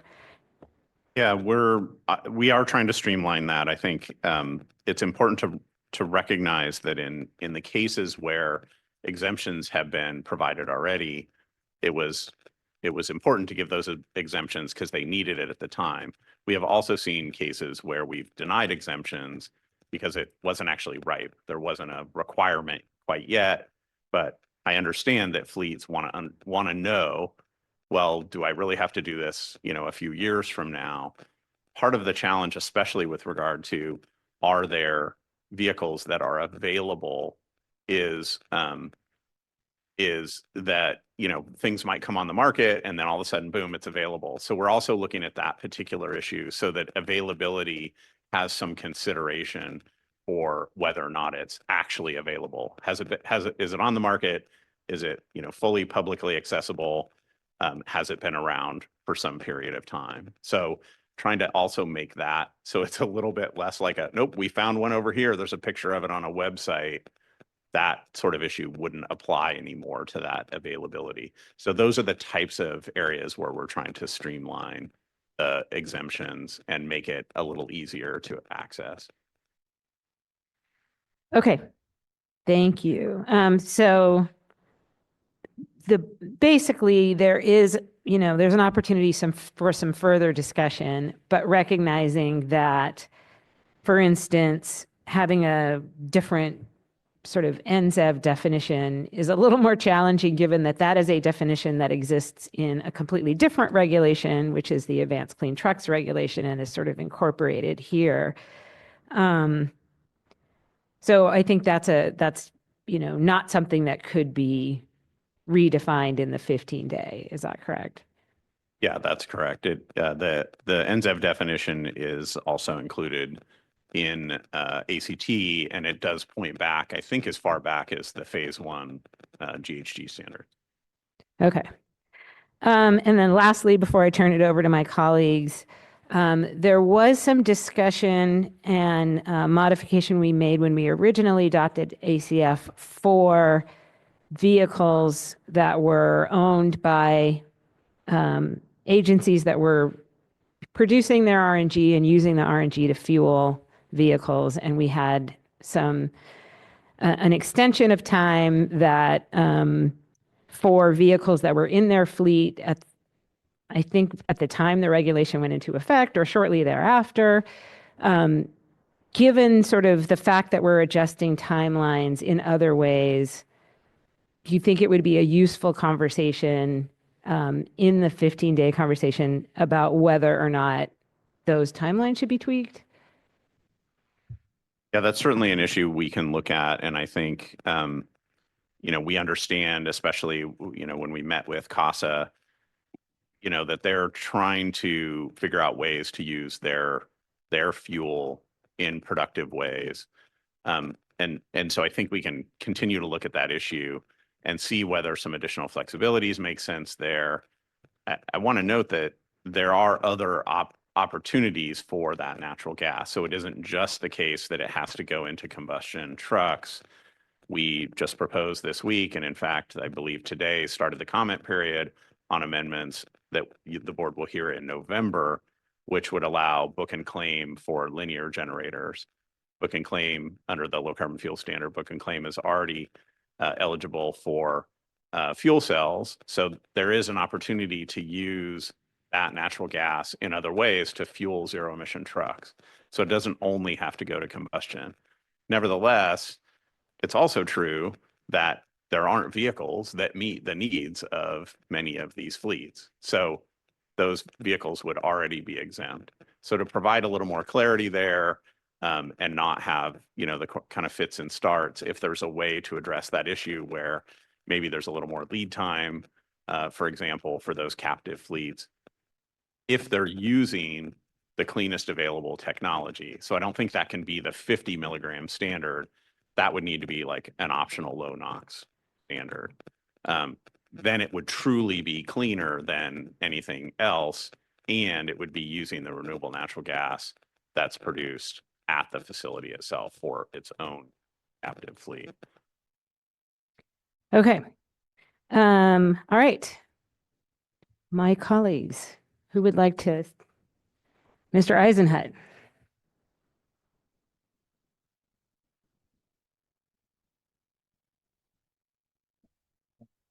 Okay.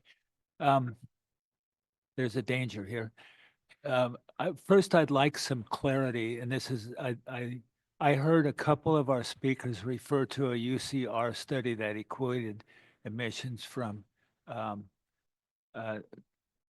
diesel fleets and natural gas fleets, and I didn't hear any more texture to that, but it didn't exactly resonate, and I'd like to the staff's ability to add some clarity for me if you're aware of that study. But in response to the overarching conversation, first of all, I support the action. To me, there is a or the proposed action, there is almost always we have a consistency when we deal separately with climate and with criterion pollutants and air quality. And it's not clear to me that that's the case in this conversation.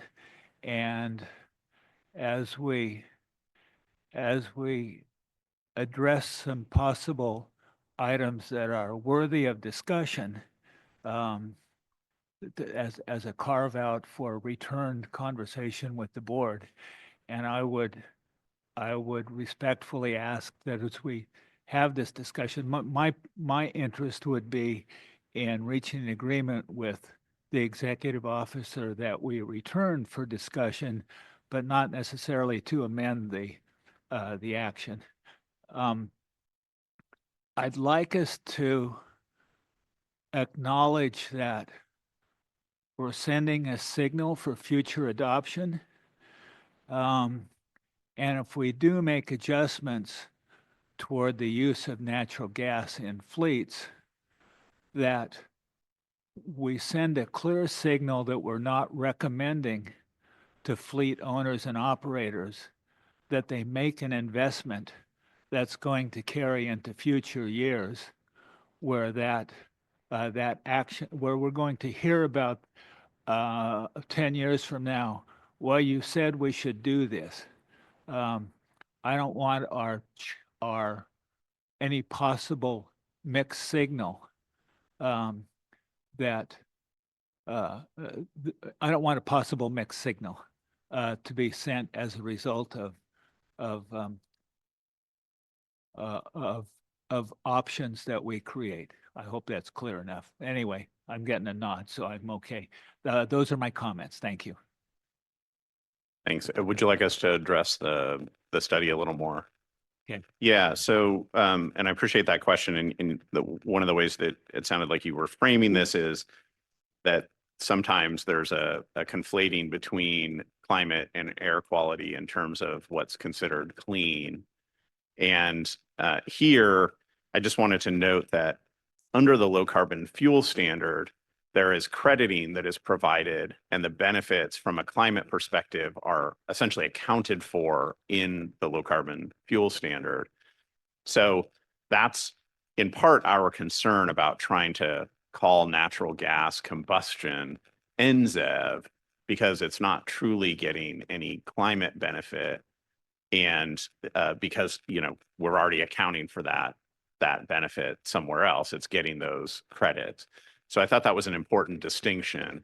With regard to the air quality implications, I'm hoping that Paul can maybe address a little more what that Riverside study looked at and a bit about the outcomes.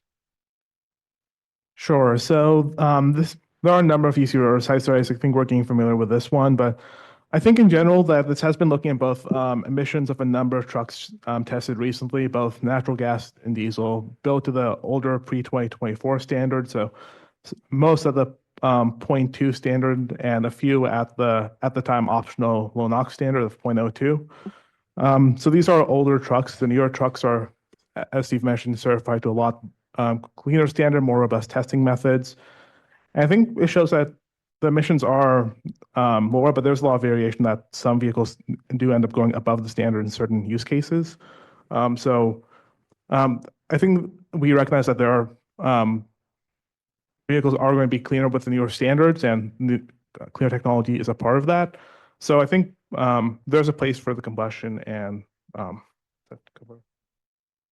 yeah, thank you. Okay, thank you. Dr. Pacheco-Werner. Thank you, Chair. Thank you to staff, and thank you to everyone that's engaged in this process so far. I really see all of your comments, whether, you know, the RNG comments, the NEARSEV comments, as not the end of this conversation, but really the beginning, because I do think that there are more spaces where we can be discussing this, and certainly the ongoing partnerships around 1383 and, how we can be more robust in those partnerships and continue to have those conversations, along with other things that are happening at the state level around other things like hydrogen. So I do see that this is just the beginning of this conversation. I do really want to continue to discuss how we ensure that that we continue to use that natural gas in a smart way. And I think that for now, the amendments, as I see them, are appropriate for what we're trying to do today, and definitely committing to continuing the conversation. Thank you. Thank you. Board Member Guerra. Thank you, Chair. First, I will say that as part of the resolutions, I think that we should move forward on obviously repealing the ACF drayage, repealing the ACF high priority and federal fleet requirement, and then amending the LCFS regulations as proposed there. However, when it comes to the ACF state and local government requirements, I feel that it's important that that after our discussion, depending if the majority of the board sees fit, that those issues come back to the board and not give an authority for the executive officer to have the final say. I do think that it's important that we provide a lot of clarity. And for those of my colleagues who do not sit on a local governing authority, I will say that one of the most important things that municipalities need is clear clarity. Especially, when it comes to, I'm very proud of our legal division here, and particularly the enforcement arm. None of us want to be on the other side of the enforcement arm either, as well. But we want to be in a point where we know where there is where we can reduce that ambiguity. So I feel that that there were too many unanswered questions and differences between what I heard from our local government partners and staff at the local government level and what I hear from our state staff at that level. But I do want to first acknowledge that I appreciate the response that I have heard through this entire process is that the CARB staff has done meaningful outreach and work to engage folks, and that that it could be characterized as a positive engagement and step forwards. Even the 11th hour amendments were recognized, but also characterized as still unworkable and unclear. And to that point, I want to bring up the point that many of our municipalities, and I'll bring up SMUD, for example. I mean, SMUD has a reputation for being a leader on the environment when it comes to energy, when it comes to helping us in charging infrastructure. They're also our primary sponsor also for the Museum of Science and Curiosity, so they also want to get more engineers. There's a piece of that too. But they're true believers, both the board and the staff. And when I met with them, and this is to our CARB staff here, that I want to say that they felt that what was proposed in the resolution was completely unworkable. I've never heard that from our SMUD staff before. They've told me that's a challenge. We might have to try something different, council member, but I've never heard actually the terms like this is completely unworkable. So to me, that brings a lot of concern. So I think a couple things here on the ACF piece. One, increased flexibility on the mutual aid and emergency response exemptions, I think must be clarified before we take action. And I don't want to sit here on the dais and go through whether we need a valve truck or a CCTV truck or a traffic control truck or go through those level of exemptions and discuss that. I think, we don't want to make that level of sausage on the dais. But I do think that issue needs to be resolved at a finer point with the staff folks. And I even bring that, I think there was a comment here made about we don't want to pit also air quality with water quality. And I'll bring Sac Sewer, for example, who has taken the bold move of saying, we're going to start moving away from just biomethane capture to burn for electricity, and we're going to hydrogen. And they are going to be producing hydrogen with their biomethane to avoid and try to transition away from that. And they're looking at their fleets and using their light duty fleets to go to electrify. But even they have said that this language and resolution as proposed is unworkable because of the complexity, and that they have to make planning decisions based on clarity of what they have to purchase on their through their fleets and capital improvement plan. So to that point, I think whatever we can do, Chair, to approve what we need to on those first three components of the resolution, or if the resolution is drafted, to come back and have final action on what the ACF requirements on for state and local governments. But I think this board needs to be able to be at that level to where we feel comfortable that the folks who are maintaining the public health, when we can't deliver reliable power, those who need that power for health, it's a problem. In Sacramento, when we have major floods, we need to have those sewer trucks ready to make sure that the sewage doesn't come out and is impacting the community. And so accessibility to vehicles and making sure that that's important, I think is critical. Now, let's move on, I think, to the question about updating the near zero emission vehicle definition. Thank you, Dr. Cliff, for at least discussing what the conflict is that could be with where the definition lies. I do think that we should revisit that, whether it's through the ACT or in this rule by creating a new category or a new NZV 2.0 and near zero emission vehicle 2.0 or another classification to be able to look at that, because one of the examples that SMUD pointed out is they have vehicles that have electric takeoff but are also ICE engines. And by the use of them, they reduce their emissions because they're not using a diesel generator to man most of the time that vehicle's in usage.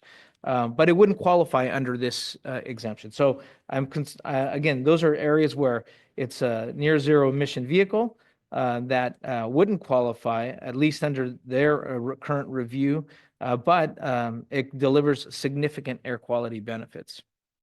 The last piece I'll go to on the question of NZEV and natural gas. Many localities began to move away from diesel trucks, and I think that's great. And in fact, the alternative has been natural gas vehicles for those particular purposes. And so whether the staff is talking past each other or not with the advocates, I think I appreciate that comment. The reality is local governments have made this investment, and I do see natural gas, renewable natural gas, as a transitional fuel to hydrogen, and looking at hydrogen as a solution. So what I would hate to do is create a scenario where the investments that local governments have made on RNG for the purposes of improving our air quality, particularly in Sacramento, where we met recently our ground level ozone requirements, and those become, say, quote unquote, stranded assets that have a 30-year lifespan, but could be retrofitted in the future for something that could improve our air quality. So I do see that there is a role for that, and I think that we, as we collect natural gas from our sewer districts and biomethane from those areas, that we look at how we take advantage of that in the best and maximum way. Roseville is a good example here, that I think that they've been using a way to capture their biomethane and not burn it immediately, and actually use it in their fleets to be able to do something productive. So I think that warrants more discussion on how we actually look at RNG. And I think it was 4 hearings ago, I asked the question, where were we on Resolution 2313 on the issue of biomethane? And we We haven't come back to that. And it's an important factor because when we look at biomethane, it's an important tool for us to consider when we look at biomass utilization on other aspects. So there's all of this is interconnected. So I feel very uncomfortable if the board today moved forward with the resolution as is without this level of clarity that local governments make. And I'll make the finer point, because most cities and counties that manage these either the JPAs or our in-house services are going through a unique time of structural deficits. I mean, I hear things like Santa Monica looking at insolvency and other cities. And so there is no general fund dollars that are available to cover the cost of a new regulation. So the only option will be a Prop 218 or Prop 26 rate restructuring to cover the costs of this regulation. And that means increases to ratepayers. And most of the times when we look at increases to ratepayers, it is a regressive that affects those most among us. So I'll stop there, Madam Chair, and say that I do feel that we should move forward with those three components of the DREIsh, the priority and federal fleet requirements, and the LCFS. But we need to either pump the brakes a little bit and come back with certainty and clarity for local governments on the ACF state requirements and regulations. Okay, so I have a process question, which is, we have typically you have the 45-day notice, you have discussion, and if there's amendments to that, then you have the option for the 15-day comment period. That assumes that the whole package goes together, right? Like you do the 45-day and you do the 15-day, and it all goes to OAL. And it moves forward. I think what staff was trying to do was to give state and local fleets more flexibility and more clarity, and doing it all in this rulemaking. I don't believe it's an option to have sort of two separate things, but maybe I'll have our attorneys answer that question. Yeah, so what complicates things here is that there's two aspects. There's the stuff you were just talking about, and then there's also the repeal portion, which is also one of our the requirements that we had agreed to in a settlement. And so they would have to go together. We wouldn't be able to submit this to the Office of Administrative Law piecemeal. And so you would have to wait to that future board meeting. So the two choices would be to move forward with the 45-day and the 15-day with some direction, recognizing that we can't resolve all the detailed issues. Or, a tweak to that might be move forward with the 45-day and the 15-day, get as far as we can in terms of discussions with local fleets about what would be helpful. And the goal is to have those provisions in place by January 1st, 2027. At that point, after that, there could be additional discussions. We might have more clarity on sort of where the landscape of all of our regulations are at that time. But of course, that would mean that we would really only resolve the issues that we've identified as part of this conversation. And it wouldn't be as broad as you are requesting. So I think maybe, sorry. Oh, sorry. Yes, Chair. Dr. Cliff? If I may, one of the, and this is a little bit us burdened with all of this, historical knowledge, but the board did direct us to come back in 2028 with a clean truck regulation, I think that's what it's called. I don't know, lots of different acronyms. which was essentially phase 2 of the Advanced Clean Fleets rule. So that is already in the works, and we need to bring that back to be consistent with our state SIP strategy. So that what I'm suggesting here is that if we were able to move forward with this regulation, which would include the repeal, clean up, and give as many of those flexibilities as we can, it would actually give more benefit than if we were to wait. Because if we wait, they're regulated without all these flexibilities that we're proposing to do. And then in 2028, we could continue to look at the market and address additional issues prior to that 2030 100% requirement kicking in. So there's still an opportunity. It isn't as much certainty in time, of course, but it does allow us more time to continue to work with stakeholders while finalizing those things that are already on our plate for the 15-day that are included in the proposed resolution. Can I ask one more historical question? I don't have the ACF resolution in front of me. Didn't we also do a sort of a check-in conversation in 27, I want to say? Was it 28? I believe it was 28. Okay, so this would be consistent because we talked about what a new, looking at existing fleets and things like that might be. But I think what I'm asking about is more of we also discussed like a basic check-in, like how's the market doing? Okay, Michelle's nodding, so I'm gonna, yeah. Okay, good. So why don't we sort of put a pin in that? Let's hear from some other board members, but I just want to make sure folks understand kind of, we don't have unlimited flexibility in how we address these concerns that we're going to be talking about. Okay, so I am going to go to board member Ortiz-Legg. Oh, thank you, Madam Chair.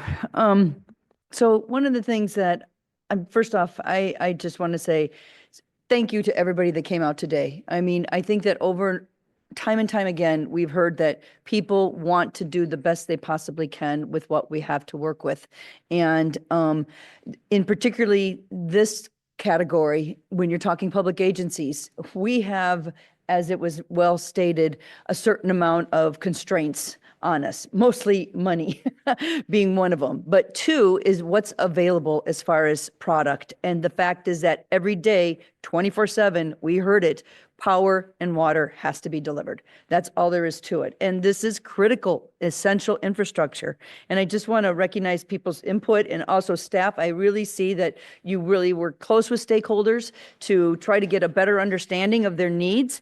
I think that the one thing I don't understand exactly is that why we had to lump this together, but I know that's another answer. And more importantly is here we are right now. And I just want to note that I had a chance to have a conversation with Assemblyman Garcia regarding 1594 and the intention there. And the intention has always been and still exists that to provide public agencies the flexibility beyond what the private sector was given initially, but that public agencies in particular have this really critical mission that they have to do. And his concern was that when people are delivering services in 125-degree heat, that their lives are at stake and that they could not have it. And we had so many examples come in our emails regarding whether it's floods, whether it's the rains that came with the floods, whether it's the cold weather, whether it's the hot weather,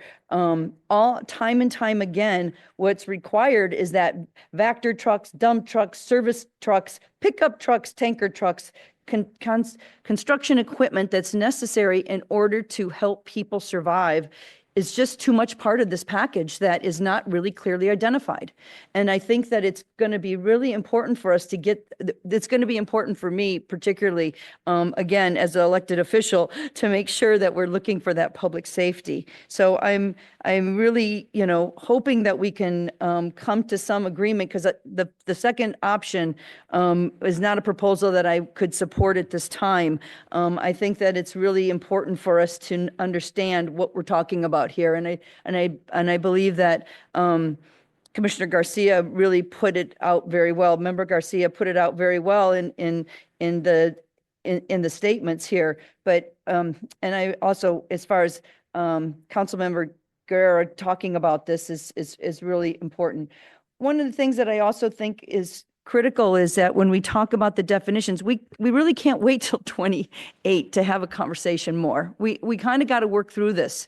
And I think that it's going to be really important for us to talk about the fact this composition of the market is only 7%. And so we're not talking about, millions and millions of cars. We're talking about a finite amount of agencies that are faced with this conundrum of trying to do what's best, but most importantly, deliver these essential services. So when it comes back to the RNG conversation, we referring to the Riverside study, there's a couple of Riverside studies, and for those of us that are new, I think it's really important to have better clarification on that and try to understand where that would fit in, because I do think that there's the real need to continue to reduce NOx and emissions and all of that, but yet doing it in a way that, again, we've talked about bridge technologies. And, and I understand as far as staff's looking at the governor's statements in June about we're going full speed ahead, but I also noticed that he noted where feasible. And with affordability being the issue of the day, that's really where this comes back to us looking at how to be more creative and how working harder at trying to find solutions. So I think that the Cummins people are in the audience, and if they would be able to address some of the NOx and the difference of the studies, that would be interesting to me. I don't know if other board members would like to hear that, but I think that there's some clarifications on that. There's not a hybrid NZEV at this point, so I don't know what would be cleaner. And so those are the kinds of things that are kind of going back and forth in my head in regards to how to really help these agencies, which I'm part of, and I have to make decisions and go home and face constituents about what it's going to take. And, the dollars that we take and put into these things take away from the roads, take away from the infrastructure, take away from other things that are being required of us. And as was well said, mandates are not covered in general fund. And so this is very serious business for us. And so I'm going to stop there, but you kind of hear where I'm at. Thank you. Thank you. Okay, Board Member Rechtschaffen. Steve, I just want to, maybe it's the lawyer in me to asking you leading questions, but I just want to clarify a couple of things that in your dialogue with the chair. So I agree with you, we should go forward now so that the exemptions can benefit local and state governments now rather than waiting. What I heard in our discussion is you're continuing to talk to agencies about the mutual aid exemption. You also said that you're talking to sanitation districts and others about the exemption being applicable to them if they use RNG produced in their own facility in their fleet, even if they didn't have that in place when the rule was adopted. Are there other flexibilities that you're working on that could be captured within the 15-day period before the amendments go into place? And then I have a related question, which is in the resolution, there's a resolve that directs you to utilize the exemption criteria to ensure that the regulation has no adverse effect on essential public services and to consult with local government agencies to resolve their concerns. Are you interpreting that to give you the authority to, once the amendments are adopted, to continue working on tweaking the exemption process to make it more useful and helpful? Yes, lots of questions. So the last one, absolutely want to continue to work with the state and local government fleets on the exemption process. Staff is, we don't run fleets, so we need to work with these entities to really understand the issues that they're facing. And I think that real collaborative approach helps us do so. So that would continue. With regard to the various pieces of this, the big flexibility that wasn't in your list there is our proposal to delay the 100% until 2030. As law is today, this regulation, so if we were to wait, this regulation would require, it already requires 50% purchases today. It would require 100% ZEB purchases in 2027. So we're proposing to delay that until 2030 for all of the fleets that are regulated by this. So that gives sufficient time to continue to work on it, do our updates, look at issues going forward while still immediately providing that relief, which is the certainty that you won't have to be at 100% purchases in 2027. I also want to add that the kind of bigger picture piece here is the requirement is for purchases, not for your fleet composition. The fleet composition requirement is a piece of that mutual aid exemption, and that's one that we're discussing separately. But in terms of the vehicles that you already have in your fleet, you can keep those in your fleet. They don't have to leave. So for the situations where there isn't a vehicle available, that would be exempt. For situations where there isn't availability of infrastructure to power the vehicles, then there's some flexibilities and extensions there. And for situations where you need a vehicle that's in your fleet that just meets a very specific duty cycle that isn't very normal, but might be in an emergent situation, that vehicle can still be in your fleet. And in fact, for any of the new vehicles that you can buy that would be exempt, you could also buy natural gas trucks. Those would not be excluded. So the application of this rule only is for those vehicles that are covered in your fleet, 50% today, and then 100% as the current rule states it in 2027 would have to be zero emissions. And we're proposing to then push that out. A couple of other things that I think are also helpful to note with regard to the question about affordability. This board has also directed us in adopting the low carbon fuel standard to provide a clean fuel reward for medium and heavy duty vehicles only, excluding the light duty with a little carve out for zero emission motorcycles. So that particular provision in the low carbon fuel standard, we're working through that now. That should be set up very soon. That's going to be available to these fleets as well. We also have the HVAC program, and they would be eligible for incentives under HVAC as I understand it. There's also a lot of allowance value that's provided under the Cap and Invest program. It's close to $2 billion when you look at the 2023 amounts that go to the utilities. So there's a significant amount of value that the state is providing as part of its package of regulations, and frankly, from this board, that can also help with some of those zero emission vehicle purchases. Okay, thank you. Just to step back, I was glad to hear so many public agencies here today come and express support for our goals and our transition to ZEBs. Also hear their concerns and stress points.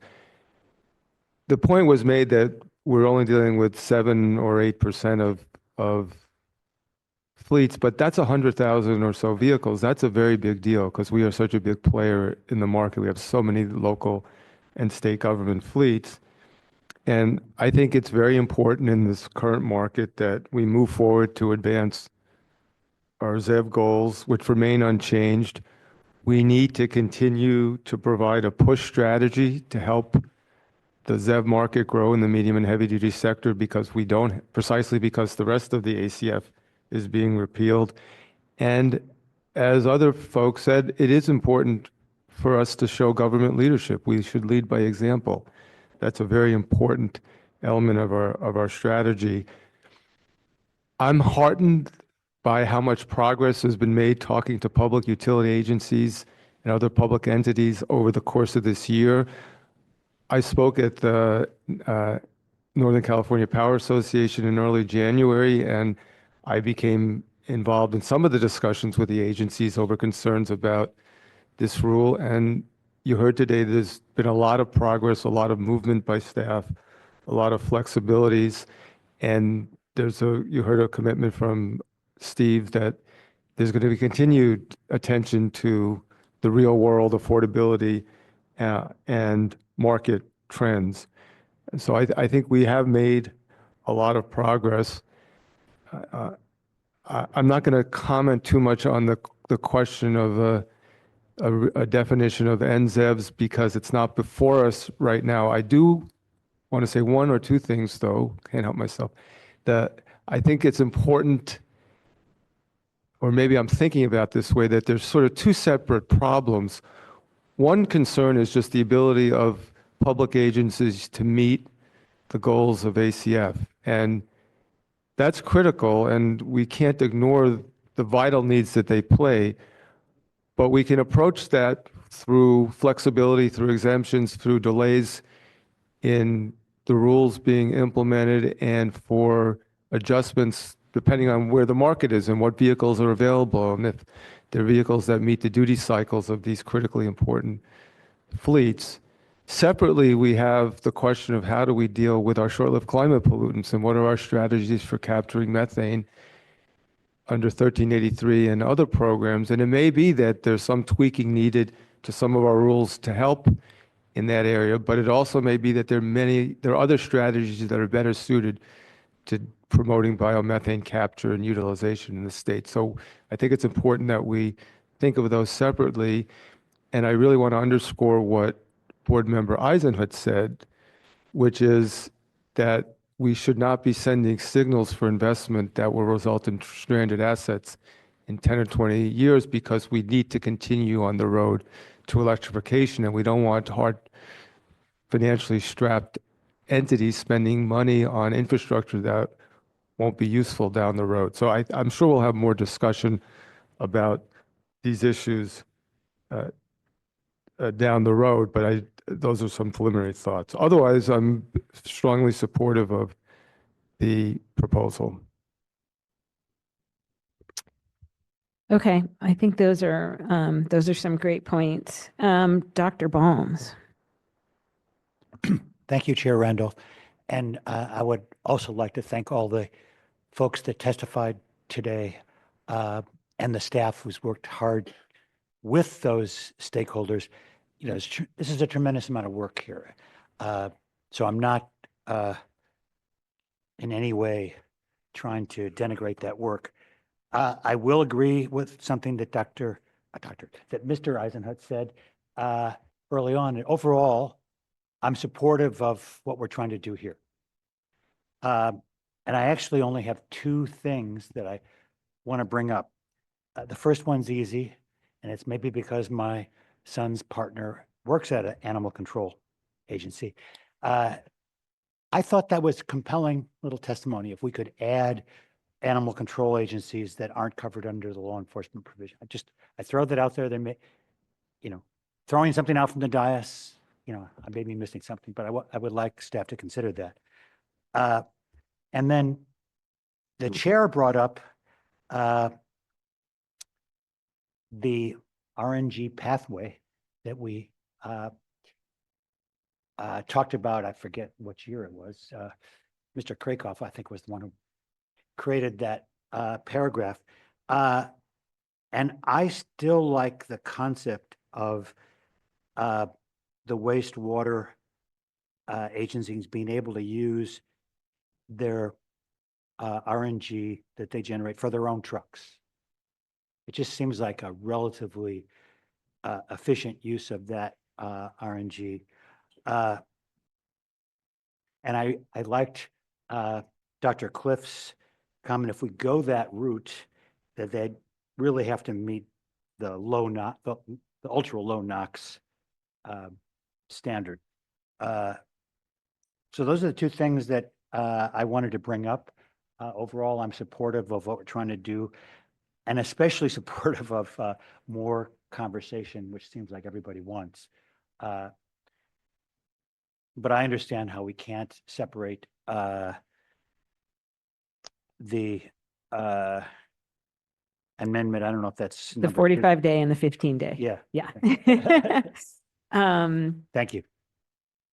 Yeah, and I mean, and I think to the executive officer's point, I think if the stakeholders that had commented, about the 15-day proceeding separately had known that would have meant they would have been giving up the certainty of the 2030 and all the other things, they might have, they might not agree that splitting it makes sense. So I agree with Dr. Cliff's point that there's some really important things that would be done as part of the 15-day, and there's an opportunity to do more along the lines of what we discussed. So I do think that this would be a lot of movement, and I'm not sure would be a good idea to table the whole thing in a desire to get to full and complete certainty. I'm going to push back a little bit on the animal control thing. I feel like the law enforcement exemption is pretty broad. So I don't know if there's something that, staff could spend some time talking with those fleets and those folks and understanding exactly sort of what their needs are. But I feel like that's a conversation that would be useful to have in the 15-day thing. I don't want to necessarily throw out a complete exemption at this point. Okay, so I have Supervisor Hopkins and then Dr. Shaheen. Right. I'm going to start out a bit in the weeds and understand if you don't have precise numbers on some of these questions. But I was really trying to dive into the cost on local governments, partly because as a result of HR 1, many of us are facing, in some cases, hundreds of millions of dollars of federal funding at risk. And so it's definitely a precarious time for local governments. And so I was looking at the statement of reasons on page 129, figure 14 and table 24, and page 140, table 31. And from there, I was able to glean kind of aggregate costs that was on page 140, and then the infrastructure cost per vehicle and the cost per port or charger around 129. And so what I was wondering is, do we actually have the total world of how many SLG vehicles by class currently operate in the state of California, and how many charging stations and mobile fueling stations would be needed to attain the goals that we have and fulfill the regulation that we have before us today? I heard you say 100,000 roughly that you mentioned that you mentioned as just for the number of sort of the world, and I don't know if that's just sort of what staff has told me. the sort of They can confirm that. Board Member Rexhoffen, do you have these numbers? No.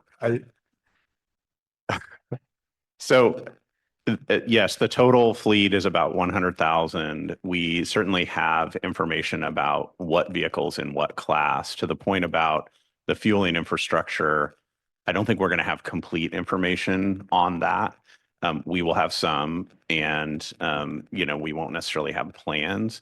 Typically, if we're getting that information from the state and local government fleet, then we'll have some more information about it. Publicly available chargers we do know about that was announced yesterday by the governor at a little over 201,000 charging ports that are publicly available. That's for light, medium, and heavy duty vehicles. But if they're held in private fleets, it's difficult to know. Not that it's private, but that it's behind a fence, so to speak, and not available to the public. We won't necessarily have eyes on that. And then my follow-up question, which actually exactly gets at the point of the 200,000 chargers, is that distribution is not always equitable, and it certainly tends to be concentrated, honestly, in wealthier municipalities with higher density population. And so I was kind of curious if there was any analysis about possible outlier agencies who might sort of experience a disproportionate cost burden compared to others. And I do know that we sort of blocked out the smaller counties, but for instance, we're a very rural county. We're not in that classification because we do have, some metro urban centers, even though we also have, towns of 20 people in our mix. Yeah, that's right. When you look at the map, Sonoma County is not listed, or on the slides was not one of the red counties. There are many counties that do meet that classification, but I don't know. Maybe staff can address this issue a little more, in terms of how that analysis was done to determine which counties, would be considered in that kind of rural or small county. Also just small, next time I did mention this to staff during the briefing, maybe don't put them in red, purple, green, orange, pretty much any other color, maybe to shade the map at this point in time. Yeah, we'll take the color comment back. As far as which counties were selected, it was based on more of our older regulations, the Public Agency Utility Rule back in 2004, I think. And that was just based on essentially which populations had lower, just low population, also trying to avoid just counties standing by themselves or counties surrounded by other counties to just make it contiguous. So we're really focused on the areas of the state with the lowest population, which is where that the boundaries for that were set. Great.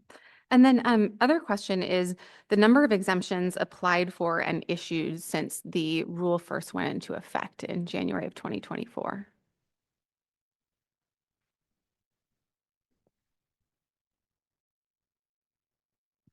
This is Tony Brazil. I mean, I'd have to look up the number. When we do the meetings with industry, we typically publish those. I'd have to go back and look. But we've gotten on the order of exemption requests for roughly about 100 vehicles. About a quarter of those were generally approved. Most or more than half, we found that the fleets were actually complying or ahead of the rule and didn't actually need the exemptions. Some was a paperwork issue. And I think to speak to some of the comments about simplifying the process, as we've learned some of the paperwork discrepancies or issues that we've encountered, we're looking to eliminate those with some of the amendments that we're looking to do to simplify the process as well. Great.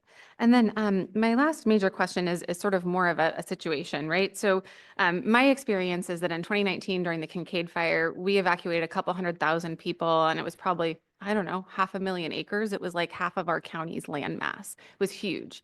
And I think that one of the challenges that we see in local governments is that we are not first responders, so we don't get that kind of, classification, that emergency exemption for those types of vehicles, but we are the second responders. And actually, you can't repopulate mandatory evacuation zones until all of our second responders go in and do their work. And these are in very rural, far-flung areas with no charging infrastructure and also no power typically during a wildfire event. And so like all of the departments that we have just in Sonoma County that have to go in and sort of approve everything in order for folks to move back into their homes after a mandatory evacuation. Yes, it's animal services, it's public infrastructure, regional parks, our permitting and resource management department, public health and ag commissioner.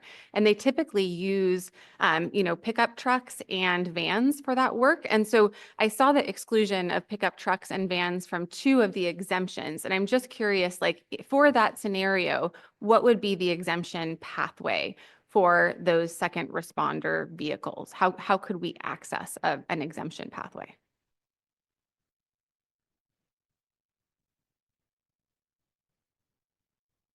I mean, so whether the vehicle wouldn't be available, wouldn't likely apply because vans and pickups are widely available in zero emission.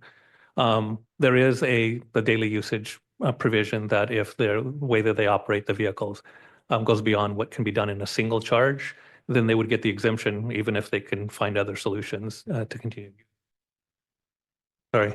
And then I think on the list you were referring to is in the mutual aid provision. It's pretty widespread that the fleet can, in essence, use the provision for any vehicle they wanted to improve their resiliency ability, and minimum guarantee a quarter of their trucks would be effectively exempt from going to the ZEV requirement, which matters more once you're getting closer to that 100% timeframe.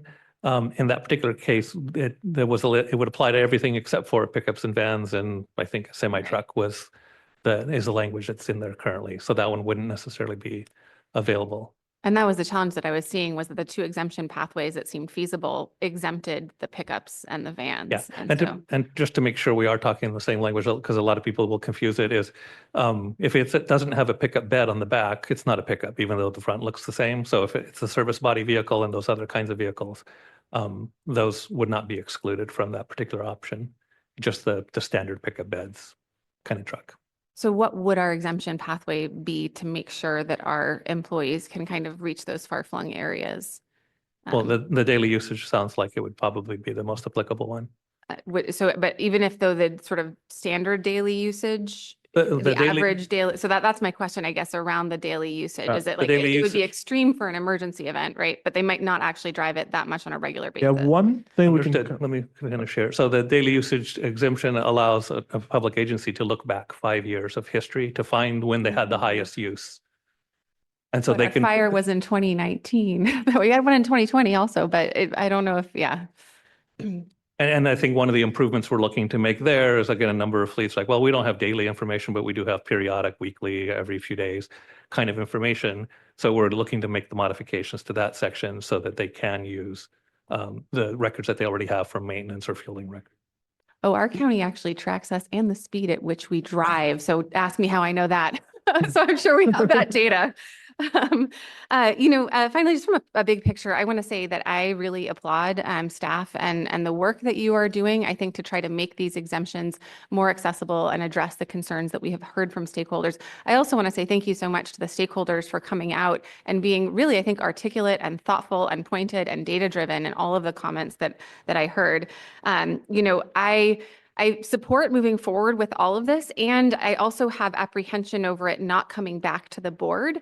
And so I had a couple of process questions kind of following up on the chair's, questions in exchange with Dr. Cliff, which is, I was wondering, because there's this language here in the resolution, and it talks about, the executive officer may present, modifications to the board. And I'm wondering if we could change that to like shall at a future meeting, so that there is an actual sort of report out of what happened, and if further direction is needed, it could be given at that point in time. Or alternatively, might there be an opportunity to like have a few different board members who are liaisons for this process, following it more closely? And I'm guessing that some of us who are in the local government world might raise our hands to be part of that process, because I don't want to break this thing. I think that there's so much good in this regulation, and yet I also don't want it to kind of go into a black box, and then a couple of months from now I'm still getting phone calls from local governments who are panicking about how to keep their communities safe in the future, or dealing with the ramifications of HR1.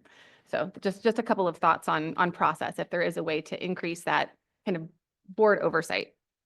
I think the idea of coming back with a presentation after the 15-day changes, walk through what was finally resolved, and then have a timeline for next steps, right? Because there's a few next steps that need to happen, right? One is I was very sympathetic to the stakeholders who have been frustrated that the 1383 larger conversation has not moved forward. So some next steps on that, and then next steps on this question of, what is our post 2026 kind of heavy duty, medium and heavy duty rulemaking going to look like, right? Because we're already thinking about the light duty and what the next step is going to be. We had a thing in the resolution about a 2028 check-in. Maybe we bump that up a little bit to 2027. But if there's a presentation to the board after the larger issues are resolved, then the board can provide feedback at that time on what things that they think staff should pursue. Does that make sense? Yeah. Okay. I think that's a great idea. Okay. Can I just okay. clarify on that? Yeah. With regard to the direction to finalize this regulation as it's presented in the proposed resolution, that would not necessarily mean coming back for the board to vote again on these amendments the way it's proposed. And I just want to make sure I understand. Are you suggesting this is informational to get feedback, or is it, another vote on these amendments? Because no, it would not be another vote, because I think we understand the procedural challenges. It would be this is the work we did with the local governments. These are the changes that ended up landing, but with an opportunity for the board to provide direction on next steps, because we don't want a situation where the presentation is done and then there's no sort of space for, and these are some things we want staff to consider. So I want to make sure that that is a piece of it. But my understanding, and Supervisor Hopkins can correct me if I'm wrong, is like we understand that there would not be a vote on the 15-day changes. You got that? Okay. Dr. Shaheen. All right.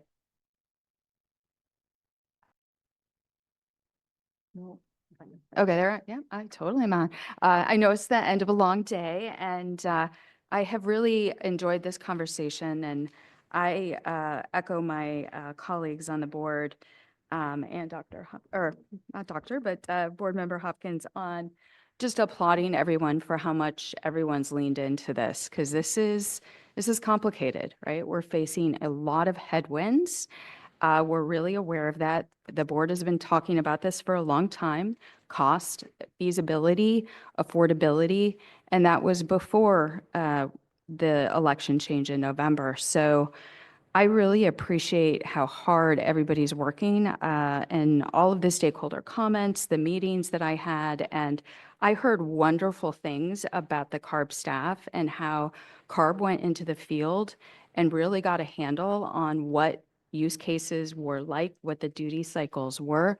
And I think that just shows a lot of tenacity and a desire to really understand how to move this forward in a way that does balance fairness with our environmental goals, which we really do need to keep moving forward. But we also cannot burden people with infeasible purchases. So one of the things that I just wanted to bring us back to, Dr. Cliff, you mentioned this to me when you and I were chatting about this, and you also mentioned it, is just the creative use of RNG, right? Like, can we look at linear generators, and can we use that to create electricity that could be used in these trucks, right? I think that's the kind of thinking science brings, right? And so I just want to applaud that. And I also want to be recognizing that, you know, we had LCFS in November of 2024, and we were talking about the need to start phasing out of RNG for transportation and thinking about displacing fossil gas in stationary sources, where that may also be part of the conversation that we have to face. It is 2025 and 2040 is only 15 years away. So I like the idea of the innovation and the creativity. So those are some high-level remarks. Tony, you and I did talk about the 2028 check-in. That's why I was like, yes, I know there's a 2028 check-in, because as your automotive member, I'm constantly reading, watching everything about the markets in China and Europe, here in the US. I've got a lot of concerns about the tariff costs, supply costs, infrastructure, all of that. And you might want to kill me, but I've just been thinking, like, could we set up some kind of a metric-based trigger where instead of waiting till 2028, we had something where you could trigger, you know, it just sets off a model that says so many variables are going in the wrong direction, or a lot of variables are going in the right direction. So I have a couple more questions, but Tony, I don't know, would you entertain that question? Okay, I'm going to interrupt here, and I'm going to say that sounds really complicated. And I also, you know, we're not wedded to 2028. Like, if we want to say, you know, can you just come back a little sooner? You know, we can certainly do that. We could come back in 2027 because we know we're going to have another conversation about this with more specificity after the 15-day process. And so that might be a time to say, okay, based on that conversation, here's a good timeline to come back. Okay. So that's what I think trying to set up a complicated trigger might be really hard. Okay. As long as we can hear. Sorry. It's okay. It's okay, Chair. I'm very sensitive to what's going on in the market, and I just want to signal that I think we're in some really charty waters here. And so keeping an eye on things and hearing back before 2028, I think would satisfy my desire. Okay, so I'm getting some nods here. Okay, so I did recall a comment that was made by Noelle from the city of Roseville. I think she may still be there. And she was asking about the interagency work group. And I'm not sure I heard any additional comments on the feasibility of that she was thinking that would be a really helpful tool.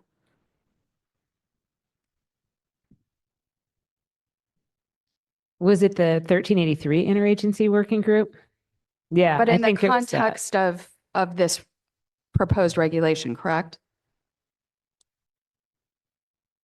Yeah, so that's complicated. The interagency work group was intended as part of the broad ACF, which is now much smaller, and we've been redirected to do a lot of additional work on the next set of rulemaking. So I think this folds into that next set of work and next set of standards.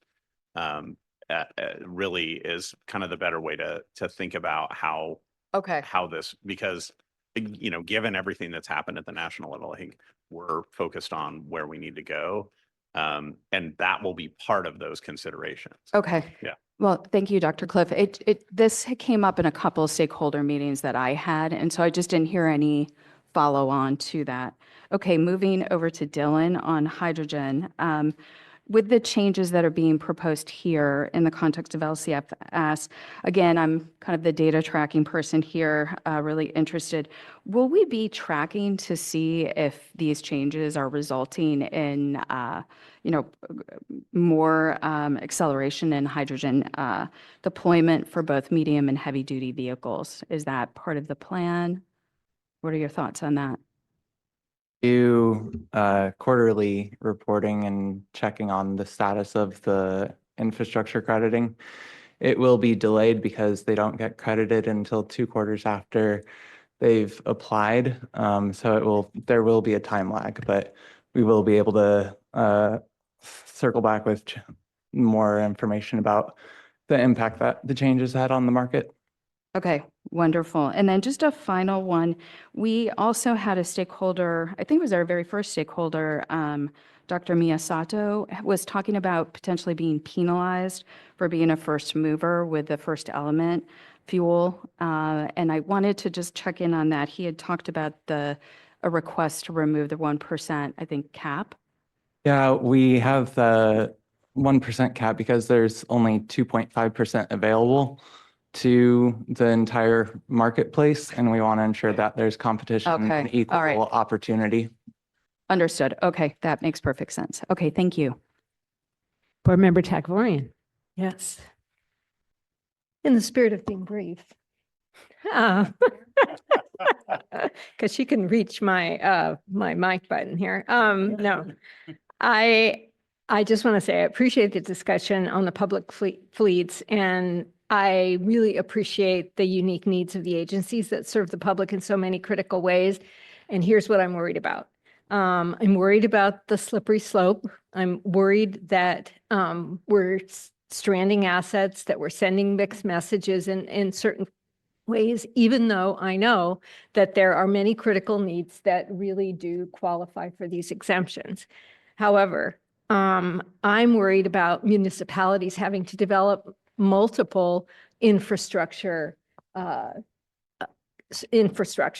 for charging and for fleets because in part they're trying to move forward with zero emission electric, and in other cases they're not or can't or it's not practical. So if we had more time, I'd ask questions about how we've actually looked at that, because I worry that when we start to exempt some of the municipal vehicles, we're going to get others in that mix that perhaps don't belong. But now we've got infrastructure for RNG perhaps that we might use for things that we could have electrified.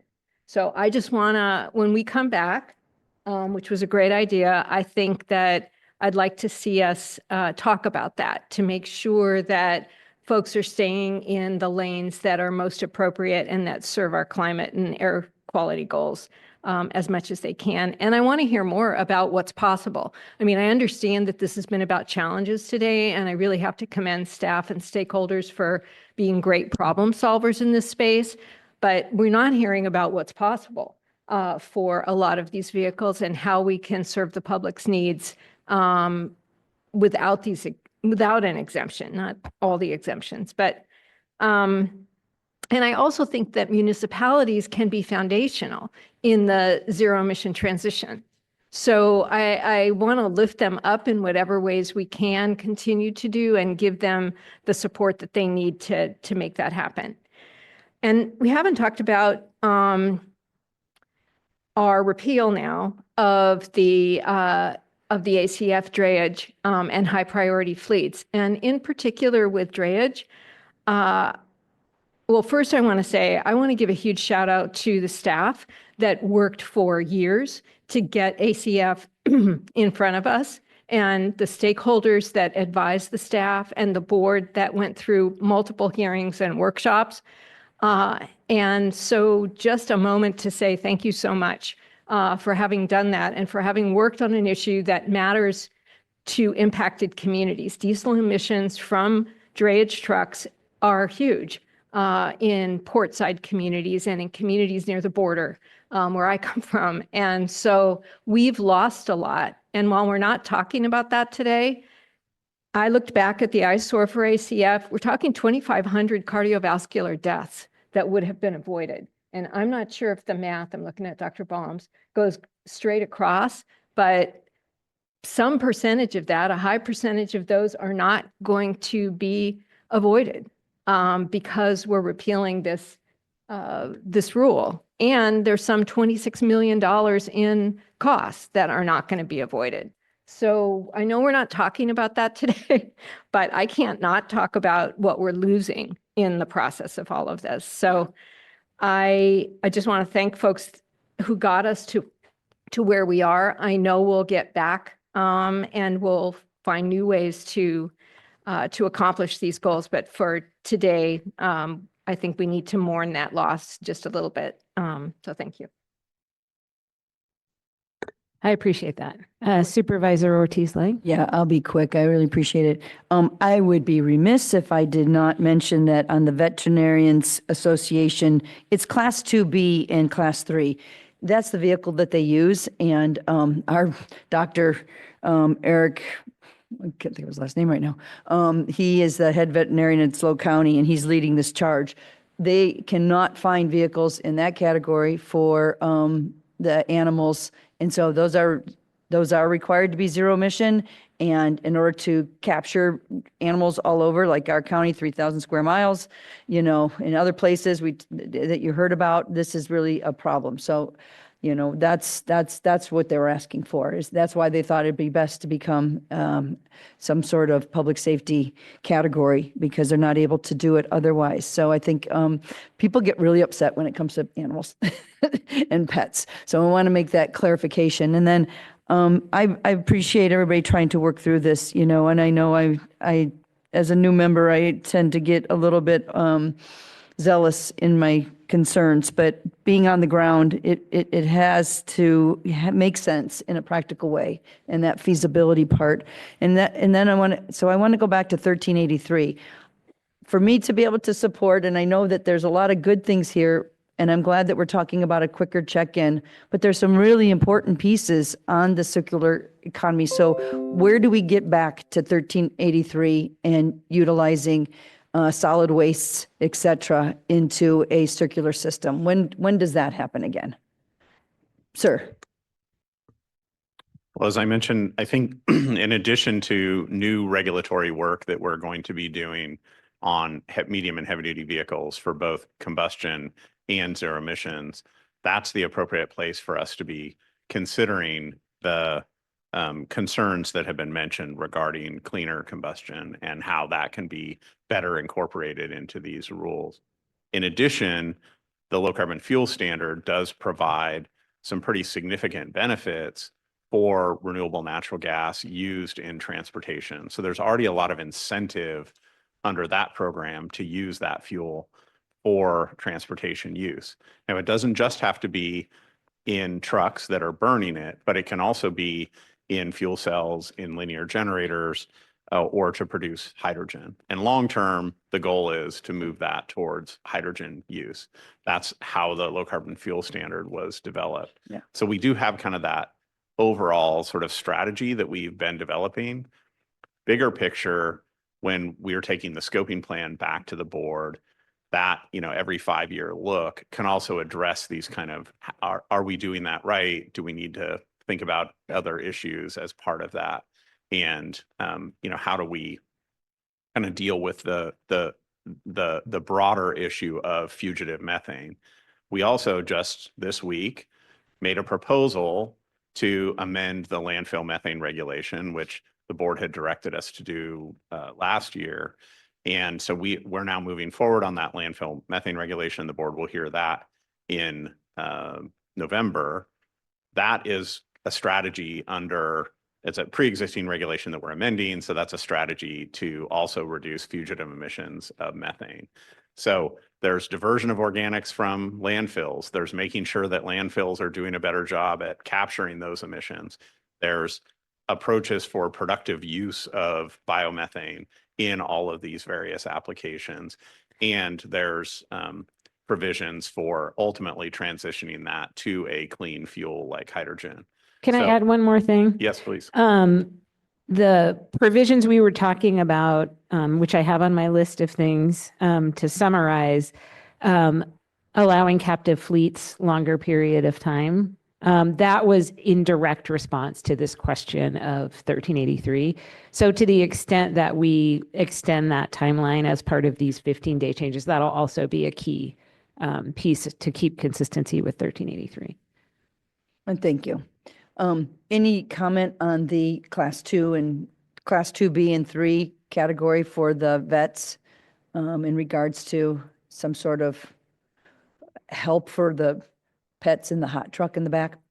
Sure. This is Michelle Buffington, Division Chief of the Mobile Source Control Division. We have been having conversations with the animal rescue folks, and we do have, we think there are opportunities within the exemption process already, but we will continue to talk with them to make sure. I think particularly you had heard that there is an exemption related to zero, like if the zero emission is not available in the configuration they need, and these animal control vehicles, whether they are through an emergency response, like through the police department or others, they still have a very specific body type that they use, right, to take care of the animals. So we think that that's the path for them, but we will continue to talk with them. Appreciate that. Thank you, Madam Chair. Thank you. Okay, I am going to summarize the discussion and then I'm going to ask for a motion. Madam Chair. Oh, sorry. Still have a couple of board members. Sorry, I didn't hear what you said. Oh, yeah, we said there were still a couple of board members, so left to comment. Who's left? Oh, okay. Go ahead. Sorry. Well, thank you, Madam Chair. So thank you for clarifying at least where we can and cannot bifurcate the resolution. And as my understanding is we cannot bifurcate the resolution. And I don't want to be in a position to vote no because what's the term, throwing out the baby with the bathwater? It's a terrible analogy, by the way. You know, I don't know whoever came up with that has had a sick mind, but my point is here. But I think back to Supervisor Hopkins' concern about hesitancy of just leaving this to staff. And, you know, I noticed that SMUD in the record sent some very detailed suggestions on changes to the language. So maybe if the executive officer could discuss the process that they would take to get to these resolutions, because I'm still not that confident in that. Yes, you know, we will meet with folks, right? And I'm not saying you capitulate to everyone. I don't know, I can't remember how many special districts there are in the state. But to my concern, what process is going to take to address some of these overlying concerns so that we don't hear the term, oh, this is completely unworkable? Yeah, the typical process and what we propose to continue to use here would be to draft language for exemptions and, for changes, and then share that out with the relevant stakeholders. So that's what we have been doing with some of the stakeholders. We would continue to do that. As you say, this, the stakeholders have lots of ideas about changes that they think they need, and we tend to work through that, be data-driven, do what we can that we think is appropriate given the information that we're provided, and then make those amendments. That would then go out for what's called a 15-day change. So we would officially put it out with a new notice, and they would be able to comment on those 15-day changes. So our goal, of course, there is to ensure that stakeholders and the regulated community can comply with the regulation, that we have appropriate safeguards in there to ensure that while we're pushing forward towards zero emissions, that there's an opportunity for them to, in the regulation, they can see the place where they can address their concerns and ultimately finalize the reg. So the process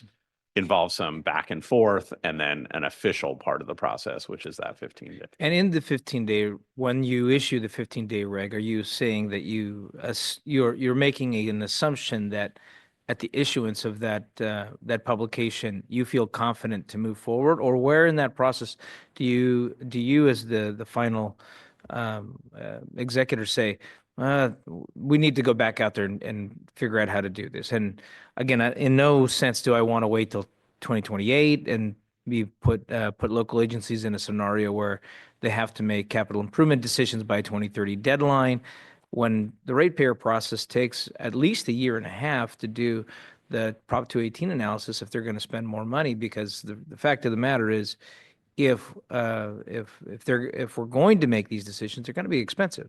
So where do you, in that 15-day process, how are you going to make that assessment that, we need to sit back down with the local governments again?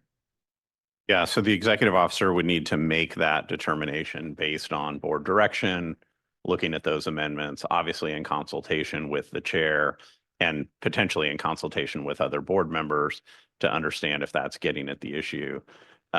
So I don't have a kind of bright line for exactly what that determination is, but it is done to be consistent with, what board direction is as part of this discussion and the back and forth with stakeholders.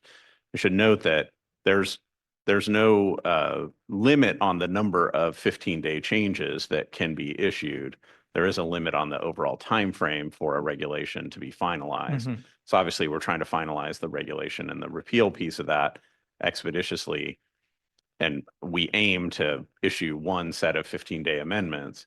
But if we get things wrong in those amendments, we can also, work with stakeholders to refine if necessary. And it's not atypical to have a regulation with more than one set of 15-day amendments. Obviously not the goal, but it isn't like it's a one and done. Thank you, Dr. Cliff. Well, Madam Chair, with that comment, I think Supervisor Hopkins' recommendation of a subcommittee to work with the executive officer, obviously appointed by the chair, I think would be a prudent thing, because I do think that is an area of where I see there's a gap of meeting where the state staff is and where our local government staff and how they're getting to a point of comfort. I didn't hear today a single local agency say, we don't want to move forward in this direction. I think they said, we want to figure out how do we execute that. And yes, local governments should provide leadership, and I'm very proud of our, at least in the Sacramento basin, how bold and forward moving we are, but we also can't be reckless. So I think that meeting at those points will help us avoid that scenario. Thank you, Chair. Thank you. Supervisor Hopkins. Thank you so much. I just neglected in my earlier comments to add my moral support to a few of the comments around RNG. In particular, I really appreciated Mr. Eisenhut sort of sharing the mixed messages. And I felt like when I was hearing from Dr. Cliff, that we are kind of dealing with it in different regulatory frameworks and maybe incentivizing it through LCSFS, but then not giving it credit here. I do think there's a lot of lack of clarity that we should dive into at some point. And then also wanted to agree with Dr. Baums regarding the wastewater treatment. And just as a mom and a farmer say that poop is definitely a renewable resource and one that it feels like we should maximize and, closed loop systems. And then I just also wanted to mention that I actually, in digging up the old ACF resolution from April 2023, it actually did direct staff to return to the board by the end of 2025 to discuss by alternative uses of biomethane, including identifying any appropriate regulatory action. So I hope that we can schedule that sooner than 2028, and that we can sort of dive into how are we tackling this in different areas and what ultimately is our position. Thank you. Yeah, I think that's a great point. And, in LCFS, we did set a glide path for RNG and transportation. And, we set basically a phase out date. So folks need to sort of have that phase out date in mind as they're thinking about their infrastructure needs and how we've had a lot of conversations with stakeholders who are going down that road, who are not stakeholders, people who are actually producing the fuel. They are going down the road of exploring hydrogen options and other uses of the fuel. And I do think this, once again, the 1383 issue is very complex. Cal Recycle has a big piece of it. Other agencies, it's relevant to their work. And so I do think we need to figure out as we approach the next iteration of the scoping plan, like how are we going to pull this together and set a more clear path? Okay. Chair Randolph? Yes. Shannon Dilly here. I just wanted to flag on the subcommittee issue that if you have at least 3 members, then it becomes a Bagley-Keene body. Yeah, I was going to leave that to my successor. Actually, my recommendation to her is going to be, you need to listen to this tape and then you need to sort of figure out sort of how to make sure and engage the board members that are really want to dig in on this issue, because I think it is really important. But I also don't want to prescribe that process because, if I were her, I would want to be part of those discussions. So it needs to be something that's going to be workable. Can I have a point of clarification? For my new chair. Just a point of clarification, but 2 is not, correct?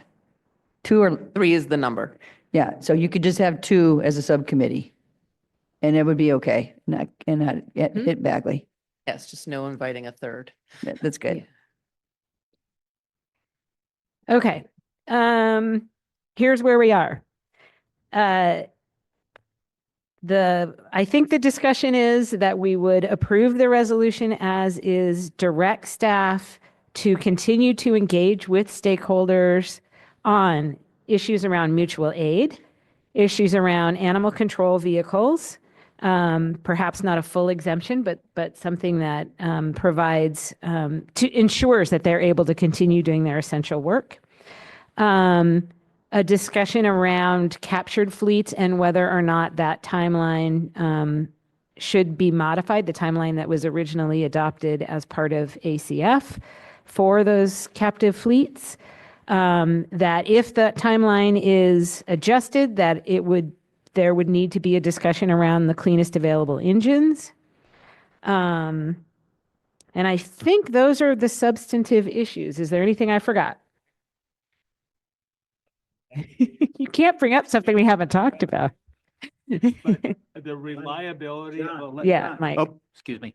The reliability of electrical charging particularly in mountain and foothill areas, I would submit is probably less reliable because of weather and needs to be considered. But I think, isn't that sort of subsumed already in the infrastructure exemption? I didn't hear it.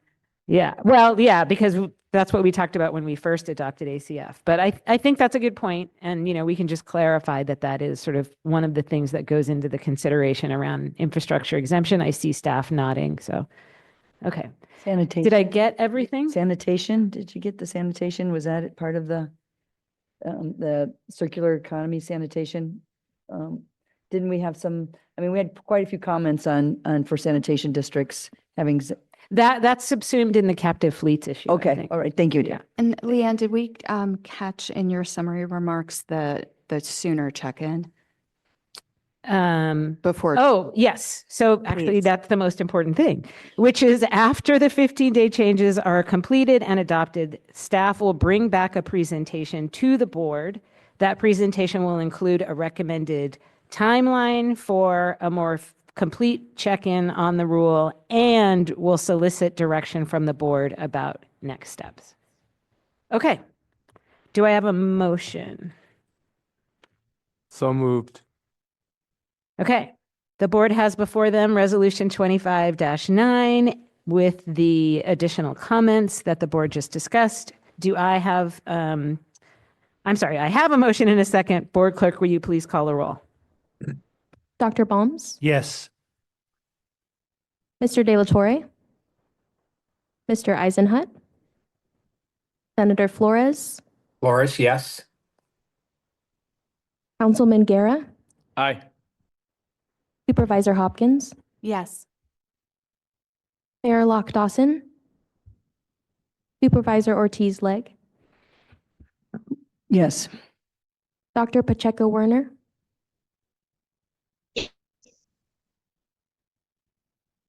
Dr. Pacheco Werner? Yes. Thank you.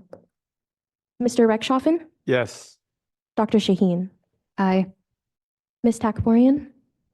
Yes. Chair Randolph? Yes. Madam Chair, the motion passes.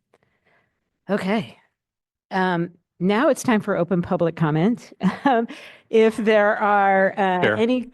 Actually, I think you're not reading your script there. Oh, oops, I'm not. You're reading my turning it script. over to me. I'm sorry, what? You're turning it over to me. Oh, I'm turning it over to the executive officer. Yes, you are. Because I didn't read my agenda order. Thank you. And thank you very much, Chair Randolph. As a heads up, I think you're going to hear that quite a bit today. But before we hear open public comment, I wanted to take a moment to recognize your profound impact and celebrate your illustrious career. So for those of you who may not know, I'm sure you all do, next Tuesday will be Chair Randolph's last day at CARB before she retires from state service. In her 5 years as our chair, Leanne has shown us exemplary leadership and has overseen the implementation of some of CARB's most ambitious and impactful climate and air quality policies. To name just a few of her groundbreaking contributions, Leanne led the charge on CARB's 2022 scoping plan that laid out the path to carbon neutrality by 2045. She oversaw a plan to expand the community air protection program to more than 60 communities in need. She was instrumental in CARB's investment of nearly $10 billion into projects funded by revenue from the cap and trade, now cap and invest auctions. She worked closely and tirelessly with the legislature on the extension of the cap and invest program to 2045. She pioneered the launching of a first in the nation satellite project to reduce methane leaks, and her sharp wit and keen legal eye will be missed. Leanne, your indelible mark at CARB has shaped environmental policies for generations to come. And even before she was chair here at CARB, she was a trailblazer in public service and environmental protection. She has more than 20 years of state leadership roles under her belt, from her time as a commissioner at the Public Utilities Commission for about 6 years to her work as the deputy secretary and general counsel at the Natural Resources Agency, and even to her very first state role as the chair of the Fair Political Practices Commission, something we're all very familiar with here. Leanne's impact really can't be overstated. At the PUC, she oversaw countless decisions on energy efficiency and resource planning and led significant reforms to the agency as a whole. And at the Natural Resources Agency, she worked on myriad legal and policy issues, including implementing the agency's first tribal consultation policy. Her contributions in previous state roles helped shape CARB to what it is today, even before she was appointed as our chair. And Leanne, on a personal note, I just want to thank you for your leadership, your friendship, and being a mentor to me and to the staff. You have really been a great friend and an important colleague. I don't know, we talk every single day at 5:30 p.m. And sometimes many more times during the day. So I really appreciate and we'll miss that. I know we'll still get a chance to check in every now and then. I also just want to note that we have a few tokens of our appreciation here. And I believe Brian Goldman is in the audience. Is that still? Ah, yes. Starting the clock.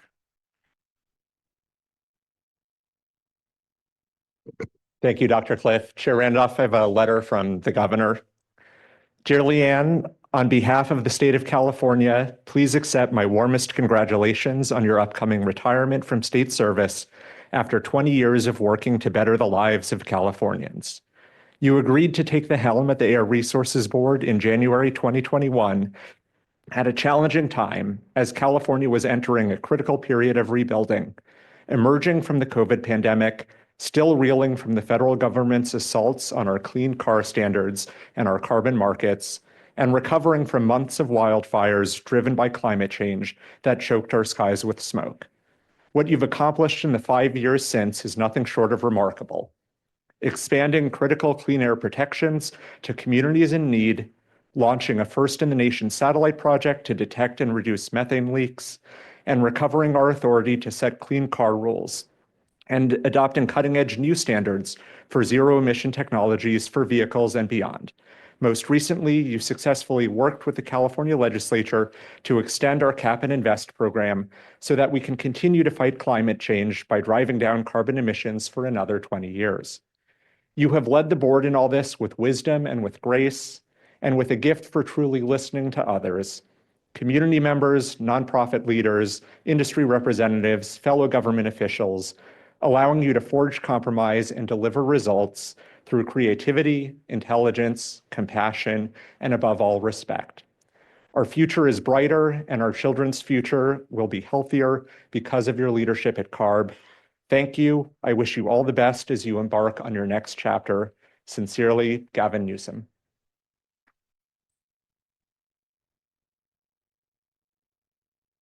Thank you, Brian. Thank you, Brian. Amazing. It's not your turn yet.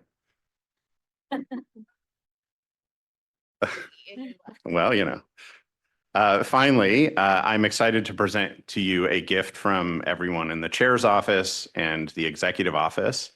This actually stems from a conversation you and I had some months back where I don't remember exactly what we were doing, but you made a comment, "Don't poke the bear." And my response was, "We are the bear." So this has turned into kind of a bigger thing within the executive team in the chair's office. And a few weeks ago, we had our softball tournament. And the chair's office and executive office team name is the Bear. So, oh yes, MSCD won that tournament. Yeah, there you go. Yeah, just want to make sure the record is clear. MSCD won. That's right. So we have for you this jersey that you will, even though you're leaving, of course, you're always going to be a member of the team. So here's the bear. Oh, don't poke the bear. So I will hand that off to you here momentarily. Thank you. And again, just thank you very much. And we want to give an opportunity to the board members if any would like to recognize you. And so would board member Takvorian please help me with that task? You thought it was your turn. You thought you were just about done, that last public comment, right? Not yet. So I'll take the prerogative that I have being, that I have the mic, and then I'll call on Dr. Shaheen next, I believe. And then we'll just go down each side. So get ready. But I just want to say that I am so enormously grateful to you for having taken this challenge in 2021 when we were suffering in many ways, not only from COVID, but also from the leftovers of Trump 1, and for your leadership, your collaboration, and most of all, I think your integrity And I really appreciate the way that you've led, the way that you've advanced environmental justice. Making EJAC a permanent committee was, I think, very, very important historically and practically. And I've appreciated working with you. So thank you so much. Appreciate it. So, Dr. Shaheen. Okay, I have something for you.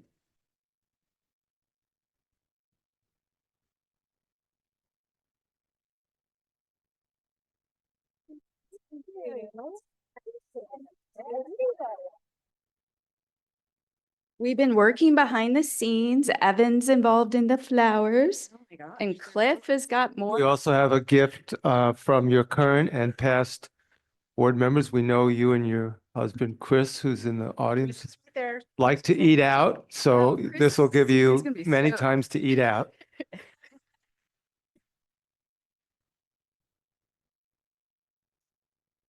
Okay. Oh, wow. Lots of yummy gift certificates.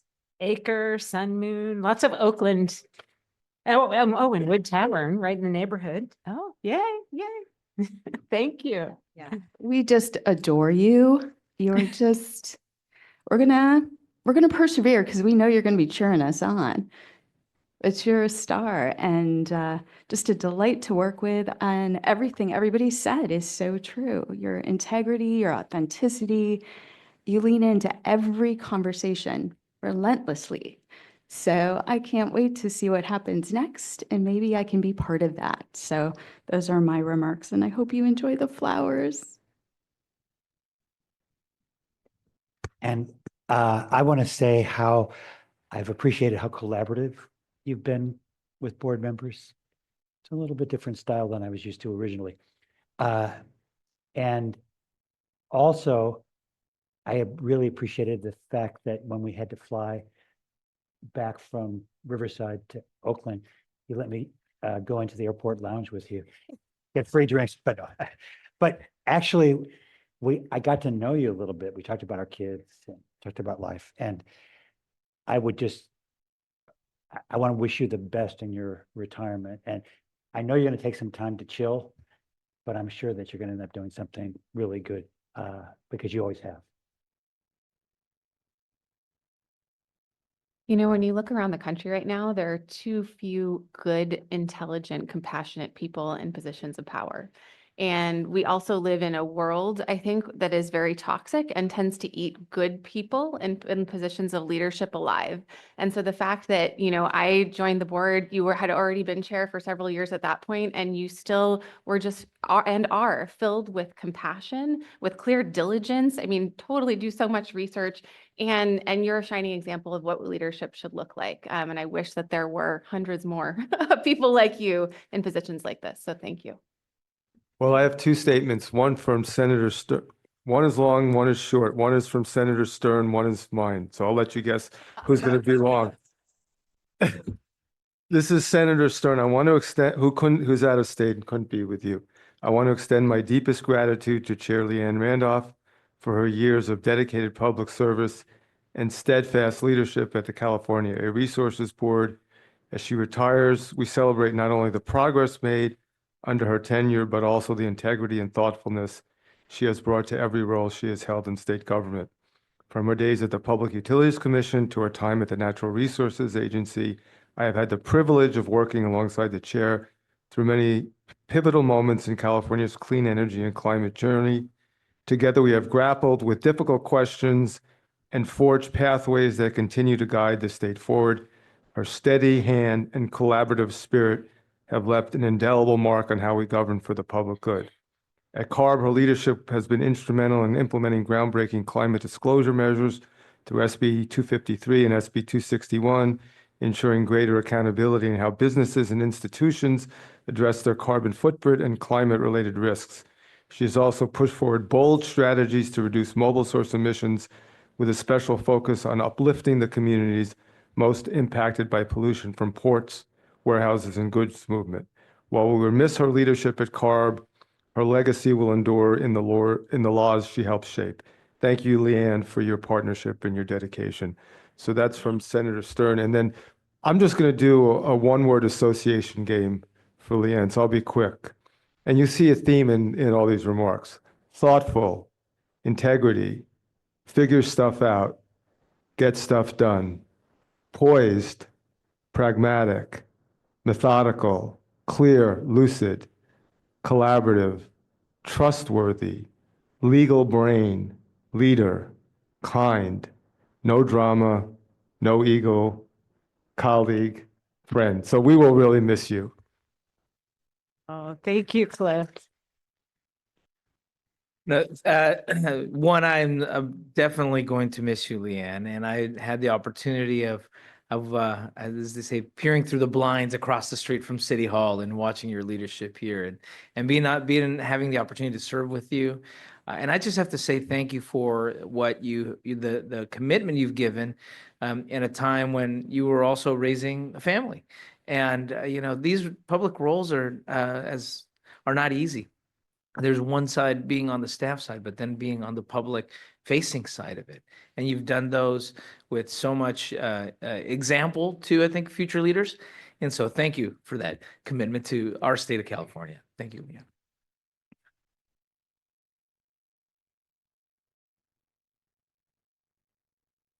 Yeah. Well, thank you. We haven't had much time to serve together, but your reputation precedes you in so many ways. And it was just last week that I had a chance to listen to Luann testify from the California Public Utilities Commission. And she noted that you gave her her first chance.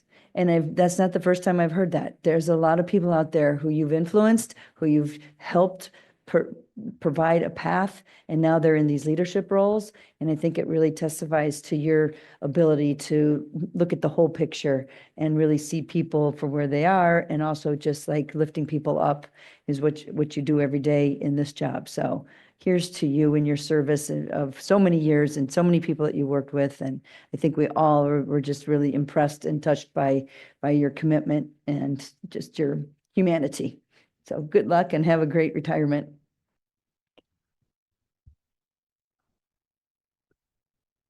Has it all been, it's been said, but not by all of us. So I'll say what's most important and meaningful and what I remember most, and that is your sense of mission, your kindness, and from a process perspective, the collaborative manner in which you run the meetings, the inclusionary manner, and the way in which you are able to, in real time,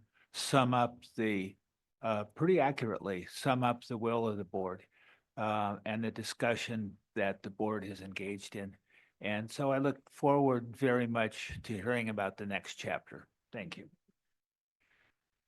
Thank you, board members. And I know we have a couple of board members that are on Zoom. I'm not seeing hands, but if board member Flores or Pacheco Warner would like to speak. Yes, There you go. thank you. Yes, and I'm so glad I'm not in person so you don't see me cry. But it's, Leanne and I came in at the same time into this board, and I didn't realize when I was, accepting to serve that I would find such a wise friend and just amazing mentor. And everything kind has already been said about you, but I'll just say that what I'm committing to continuing as part of your legacy here is that sense of collaboration, thoughtfulness, and kindness. Thank you for that. And, my commitment is to keep that going as much as I can here. So big hug. Thanks, Tanya.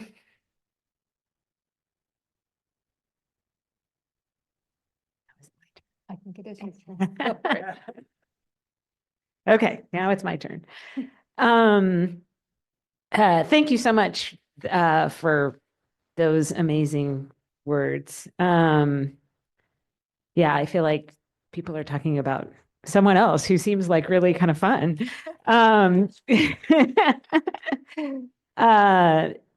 This job has been the honor of a lifetime, and all of these roles have been just incredible. I'm so proud of everything CARB has done in the last 5 years, and I'm so proud of the work that I did at the PUC with Cliff and my colleagues there, and at the Resources Agency, and at the FPPC. I want to thank Governor Newsom for this incredible opportunity, and thank Governor Brown for my previous opportunities, Governor Davis for my first opportunity, and of course I want to thank my husband Chris. As was mentioned, like, I did all this while raising 2 amazing kids, and there is no way it would have been possible without the incredible support that Chris has provided over the years. That has morphed into like him doing everything while I'm running all over the place. So I am happy to be able to come home. And I want to thank CARB staff. The heart of this organization is not the person in my seat, it's the staff team. Those of you who are doing that deep scientific, technical, and economic analysis, research, and application, the folks that are doing the HR work, doing the administrative heavy lifting, doing the contracts, doing the IT, reminding us that we need to do our security training. Those who are doing the community engagement, those that are working with the vast apparatus that is California state government, including the legislature, our sister agencies, those that work with the entities that are regulated by our many programs that protect public health and the environment.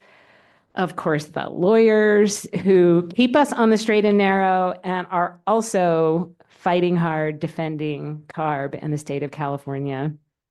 The management team that keeps us all moving in the right direction. You all are the heart of this organization, and I want to thank you for your unwavering commitment to the mission of clean air and fighting climate change.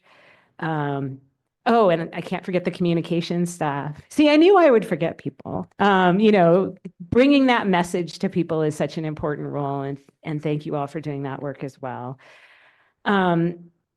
So to Dr. Cliff, it's been quite an adventure. And I just want to thank you for all of the work, all of the phone calls, all of the texts, all the wine that you've shared with me over time, and to our amazing deputy team, both past and present. It's been just a joy working with all of you. My first board meeting was actually agricultural burning. That was like my first meeting implementing, Senator Flores' legislation on agricultural burning. And I was like, what have I gotten myself into? And as this meeting indicates, like, it has been that way the whole time, right? None of this is easy. This is really hard stuff. But as I pointed out in my closing speech at the CPUC, we can do hard things. We have done hard things. We continue to do hard things. Being a leader in this work requires deep commitment and delivers incredible fulfillment. And it comes with real sacrifice. And I know all of you, as staff and board members, have sacrificed a lot for the people of California. And I just am grateful for that. So I'm confident that we're going to continue doing what we need to do for Californians, and continuing to make progress despite the larger challenges that we're facing. So I just can't thank you all enough. I will miss you. A couple times people have said sort of, what are you going to miss the most about this job? And it's the people both within CARB and outside CARB. It's the running into people on the street and getting a big hug. I'm really going to miss all of you out there. So thank you so much for your support.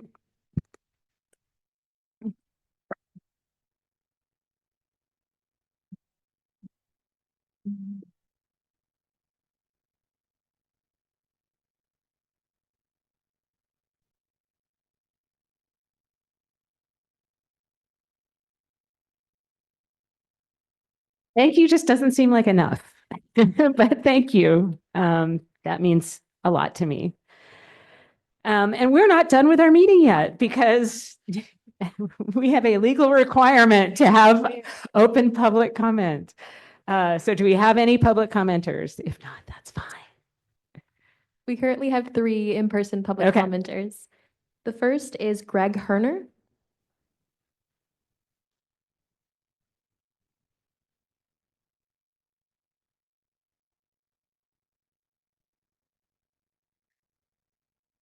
Good afternoon, Madam Chair, board members. I want to start, I have 2 things. At the July meeting, I made an impassioned statement as I had met many of the workers and their families in the tow industry where their jobs were in jeopardy, over 30 of those in Councilmember Guerra's district. You know, and I do take representing those individuals' livelihoods personally, just as I did when I was representing the small family-owned charter fishing vessels, which we successfully addressed, and I appreciate that. However, while expressing the urgency and I went back and actually watched the tape. I was dismissive of the staff's efforts and sincerity in reaching out on issues that we were trying to talk about. And it didn't align with my notes. And since I did that publicly at the July meeting, I wanted to apologize publicly at this meeting to the staff. And that was not intended as an inappropriate characterization of what their intent was. On another note, this is slightly premature, but given that this is your last meeting, Madam Chair, I actually first worked with the Natural Resources Agency on issues, but we are releasing a press release on hopefully September 30th, where we are going out to bid for 2 fully electric ferries in San Diego. These are 275-person ferries, ADA compliant, room for bicycles, room for everything else. You know, San Diego is turning into an innovation hub in the maritime industry. We're going to have 50 people that are uptrained in clean maritime technologies. We attended the crane dedication down there. We have the E-Wolf with Crowley, who I've worked with. We have the hydrogen hybrid research vessel. So in the last 4 seconds, Madam Chair, I hope you'll just stay in touch because I would love to have you come to the commissioning ceremony for these ferries, which we're hoping to do in 2026. Thank you. That's great news. Thank you. Next commenter is Evan Edgar. Chair, board members, my name is Evan Edgar. I'm the engineer for the California Compost Coalition. I'm here to talk about biomass to hydrogen. At one time, the urban biomass, which is pallets, tree trims, compost overs, went to online biomass. We had 1.8 million tons a year capacity back in 2015. Today, we're down to 0.4. So we lost 1.4 million tons of bioenergy capacity in California. And we're trying to transition from online biomass to new biomass using gasification and non-combustion technologies under their biomat programs. But over at PUC, they're ending it without statute, the biomat program, 250 megawatt, meanwhile being delayed by PG&E. We can't get it done. So we need help at PUC to extend the biomat program, where Bioenergy Association of California has a lawsuit to do that. We need some help there. We're trying to create more markets out there. At the same time, SB 1383 says we have to divert 75% of the organics out of the landfill. That's 3.5 million more tons of organics need a home. So CalRecycle is up on Tuesday. They have a zero waste plan. As part of the zero waste plan, it's a $2 million study. And I've been for 2 years testifying at CalRecycle, your sister agency, under 1383 implementation to move biomass to hydrogen. And this report, it was released today. Zero mention of hydrogen, zero mention of biomass. And I've been on this for 2 years. And the only market we have for a lot of this biomass is the hydrogen. I work for the Green Hydrogen Council as a technical advisor, and we released a paper about doing 1.1 million tons of biomass in LA for hydrogen at 9 plants, totally disregarded by CARB. So there's no mention and zero mention for zero waste and zero hydrogen. So I implore upon CARB to work with CARB to get the message that we need biomass to hydrogen where there's no mention of it today or tomorrow. We need your help. Thank you. Next is Muriel Strand. Does this work? Yes. My name is Muriel Strand. I'm a retired air resources engineer. And I just wanted to highlight the written comments that staff were kind enough to help me post to the docket.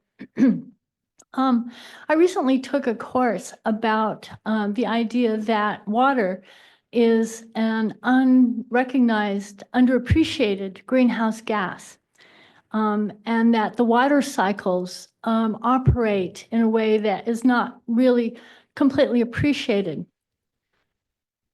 including overlooked cooling effects. Now, in the memo that you'll find in the docket, I summarize some of the reasons and the informational resources about this. I think it's important. We don't know, it's to be determined how this might pertain.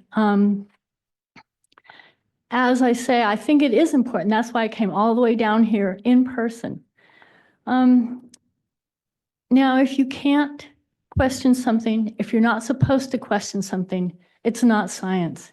So I hope that the board will ask staff and colleagues to really take a serious look at this possibility, starting with the information that I've included in my memo. Thank you for the opportunity to comment. Thank you. We currently have one Zoom public commenter. Moses Huerta, your mic has been unmuted and you can now begin. Thank you for the opportunity to speak. Sure enough, it's with sharing the sentiment with everybody in the staff there. My sincerest gratitude here from a community level and somebody who has been benefiting from your leadership over the years in my journey and understanding what environmental justice is and something that you've championed. Your generosity with time and our conversations that we've had are delved in my mind. And I really am super grateful for you continuing that leadership. I wish you all the best in your retirement and have confidence that your work is yielding benefits. I could tell you here from my point of view, it's advancing the equitable conversation from a community level and work in breaking the barriers down and strengthening the relationship with staff to advance the knowledge that we've been working for. And that is to your leadership. So I wish you all the best. I'm saddened to see you go and looking forward to continuing your work and along the way. And I wish you, again, the best. Thank you so much. Thank you. That's so sweet. It's lovely to hear from you. Thank you. Madam Chair, those are all our public commenters. All right. And with that, the September 25th California Air Resources Board meeting is now adjourned.